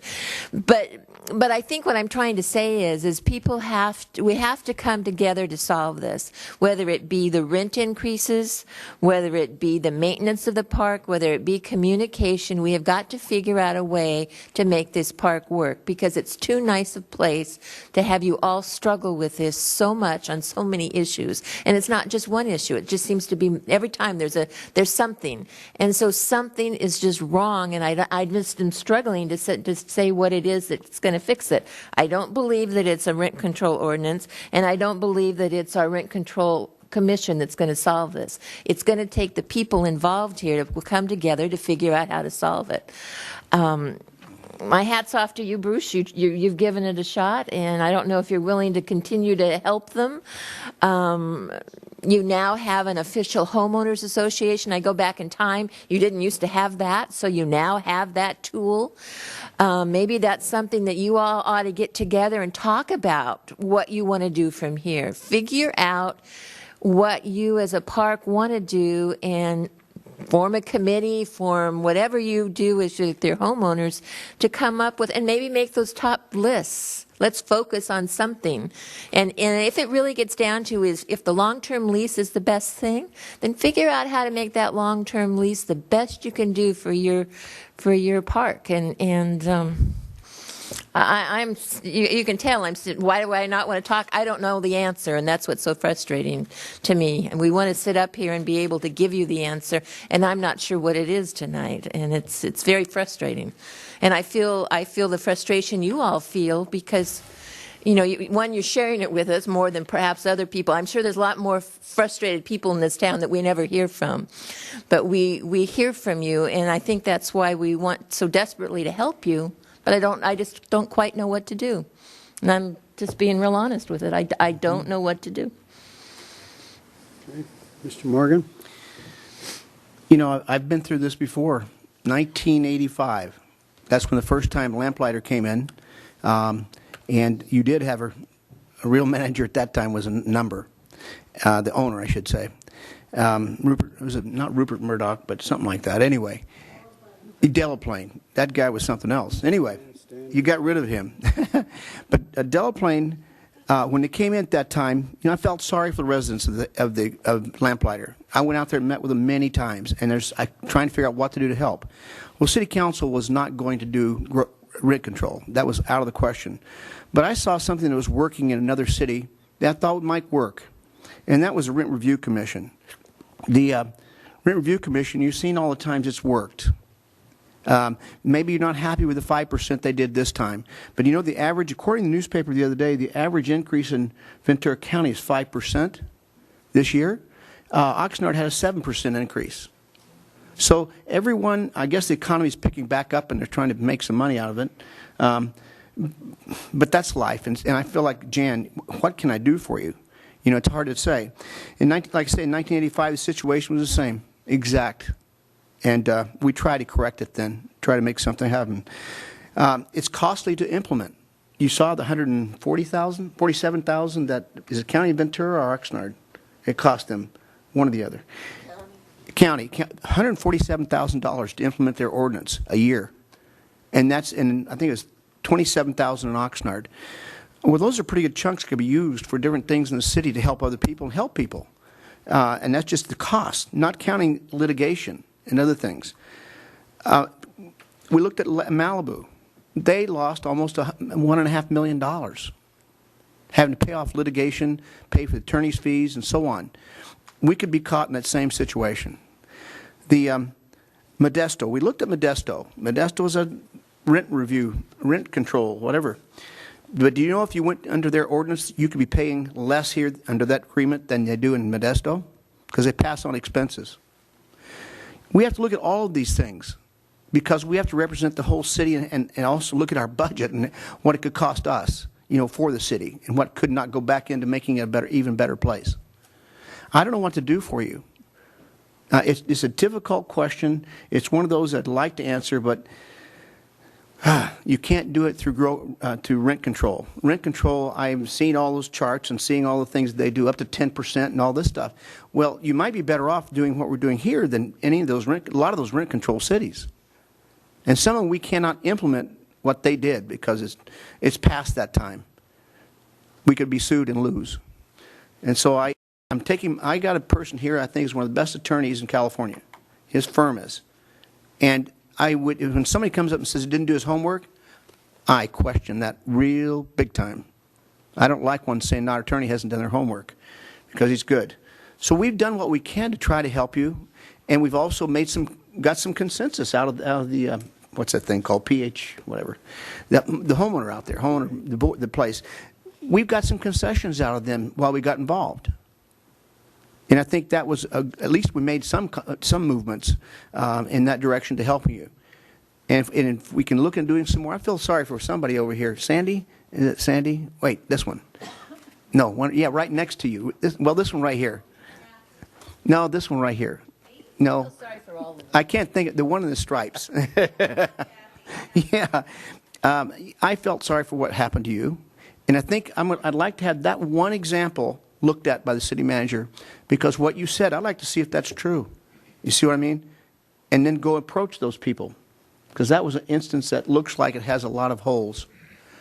No, it's okay. It looks like it has a lot of holes in it, not from you, but from what happened. And that's the one good example out of the whole group we should, I think, look at and see if we can find something. Anyway, I can't support a rent control. Sorry. Well, I think you've heard most of the council, and first of all, let me just say I think we have an excellent city attorney, and I do know he spent a ton of hours looking into this thing. So to say that he wasn't prepared, and and most of you were here during his presentation, I think you would say that he was prepared. His job is to protect this city. His job is not to get in fights with other attorneys. To have litigation and end up running up the legal tab of this city. So I commend him for what he's done. I think he's shown that, as best I can tell, the only difference would be between what we have now and it would be that we would have to come up with a formula that all rents would be based upon, whether it be for your mobile home park or any other mobile home park or for the pre-1984 apartments. And I'm sure what would come out of that would be a higher annual increase allowed as to avoid conflict. That's the way it works. So when you're trying to satisfy all those people, you're going to end up probably with less than what is right now being tailored for your park and for the people that live there. But I agree that the city cannot negotiate for you. I think the city attorney's made a valiant effort to do it. I'm not happy with IPA and what they seem to be moving here and there and changing everything else. But it is what it is, and I think we've gotten some concessions. We haven't solved all the problems, and I think has been pointed out, I think you can take it from here and get a lease that is finalized the way you want to see it finalized, and I think we could try to help on the side, but not actively participate any longer in that. But like I said, I'm not happy with the fact that this ownership is not in attendance tonight. I think they should have been. And I also agree a lot with what Kevin said. He, we can only do what we can do out here, and it's very difficult to get into the individual cases of rent.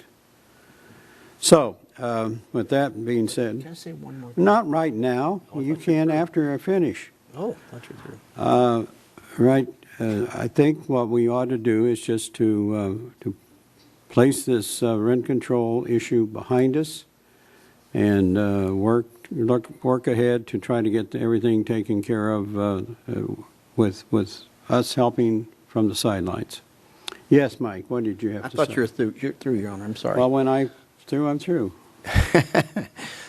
One of the things I want to leave you with something, and they said that how come there's only been that many times it's gone for the rent review in all those years?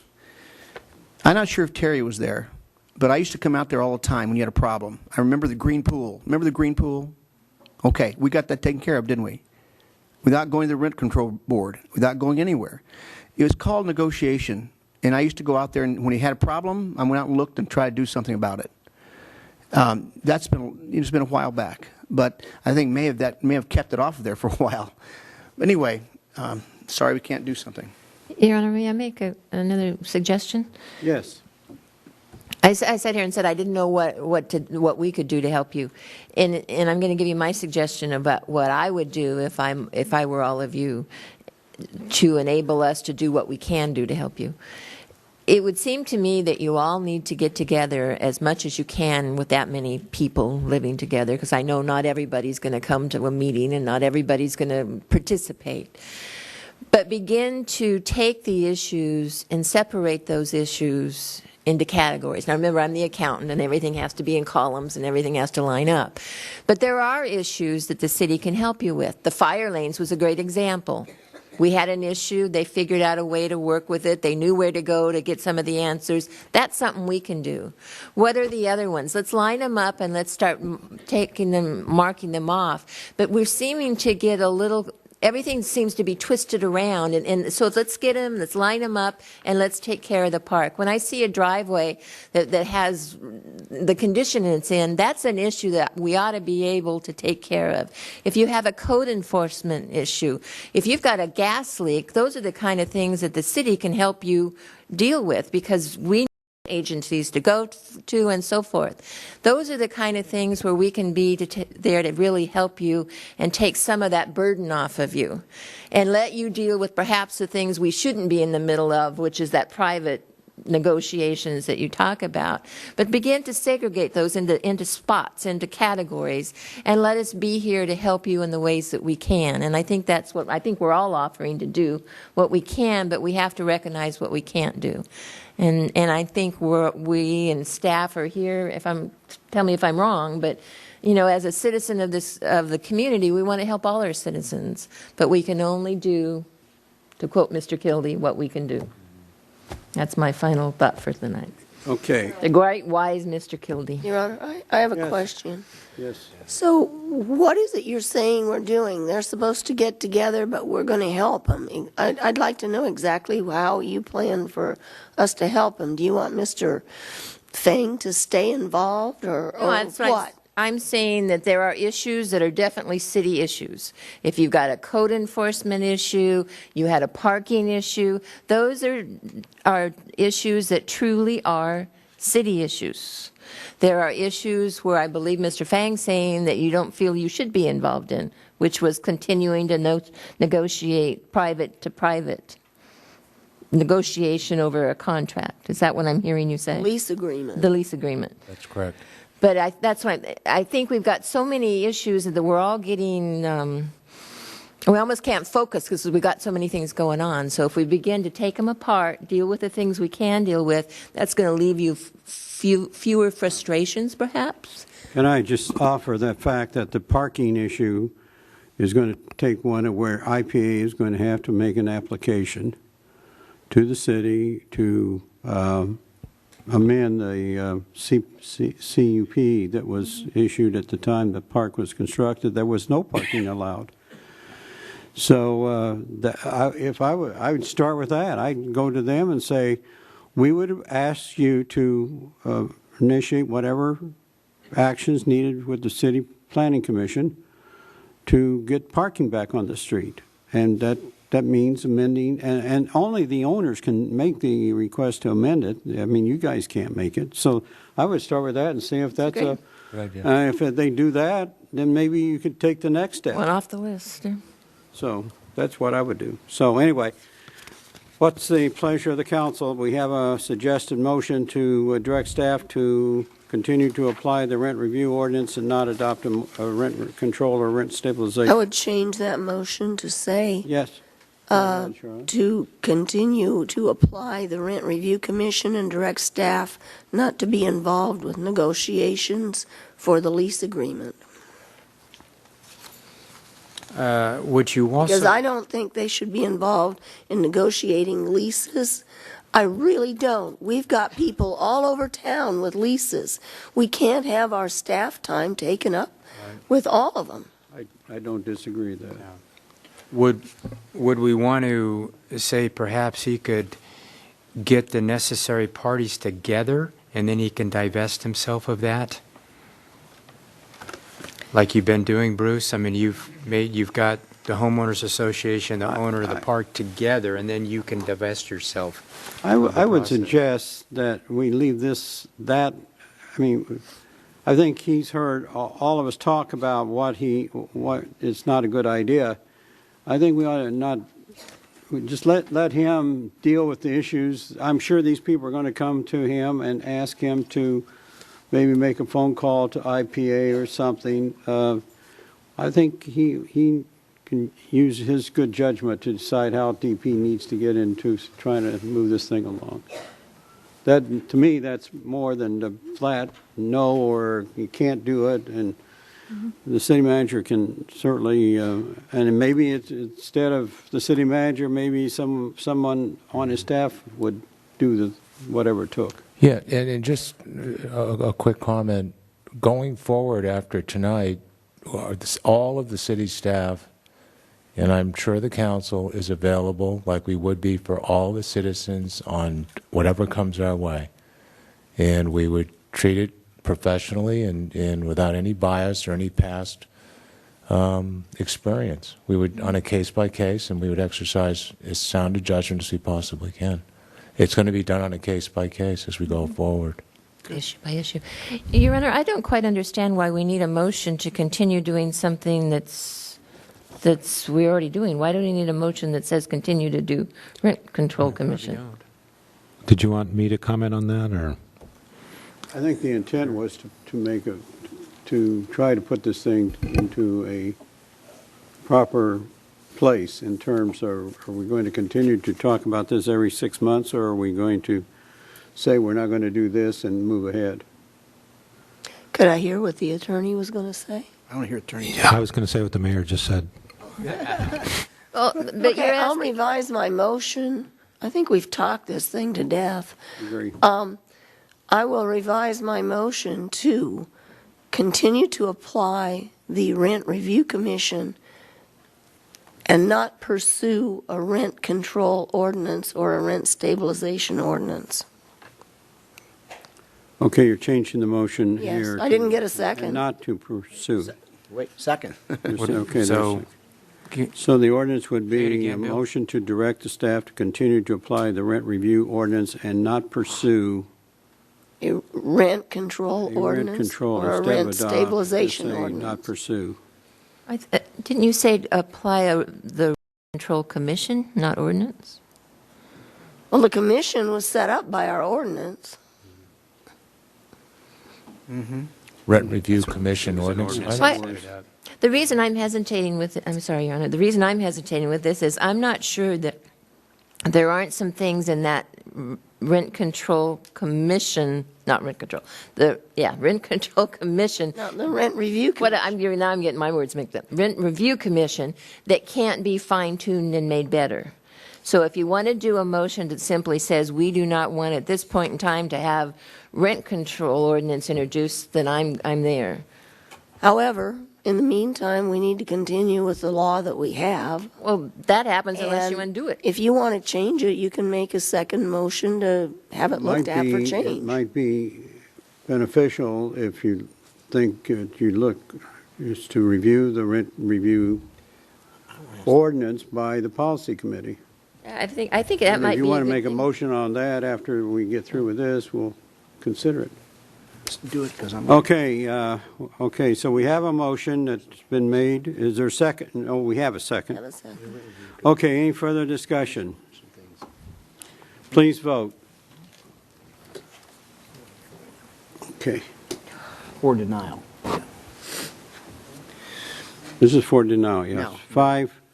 5-0, all members voting in favor. No, you would like to? I would like to then, if you don't mind, Your Honor, to make a motion that we have the policy committee review our rent review commission. Is that an ordinance? Is that what it's called? Rent review commission ordinance. Is that what it's called? It's just the rent review ordinance. Rent review ordinance. I'll second that with a comment. Okay. Because Terry brought forward some of the things that might be worth looking at, and I think it's time maybe to, it's been a while since we put that ordinance together. Maybe we can look at it again and see if it can be improved. Well, you're going to be on that committee, Mike, so. You're the guy. And I would like to ask, since that's the direction we're going, I would love to hear from you those issues that you think could make that commission better. Okay, we have a motion is to refer the current rent review ordinance to the policy committee for their review and to bring back a report as to any changes. That's she and I anyway. Well, that's okay. Any further discussion? Please vote. Motion's carried, 5-0. I believe that's the last of the agenda. Is there any, we have new business. We have new business. Yeah. But that's the last of the agenda items. So we thank you for, and this is how democracy works, folks. That's right. It's like making sausage, isn't it? Yeah. Yeah. All right, let's get on with trying to. City Manager, do you have anything you'd like to bring to the council's attention? Just one item. Last council meeting, Mr. Fox made an excellent presentation on the need for a geotechnical engineer at Camarillo Springs. Mm-hmm.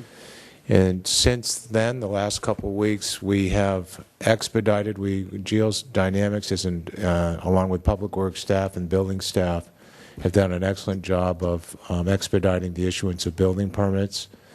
Roughly half of the red tags have permits secured. I did just get off the phone prior to the meeting tonight. Barbara Williams has been very helpful, along with Ed Lamb with the Southern Baptist Church, the volunteer group, in putting together a volunteer program for debris removal. And I think the ones that we can get cleared up, not occupied at this point, subject to further soil analysis, essentially the hazards involved with the mountain, are on their way to clearing their houses up and getting them ready. So that's at least half of the red tags. Do you have an estimated time when that technical report will be ready to discuss? Yeah, the original time was anywhere from 4 to 6 weeks. I think that's still a fair number to assess. Remember, they're assessing not just the hillside and the technical from their own analysis, but they're also analyzing the HOA soil report that has an opinion on what to do going forward. So they're doing sort of a double analysis. It'll take a little bit longer than normal. And you'll have a study session or something on this as with the council as it's available. Yeah, we'll bring it back to council in some manner to discuss the findings, and we're really trying to work. It's work on getting this thing expedited. Those are my comments. Thank you. City Attorney. No, I have nothing else tonight. Kind I'm done. talk yourself. I'm done. Okay, let's start. Jan, can we start with you tonight? He's tired. Yes, you may. Meetings. Legislative Committee met last Friday. And you shall have, in the next council meeting, our suggested platform for these? Yes. So that's what we worked on. Did some fine tuning, some wordsmithing. That's a joke, but we'll tell you about that later when it comes to you. Then the Investment Committee, Finance Committee met Monday of this week. We're doing okay. Interest rates, everything's safe. Not making much money, but safe. Who is? And trying to think what else I've done. Except go to work. It's tax season. I know I've been. Maybe I'll remember. If any of you saw me somewhere as you report on yours, would you please let everybody know? That's how I remember where I am. Okay. Thank you, Mike. I can get this out of the way quick. Last week, it's so funny what happened to me. I was supposed to go to my Iowa meeting, which I normally go to. It's easy to go. Go to Oxnard, go to Marriott Courtyard, and Wasn't in Oxnard. that's it. But I forgot to look at it. I went over there and looked and said, "This is a different crowd." Then I said, "Wait a minute. I know some of these people. They're part of NAMI, National Association of Mental Illness." And so I looked, and they said, "Mike, you're here. Come on." I went, "What happened to my group?" So I went and looked at my computer. Oh man, it's in what do you call it? Thousand Oaks. And so I said, "Well, I'll stick here with NAMI," and I learned a lot. It was a lot of fun. A lot of people I knew from NAMI. That's their annual meeting, and they're going to have a walk. I think my lady friend back there, she was with me. And I'll challenge all you guys to go on the walk. What date is that again? May 2nd. It's going to be a walk over in Ventura on the boardwalk. And so we'll give you all the dates and stuff like that, see if anybody wants to do it for NAMI. Okay? Okay. Then I had, Finance Investment Committee, she told you about normal, boring, routine, making not much. But hoping for the best in the future with that. I met with Congressman DeFazio and Brownlee at Port Hueneme. Bill couldn't make it, so he sent me. And I ran over there and went through this meeting, and it was like everyone in the county that's head of any agency was there to ask for money. Basically, that was it. And the DeFazio is one that's head of he's on the Transportation Committee. And so airport person was there. That was Todd. It was the port. It was the VCTC. It just goes on. And all of them made their speeches and showed their slides about how come they need so much money. There's a few things I didn't agree with, not from them, but from Congressman, because it cut kind of, what'd you call it, party. And I didn't care for that at all. It shouldn't be a party thing. And, bashing one party against the other. That was wrong. And so, anyway, that's what happened. And hopefully someone will be, one city manager came in, thank goodness, and said, "Don't forget the cities where the street, meets the whatever. we need money also, don't forget us," kind of thing. I think the new one from Oxnard did it. So he preached it up for the cities. Also, Bill and I and some others went to went to Cal State University, Channel Islands State of the University at Spanish Hills. He's always good. He always makes a great presentation, talking about the housing and what the needs are and where it's going to be put, and on and on and on. And money's coming through to him. Of course, always has his hand out for more money, but he does a great job in supporting the university. I went to an Eagle Scout Award over here at Cornerstone Christian Church. Also, I went to Camarillo High School to teach civics for the city. They invited me to come and teach civics for 3 classes of their college-bound students. They were good. That was a lot of fun.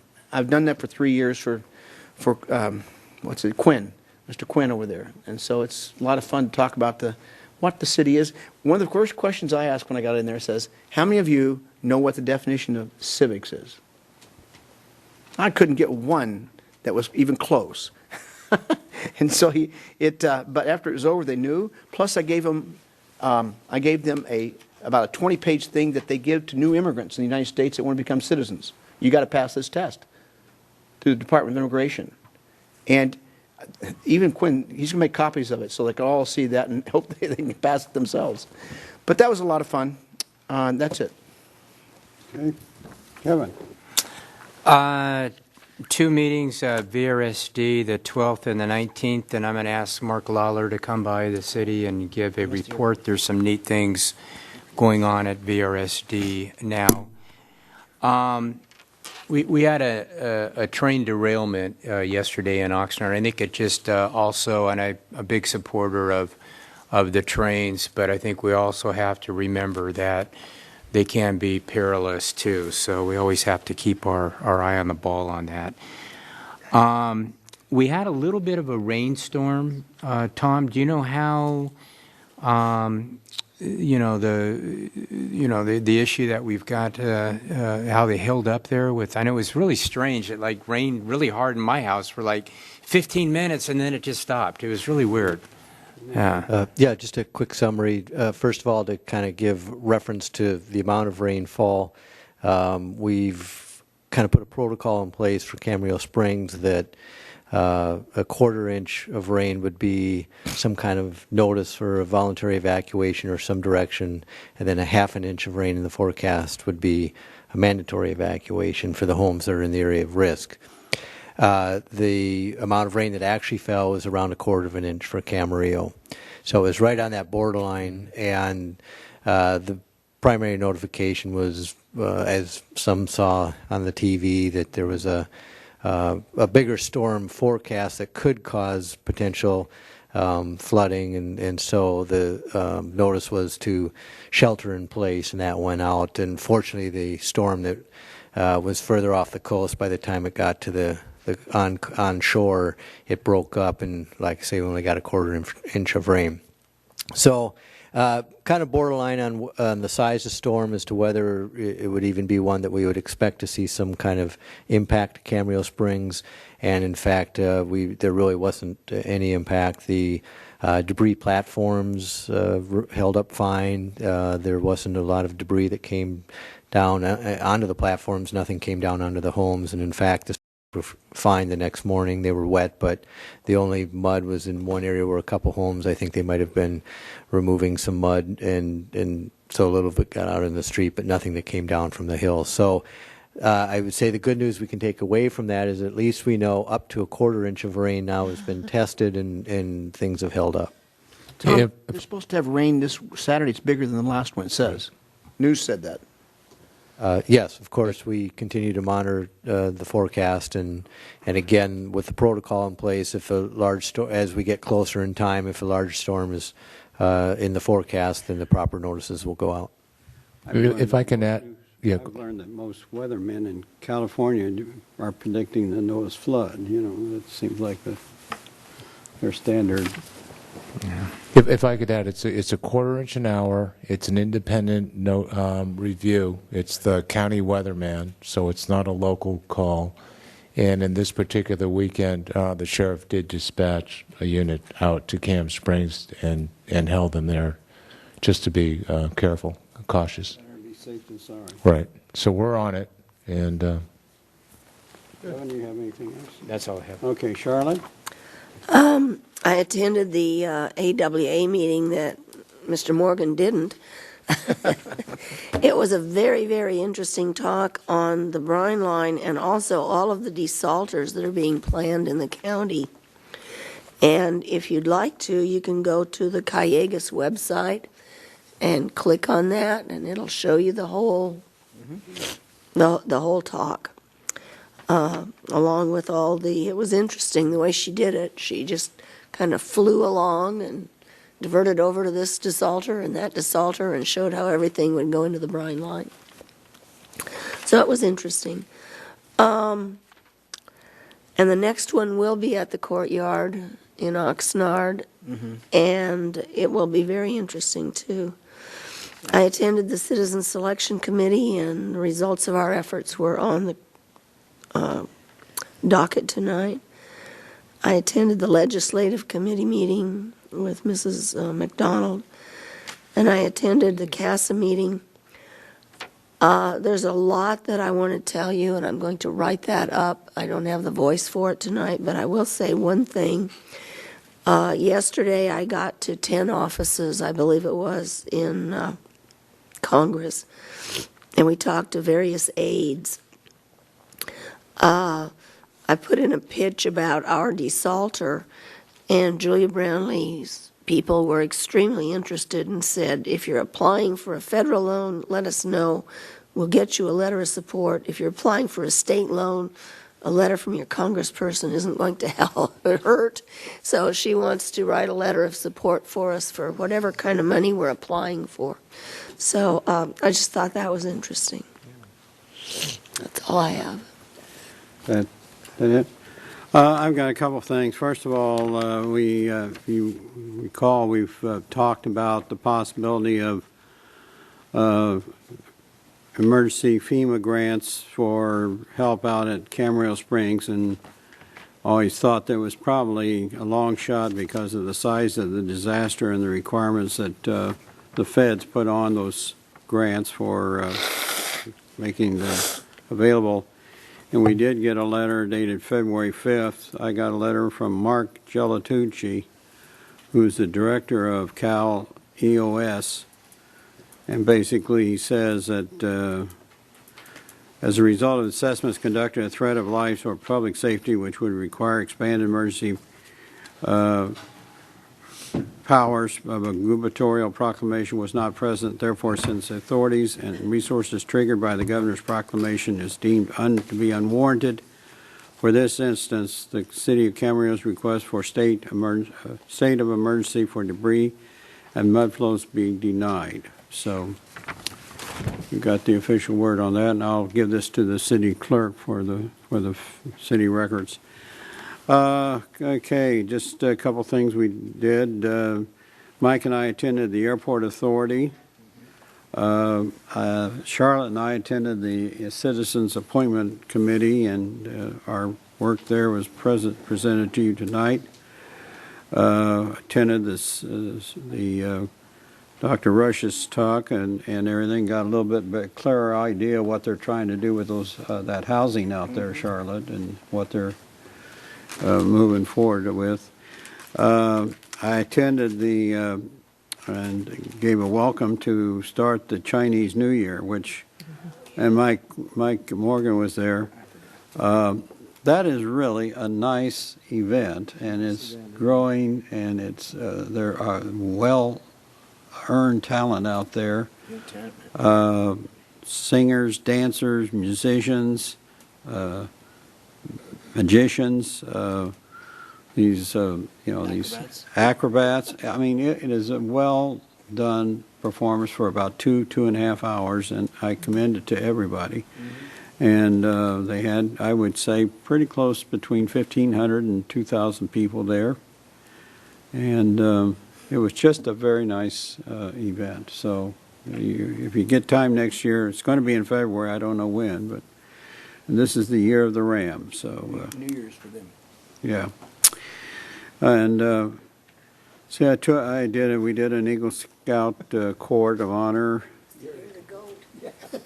Well, it's actually called. It could be either the goat, the lamb, or the ram, and it's sort of left up to the individual groups to pick which one they like. The Camarillo group picked the ram because of a show of strength. That's what they told me. But the ram. So, and a couple other things. The train wreck, I for the first time figured out why I was on VCTC. I got a notice early morning about it.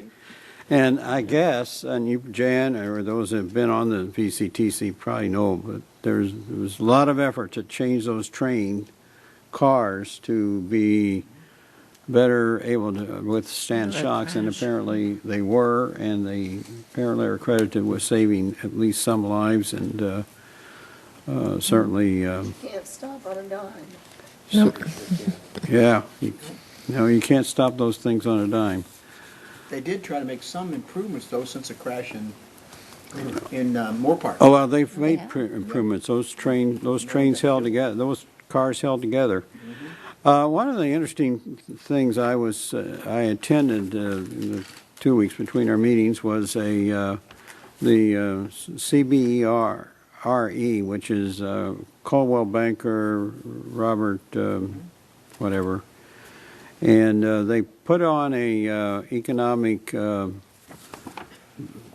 breakfast symposium forecast for the coming year, and the most interesting speaker was a Dr. Mark Schnipp, who is director of California Economic Forecast Project, and he made 2 points, which I think is important to relay here. One is he says, if you don't like the current economic conditions, you better get used to it, because we are in a period of growth. We have had since 2009 a cycle upwards of all factors. He says, in fact, we're in the 5th year of that. And he says growth cycles normally in this country in the last half century are 9 years in length before you have another one. And he says, so figure you got 4 more years of this before we can get back into. And you know, being an economist, he had every kind of chart you can ever imagine, and they all pointed upward. Every one of them pointed upward. So he's right in that. The other thing he said, there's one factor, one chart that I'm going to show you that is not pointing up, and that was residential starts. And he said, we've analyzed this, and we believe it's caused, first of all, the generations that have pushed residential, particularly single-family homes in the last 50, 60 years have been the baby boomers. So they're cycling out. The first ones are hitting 70, if you can believe it. And that, so they're no longer the big factor of driving the market. And he says Generation Y, I think he called it, or millenniums, really don't want single-family homes. They really don't want being tied down like that. They have a much more different idea of what they want, so they'll either get into a condo that they could dispose of or apartments. So he said that's why we're experiencing apartment booms, but not single-family. And he said that's going to continue. He said we're not going to come out of that in a very long time, until another generation rises and starts maybe getting back into that idea of staying rooted in a place. So I thought that was very interesting. So, and I guess it's showing up that we're not having the single-family developments that we used to have here. So anyway, very interesting. Okay, I think that's all I have. And Your Honor, could I make one request before we go that I forgot on my list? Sure. And I mentioned it earlier. I thought that I had, and I'm sure I had, requested a map of the city having to do with our development, what's been approved, and, you know, I'll use Springville as an example. It's got different chunks it's got apartments, it's got townhomes, it's got single family. So it designates, and get as much on that map as you can. If you can give us time frames, if it's under construction, if it's what phase it is in the cycle. So if you can give us that on a broad, the whole city, I think it would be very helpful as we answer the questions. And I've been here through the whole Springville thing, but I can't remember exactly where the single family goes off the top of my head. And it'd actually be nice to give us a copy and then maybe put a copy of it in our agendas, so that when we talk about things, it would be easy to look at it and visually see it. And I think it would help a lot. Okay. All right, I think we've pretty well worn out our stay here, so unless there's something to come up, we'll stand adjourned.